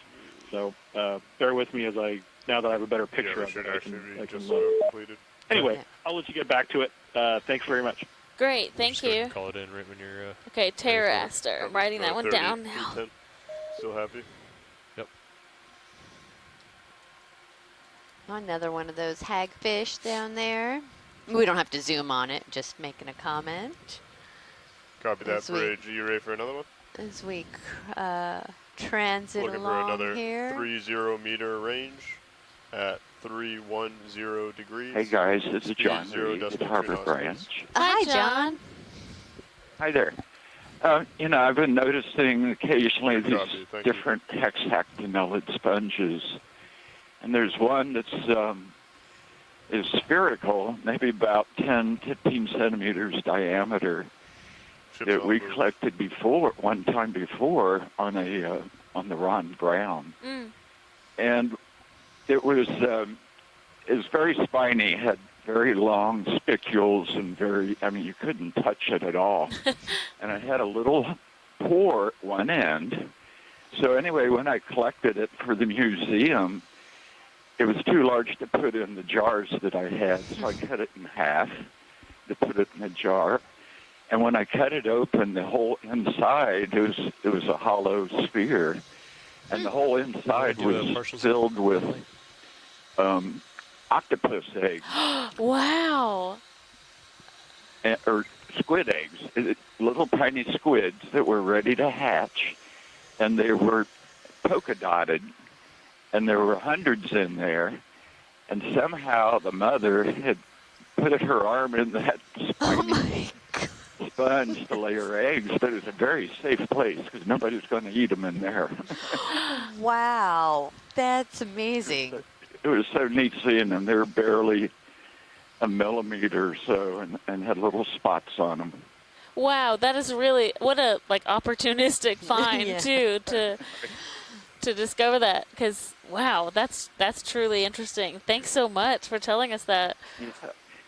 The other thing is all this coral debris we see, it looks kind of barren, but when you zoom in, you're finding all these amazing little critters.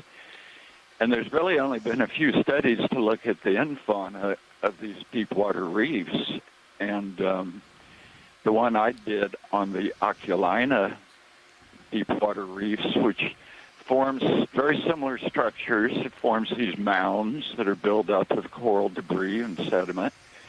But the Okealina only grows to 100-meter depths, but it's azoxanthellate, like Lophelia. Right, yeah. And I was able to do lockout dives where I collected coral, both living and dead standing coral, to study what Hermit lived crab within on the it. right. And a little coral head, the size of a soccer ball,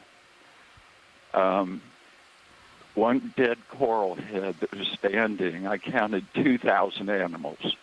Oh my goodness. Shrimps, crabs, worms, amphipods, isopods, teneids, incredible amount of polychaete worms. I published that it had 230 species of mollusks Oh my gosh. and 50 species of decapod crustaceans living within that coral rubble habitat. Oh my goodness. That is amazing. There is, yeah, I know in Eric's lab at Temple, we have some work going on to do a bit more of the community analysis of both the live patches as well as the dead patches of this Lophelia habitat. So You go partial on the hopefully crab. we will have some more information about these specific Hold communities in, a couple years when we actually Really process amazing that data. community there. Yeah. Alrighty, good luck. Thanks so much. Bye. Bye. Might actually be a snail. Oh, yeah. Oh, this is a snail. Yeah. That is working its way up this coral stalk, Oh, is likely. it a coral stalk? Or, I mean, I know there's some coral on it, but yeah, if that was, likely munching on Yeah, it. I would say eating those hydroids that are growing on that dead skeleton. And Kevin Kosop from the University of Alabama said it looks like a calisotoma. Okay, let's come out, Emily. Calisotoma. I'm gonna work on pronunciation. Yeah, I was telling somebody last night, it was like, oh, you can tune in and hear me butcher a bunch of scientific names of things. I'm like, reason number one why I didn't become a biologist. I mean, I technically am a biologist, and I still can't read these names. Oh, there's a big eel. Swimming, yeah.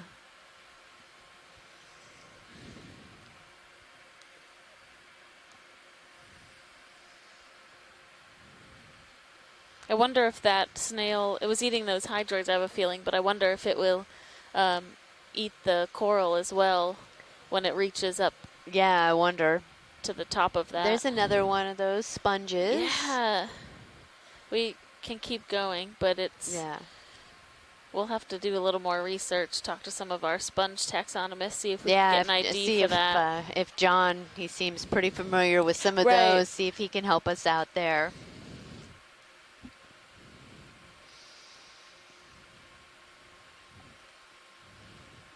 And Tina Mouthsova says, us biologists also have problems. We have to try and pronounce all those geological and geographical names, and that can be difficult too. So, yeah, I guess it goes both ways sometimes, doesn't it? Yeah. Makes me feel a tad bit better. Pull the e-brake.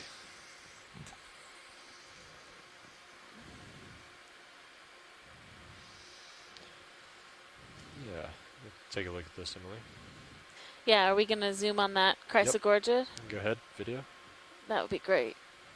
Oh, I don't know. Hold that. It has a little squat lobster in it, which I guess most of them do usually, right? Yeah. Okay, and Luke was on earlier, Luke McCartan from Woods Hole, and said that this is a Gastroptychus. And Luke and I sailed together in the Pacific, and we saw this type of crab often in these chrysogorgids, but sometimes on other corals too.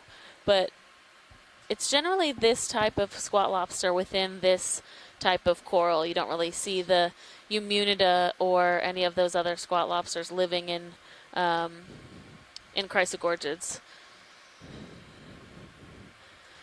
This one looks like it might have eggs as well. So see some of the white balls at the base of the Oh, polyps. yeah. To the crab. I wonder if we are getting close to Yeah, maybe spawning there is. season. Stand by.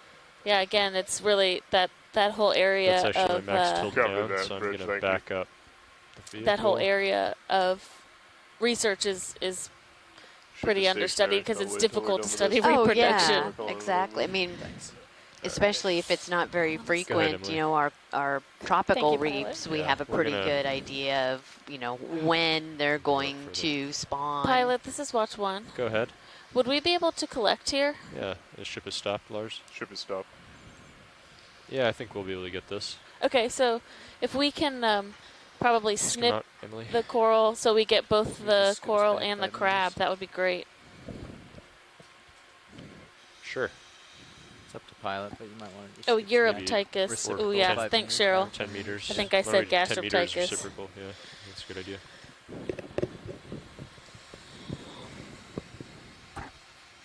And that's the squat crab- lobster, The squat yeah. lobster, yeah.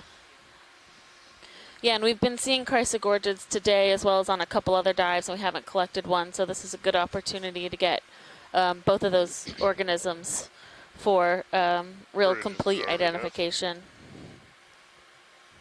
We'd like to put another move if you're ready. It will be range 10 meters, so that's 10 meters, bearing 130 degrees, speed 0.2 knots, please. Good copy. Thank you, Bridge. And there's no samples yet, right? No samples. Okay. All should be clear. I opened both boxes. You can put it wherever you need. Great. Okay. Hydraulics are up. Yes, sorry, that's me. Hydraulics are up. Is it okay if I put mini Zeus here? I'll do it for you. Okay. Hey, watch lead. This is Nav. Go ahead, Nav. Just want to let you know that since I sat down, we have actually traveled a little over 200 meters of distance. Okay, thank you. You're welcome.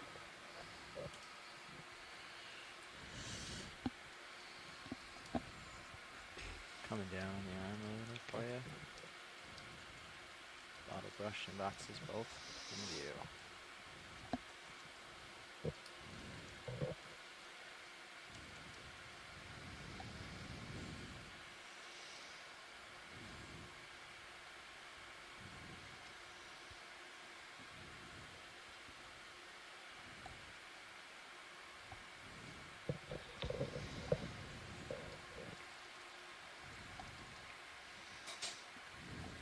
Okay, Emily, can you zoom in, please?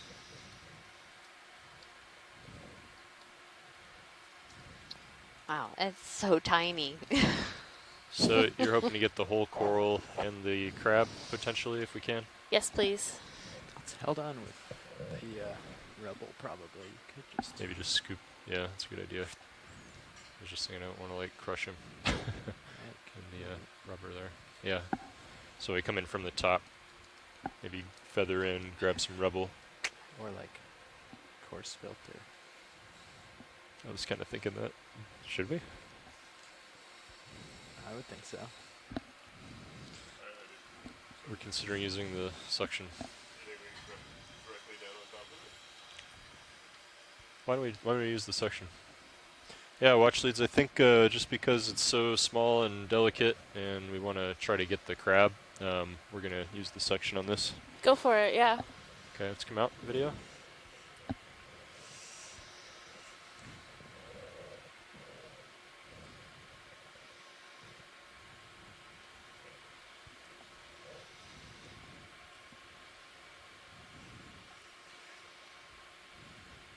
Okay, go ahead and draw her out when you're ready. Coming out slow.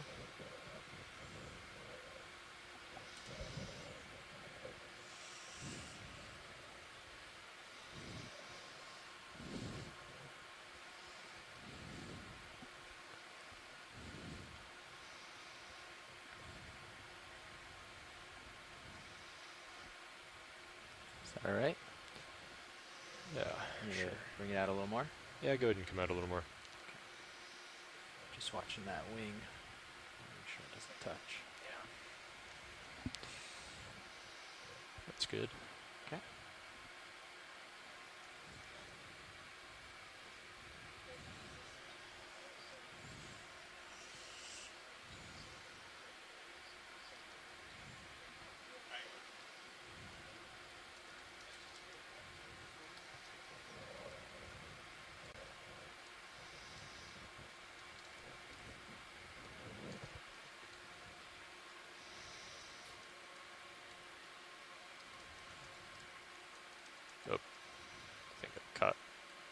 under the extendy of the gate there. Nice. That looks good grip.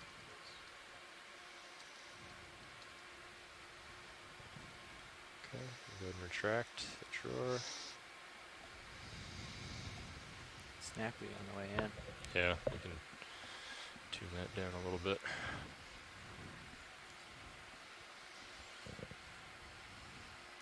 Alright, so we've got coarse filter, HR2. Yes, we have coarse. Yeah, I did too, so it was not just holes. It had a coarse filter on it. Nice.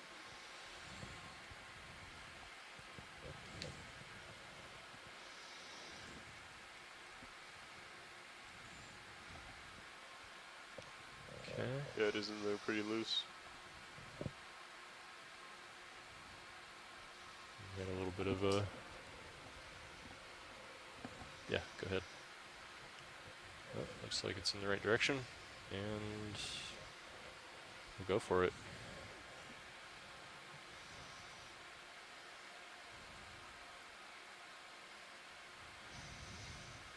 Can we zoom in on the Zeus video?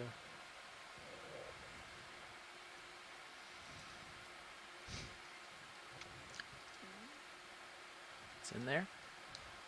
There we go. I have eyes on bucket.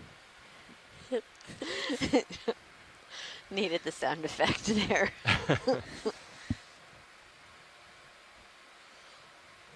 There he is. Samples in. Nice. Perfect. And the crab is in as well. Or the lobster. Great. Crab. Okay. Nice work, guys.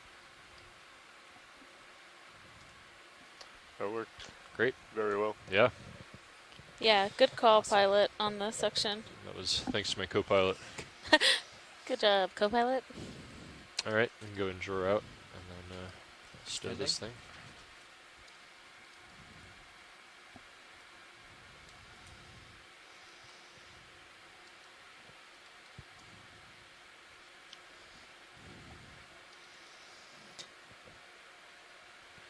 Nav, what container was that? I believe well, actually, that was canister number 2. Thank you. Nice.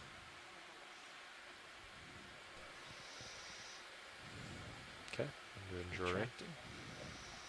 Just easing into it. Yeah. Trying to find the edge of the dead band. I'll tune that down a bit. This is, I mean, you have control. Yeah. And I'm like, yeah, just so it like throw, matches the other direction more. Though I guess usually we want to close things quickly.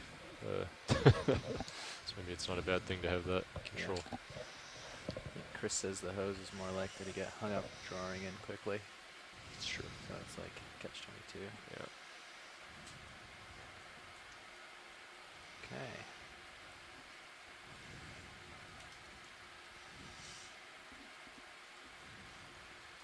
Nice work, pilot. Yeah.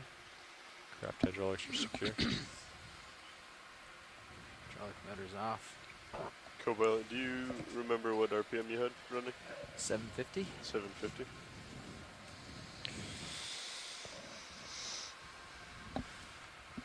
Copy that, bridge. Thank you. Perfect. All right. We're good. We're good. We you want to push out and we can get another same move going on? Let's go ahead and call it in. All right, 30 at 310. Sounds good. Bridge, this is RV nav. I'd like to put in another move if you're ready. It was like 30 meters get in there. at Yeah. 310 degrees. Speed 0.2 knots, like, please. I just imagine it's just like that coil is so tiny it will fit for sure, and then it end up being like the size of the hose. Yeah. Good copy, bridge. Thank you.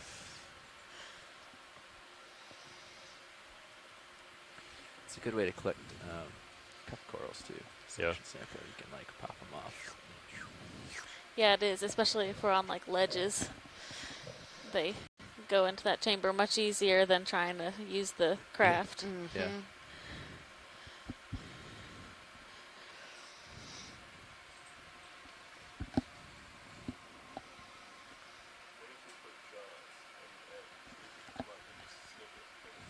Go ahead and zoom in a little bit past the skids. Thanks.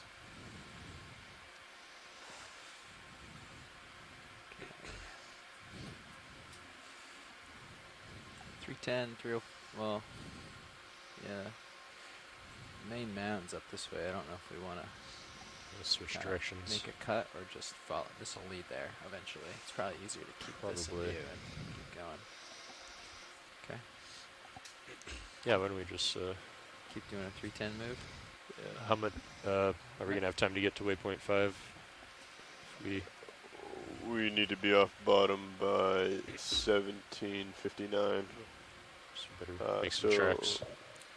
Yeah. Copy. I mean, it's only 100 meters away. 1 second. Hey, watch lead. This is Pilot. Go ahead, Pilot. Yeah, so we're kind of following the crest of this ridge, which I imagine will follow up to waypoint 5 at the top of the mound. But we don't have a whole lot of time, so yeah.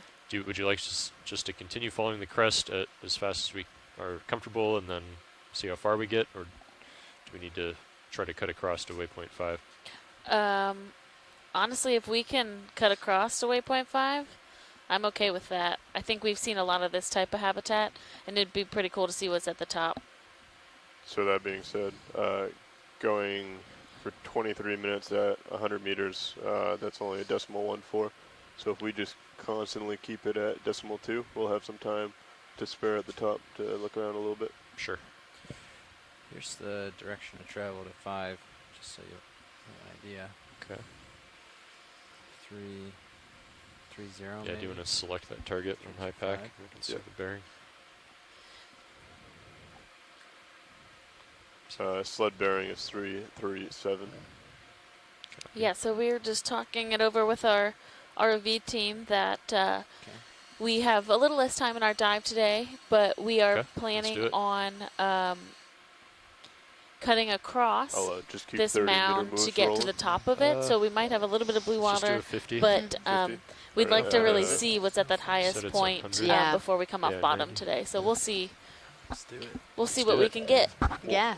Or you want to do 90? Just yeah, because it would be great to see. So we're getting up towards that depth 90, about where we saw all of the Lophelia yesterday. Right. 335. Just do an even number. Oh yeah. So is this typically kind of deeper than the average Lophelia range? Yeah, down around 800 is pretty deep. So we see them. I'll get us to the top of the next move. 700, and then more shallow in different parts of the world. They can even be in like in Norway and places where there's fjords. You have Lophelia really shallow because the water is really cold. Yeah. And then in the Gulf of Mexico, it's more around like 500 meters is where we have the dense Lophelia mounds. But we have if we have. We'll see if when we get up to I think our highest meters. Point today Maybe is. We should just go ahead and stop it and put in a different move. Around, it says 800 meters, but we're already at that, so maybe we'll get a little more shallow than that. Bridge, this is ROV nav. I'd like to request that we come to an easy stop, please. Thank you very much. And if you could call down, let me know when that is, when we are stopped.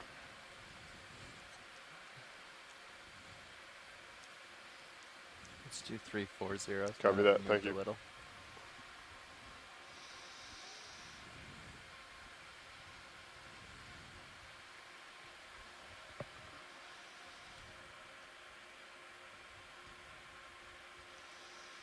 Yeah, maybe like 80 meters at 340.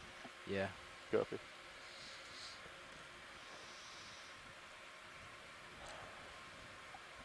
All right, watch lead, we're just getting set up, but we are going to make a straight line for waypoint 5 at the top of the slope.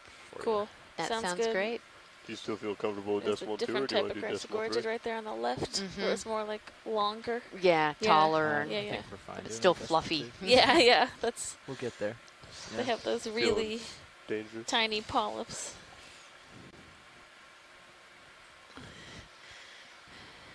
Copy that, and I'd like to put in a move as soon as you're ready. Range is 80 meters, bearing 340 degrees, speed 0.2 knots, please.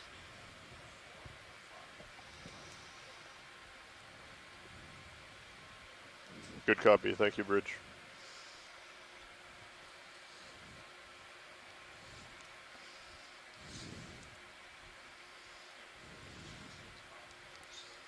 And what's your buffer time for setup for recovery? 5 minutes. That's plenty. I bet we could do it in 2. What do you think, Chef? You've got almost a whole turn. Oh, but you're gonna unwind. Yeah. Yeah. And you are too. Yeah. Yeah. Good. Yeah. So we are currently 5 minutes, about 20. 200 miles off of the northern Florida coast, in what we are considering the central Blake Plateau, at a mound feature that was identified through bathymetry, and we have been working our way up this mound over today's dive from about 870 meters is where we started, and we're currently at about 800 meters. So we have a little bit of time left in our dive today. We're going to track across to the top of this mound so we can see if we're seeing a different type of diversity and coral coverage than what we've been seeing through most of this dive, which is this coral rubble populated by lots of octocorals and other associates.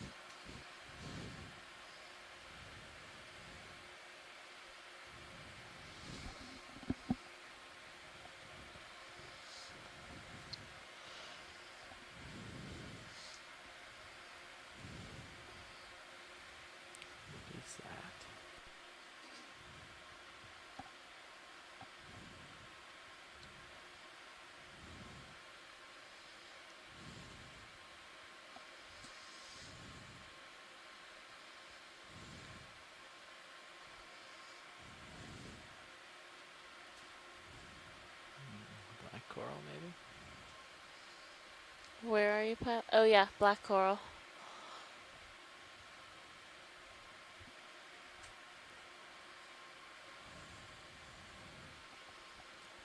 Similar to the one we saw at the very beginning of this dive.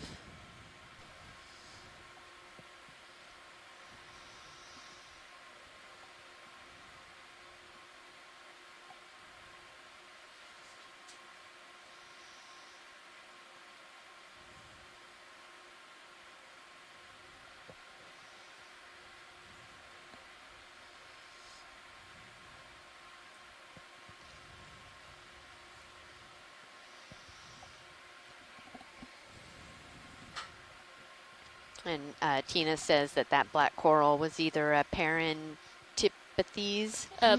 parentipathes, or sebopathes.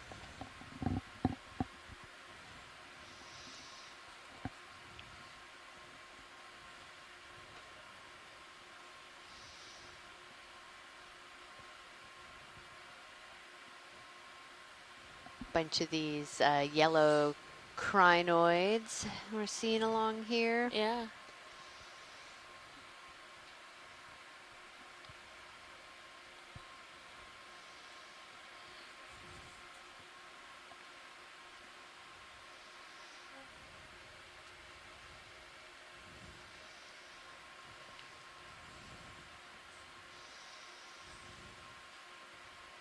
Yeah, so we're still hovering about 10 degrees or so Celsius down here at this depth. Yeah, pretty consistent temperature today.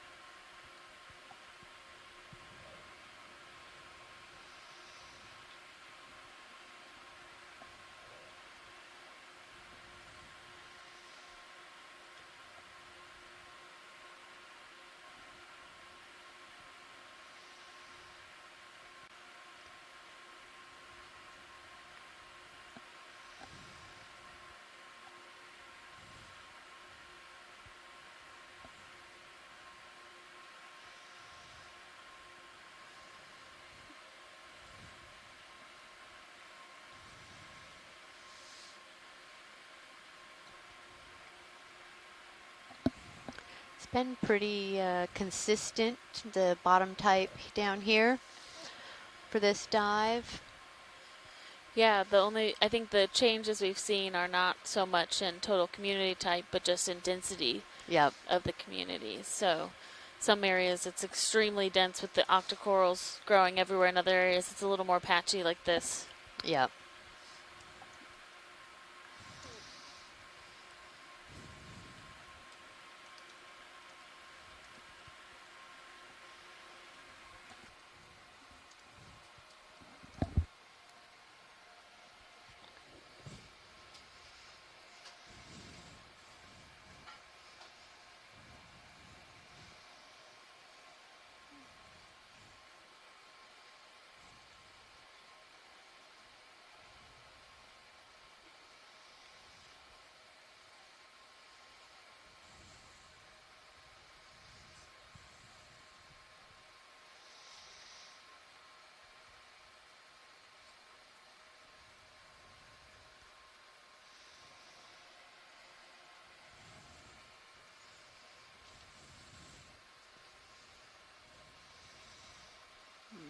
Really tall stalked crinoid. Yeah, with very small arms.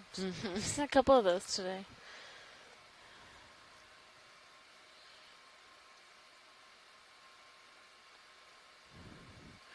We're kind of back in an area where there's less of that larger rubble and more of the smaller bits. Yeah. I think as we work our way back up this, we'll see that change again. Yeah. Yeah, because we're kind of on the back side of that that mound right now. So we found that in these regions, kind of the northeastern side seems to be a little more desirable habitat.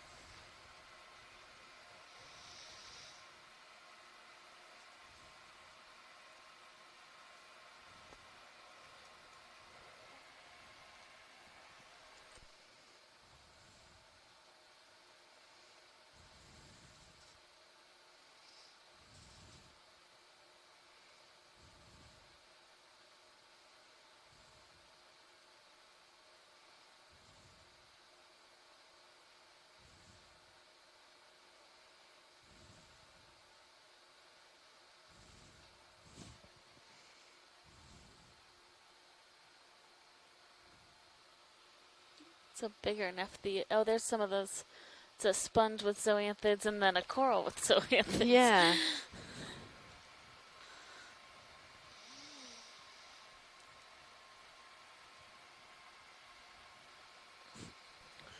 $30 left in that move, pilots.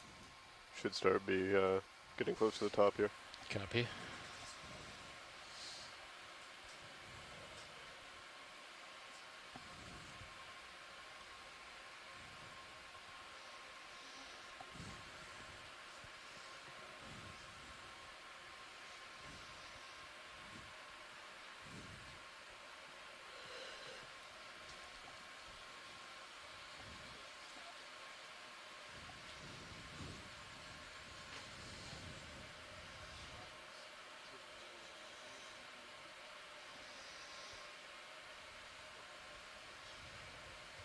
Watch lead, this is Nav. Go ahead, Nav. Just want to let you know that we've moved another 100 meters, so a total of 600.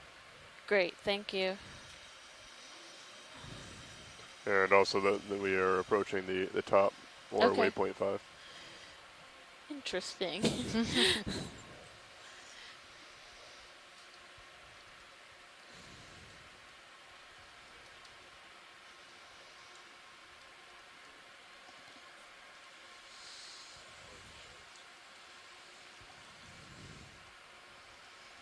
I don't know. Maybe I'll take a look at this. See if it's the same thing. Oh yeah, I think Yeah, it's another one of those cushion stars. I prefer slime star. Yeah. Okay, go ahead, Emily.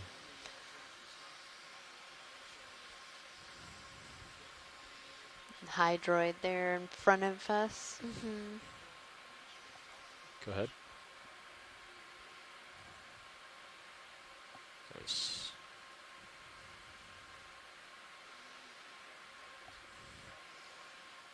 They do look really squishy. They do. Like a cushion.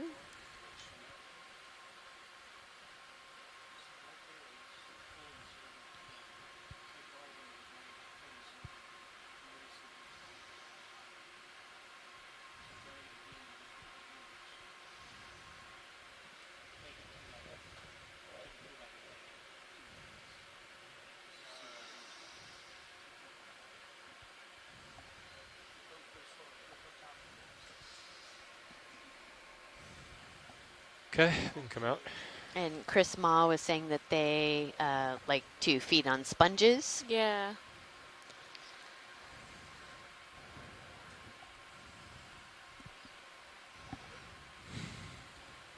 A little bit more of that pink stoloniferen we were seeing yesterday. And there's another one of those hexactinellid corals with the yellow zoanthids. Moving up slope. Yeah.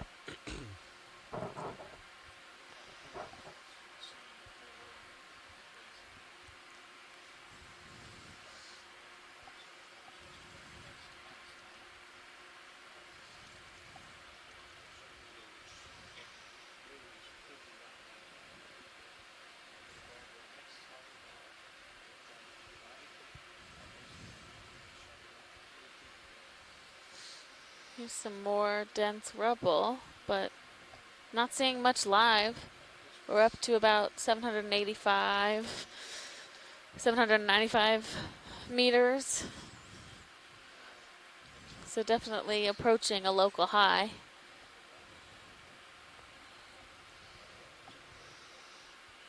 And we are coming around on the eastern side of this, so maybe we'll start seeing some. Oh, it's a great view on camera too. Oh yeah. There's Oh, kind of like and a, look at that. this. There we go. The camera going. Yep, so we have definitely some live Lophelia growing up here at the top. And it's interesting if you guys switch your camera over to camera 2 and you look at the view from Sirius, there's like almost like a sediment slide down, but all this Lophelia is just growing along the edge of this ridge. And so that's interesting too, because and these bamboo, those are all little bamboos. Oh, in are there they? Too. Yeah. Huh. Sorry. Oh no, go ahead. That's great. No, I was just gonna say that this is. Oh, so what's coming into view is actually Madrepora too. So at the top of the screen, pink. There is a lot of dead skeleton in here too, but there's still quite a bit of live coral amongst all of this at the top.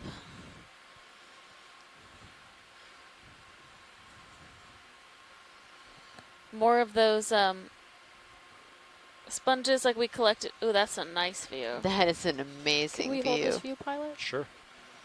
Pilots, you have 6 to 8 minutes left in the dive, depending on how fast you think you can prepare.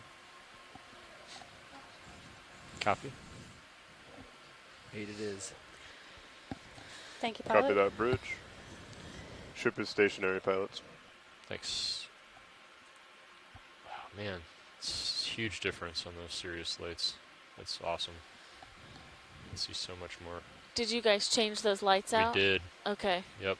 And yeah. it really illuminates the area around D2 significantly more than we had before. Awesome. Permission to zoom? Go ahead.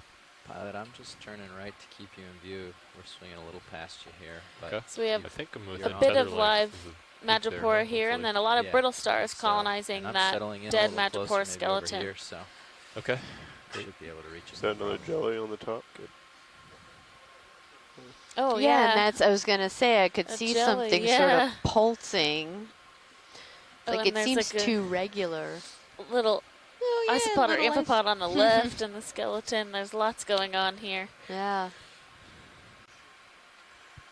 So if you look right left of center, there's part of the skeleton where it looks like it's kind of a sheet. So you're looking between two of the branches, and that is probably from a polychaete.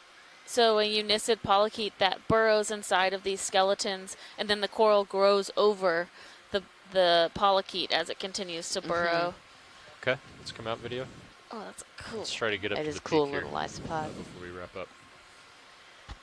Yeah, you guys Do you think you'll have enough time? do what you can. So, I don't know if we have time for another move, so we'll go as far as we can. Yeah, so we're lined up nice that I can just turn and let you stretch. Okay. And then we'll be lined up. Oh, and come up perfect. like that. Okay. So you just go as far as you need. And I'll just give you the room as you need it, and we'll be pretty much lined up. All right, watch lead. It looks like we have reached the peak. Awesome. Very. Oh, and there's a little fish up there just waiting for us. Great. So we see maybe not as much live coral as we've seen on the last dive, but definitely a pretty high density of live coral at the top of this mound. Yep. That's still continuing to generate that skeleton that we're seeing and the rubble that we're seeing all down this mound. Yep. Yep. And, you know, it just continues to confirm that we were thinking we would see more of this on that northeastern side of the high, and that is where we're at right now, indicating a fairly sustained currents coming from the north, providing lots of food and nutrients to the coral up here. Pretty far away. Yeah, this is a great way to be able to end this dive, seeing all of this really prolific life up here. The bamboos themselves, it's also really interesting. We didn't have quite so many of these thin bamboo corals down below, and we see all of them enjoying this high current area up here. Fish up here is kind of the king of the hill. Yeah, it is. That might, that was a little Tina 4 that floated by. He's like, hey, yeah, this is my home. So with this, I think somebody identified for us yesterday as maybe a type of squirrel fish or roughy. Yeah. And I think that they obviously have an association with this live coral area. Yeah. And these are, I think they said, a commercially relevant fish, so something that's commercially fished off of Florida. Yeah, off the southeast U.S. So they tend to like these kind of live Lophelia areas. I'm gonna keep drifting this way, Emily. We'll leave the fish and leave the mound and be on our way up. Yeah, thank you, Thank you, Michael. Pilot. Alfonsino. Yes. I'm gonna write that in our notes. Yeah, have you in the left hand. See yourself? Yep. Locking auto heading for now until you get ready. You guys still have 2 minutes. If you want it. I don't know if I've ever seen the bottom in front of D2 from that camera. Worked out well, though. That was perfect. Yeah. That was a nice, yeah, I like that video work.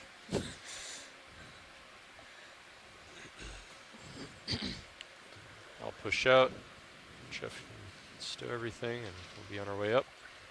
Watch leads, this is Nav. Go ahead now. Just want to let you know that this is the official end of dive number 5. Great. Thank you so much. So we have officially ended our dive today. We are, the ROV team is getting ready to ascend, and we were very fortunate to make it to the top of that mound and see a lot of live Lophelia coverage and a bit of Magipora up there as well.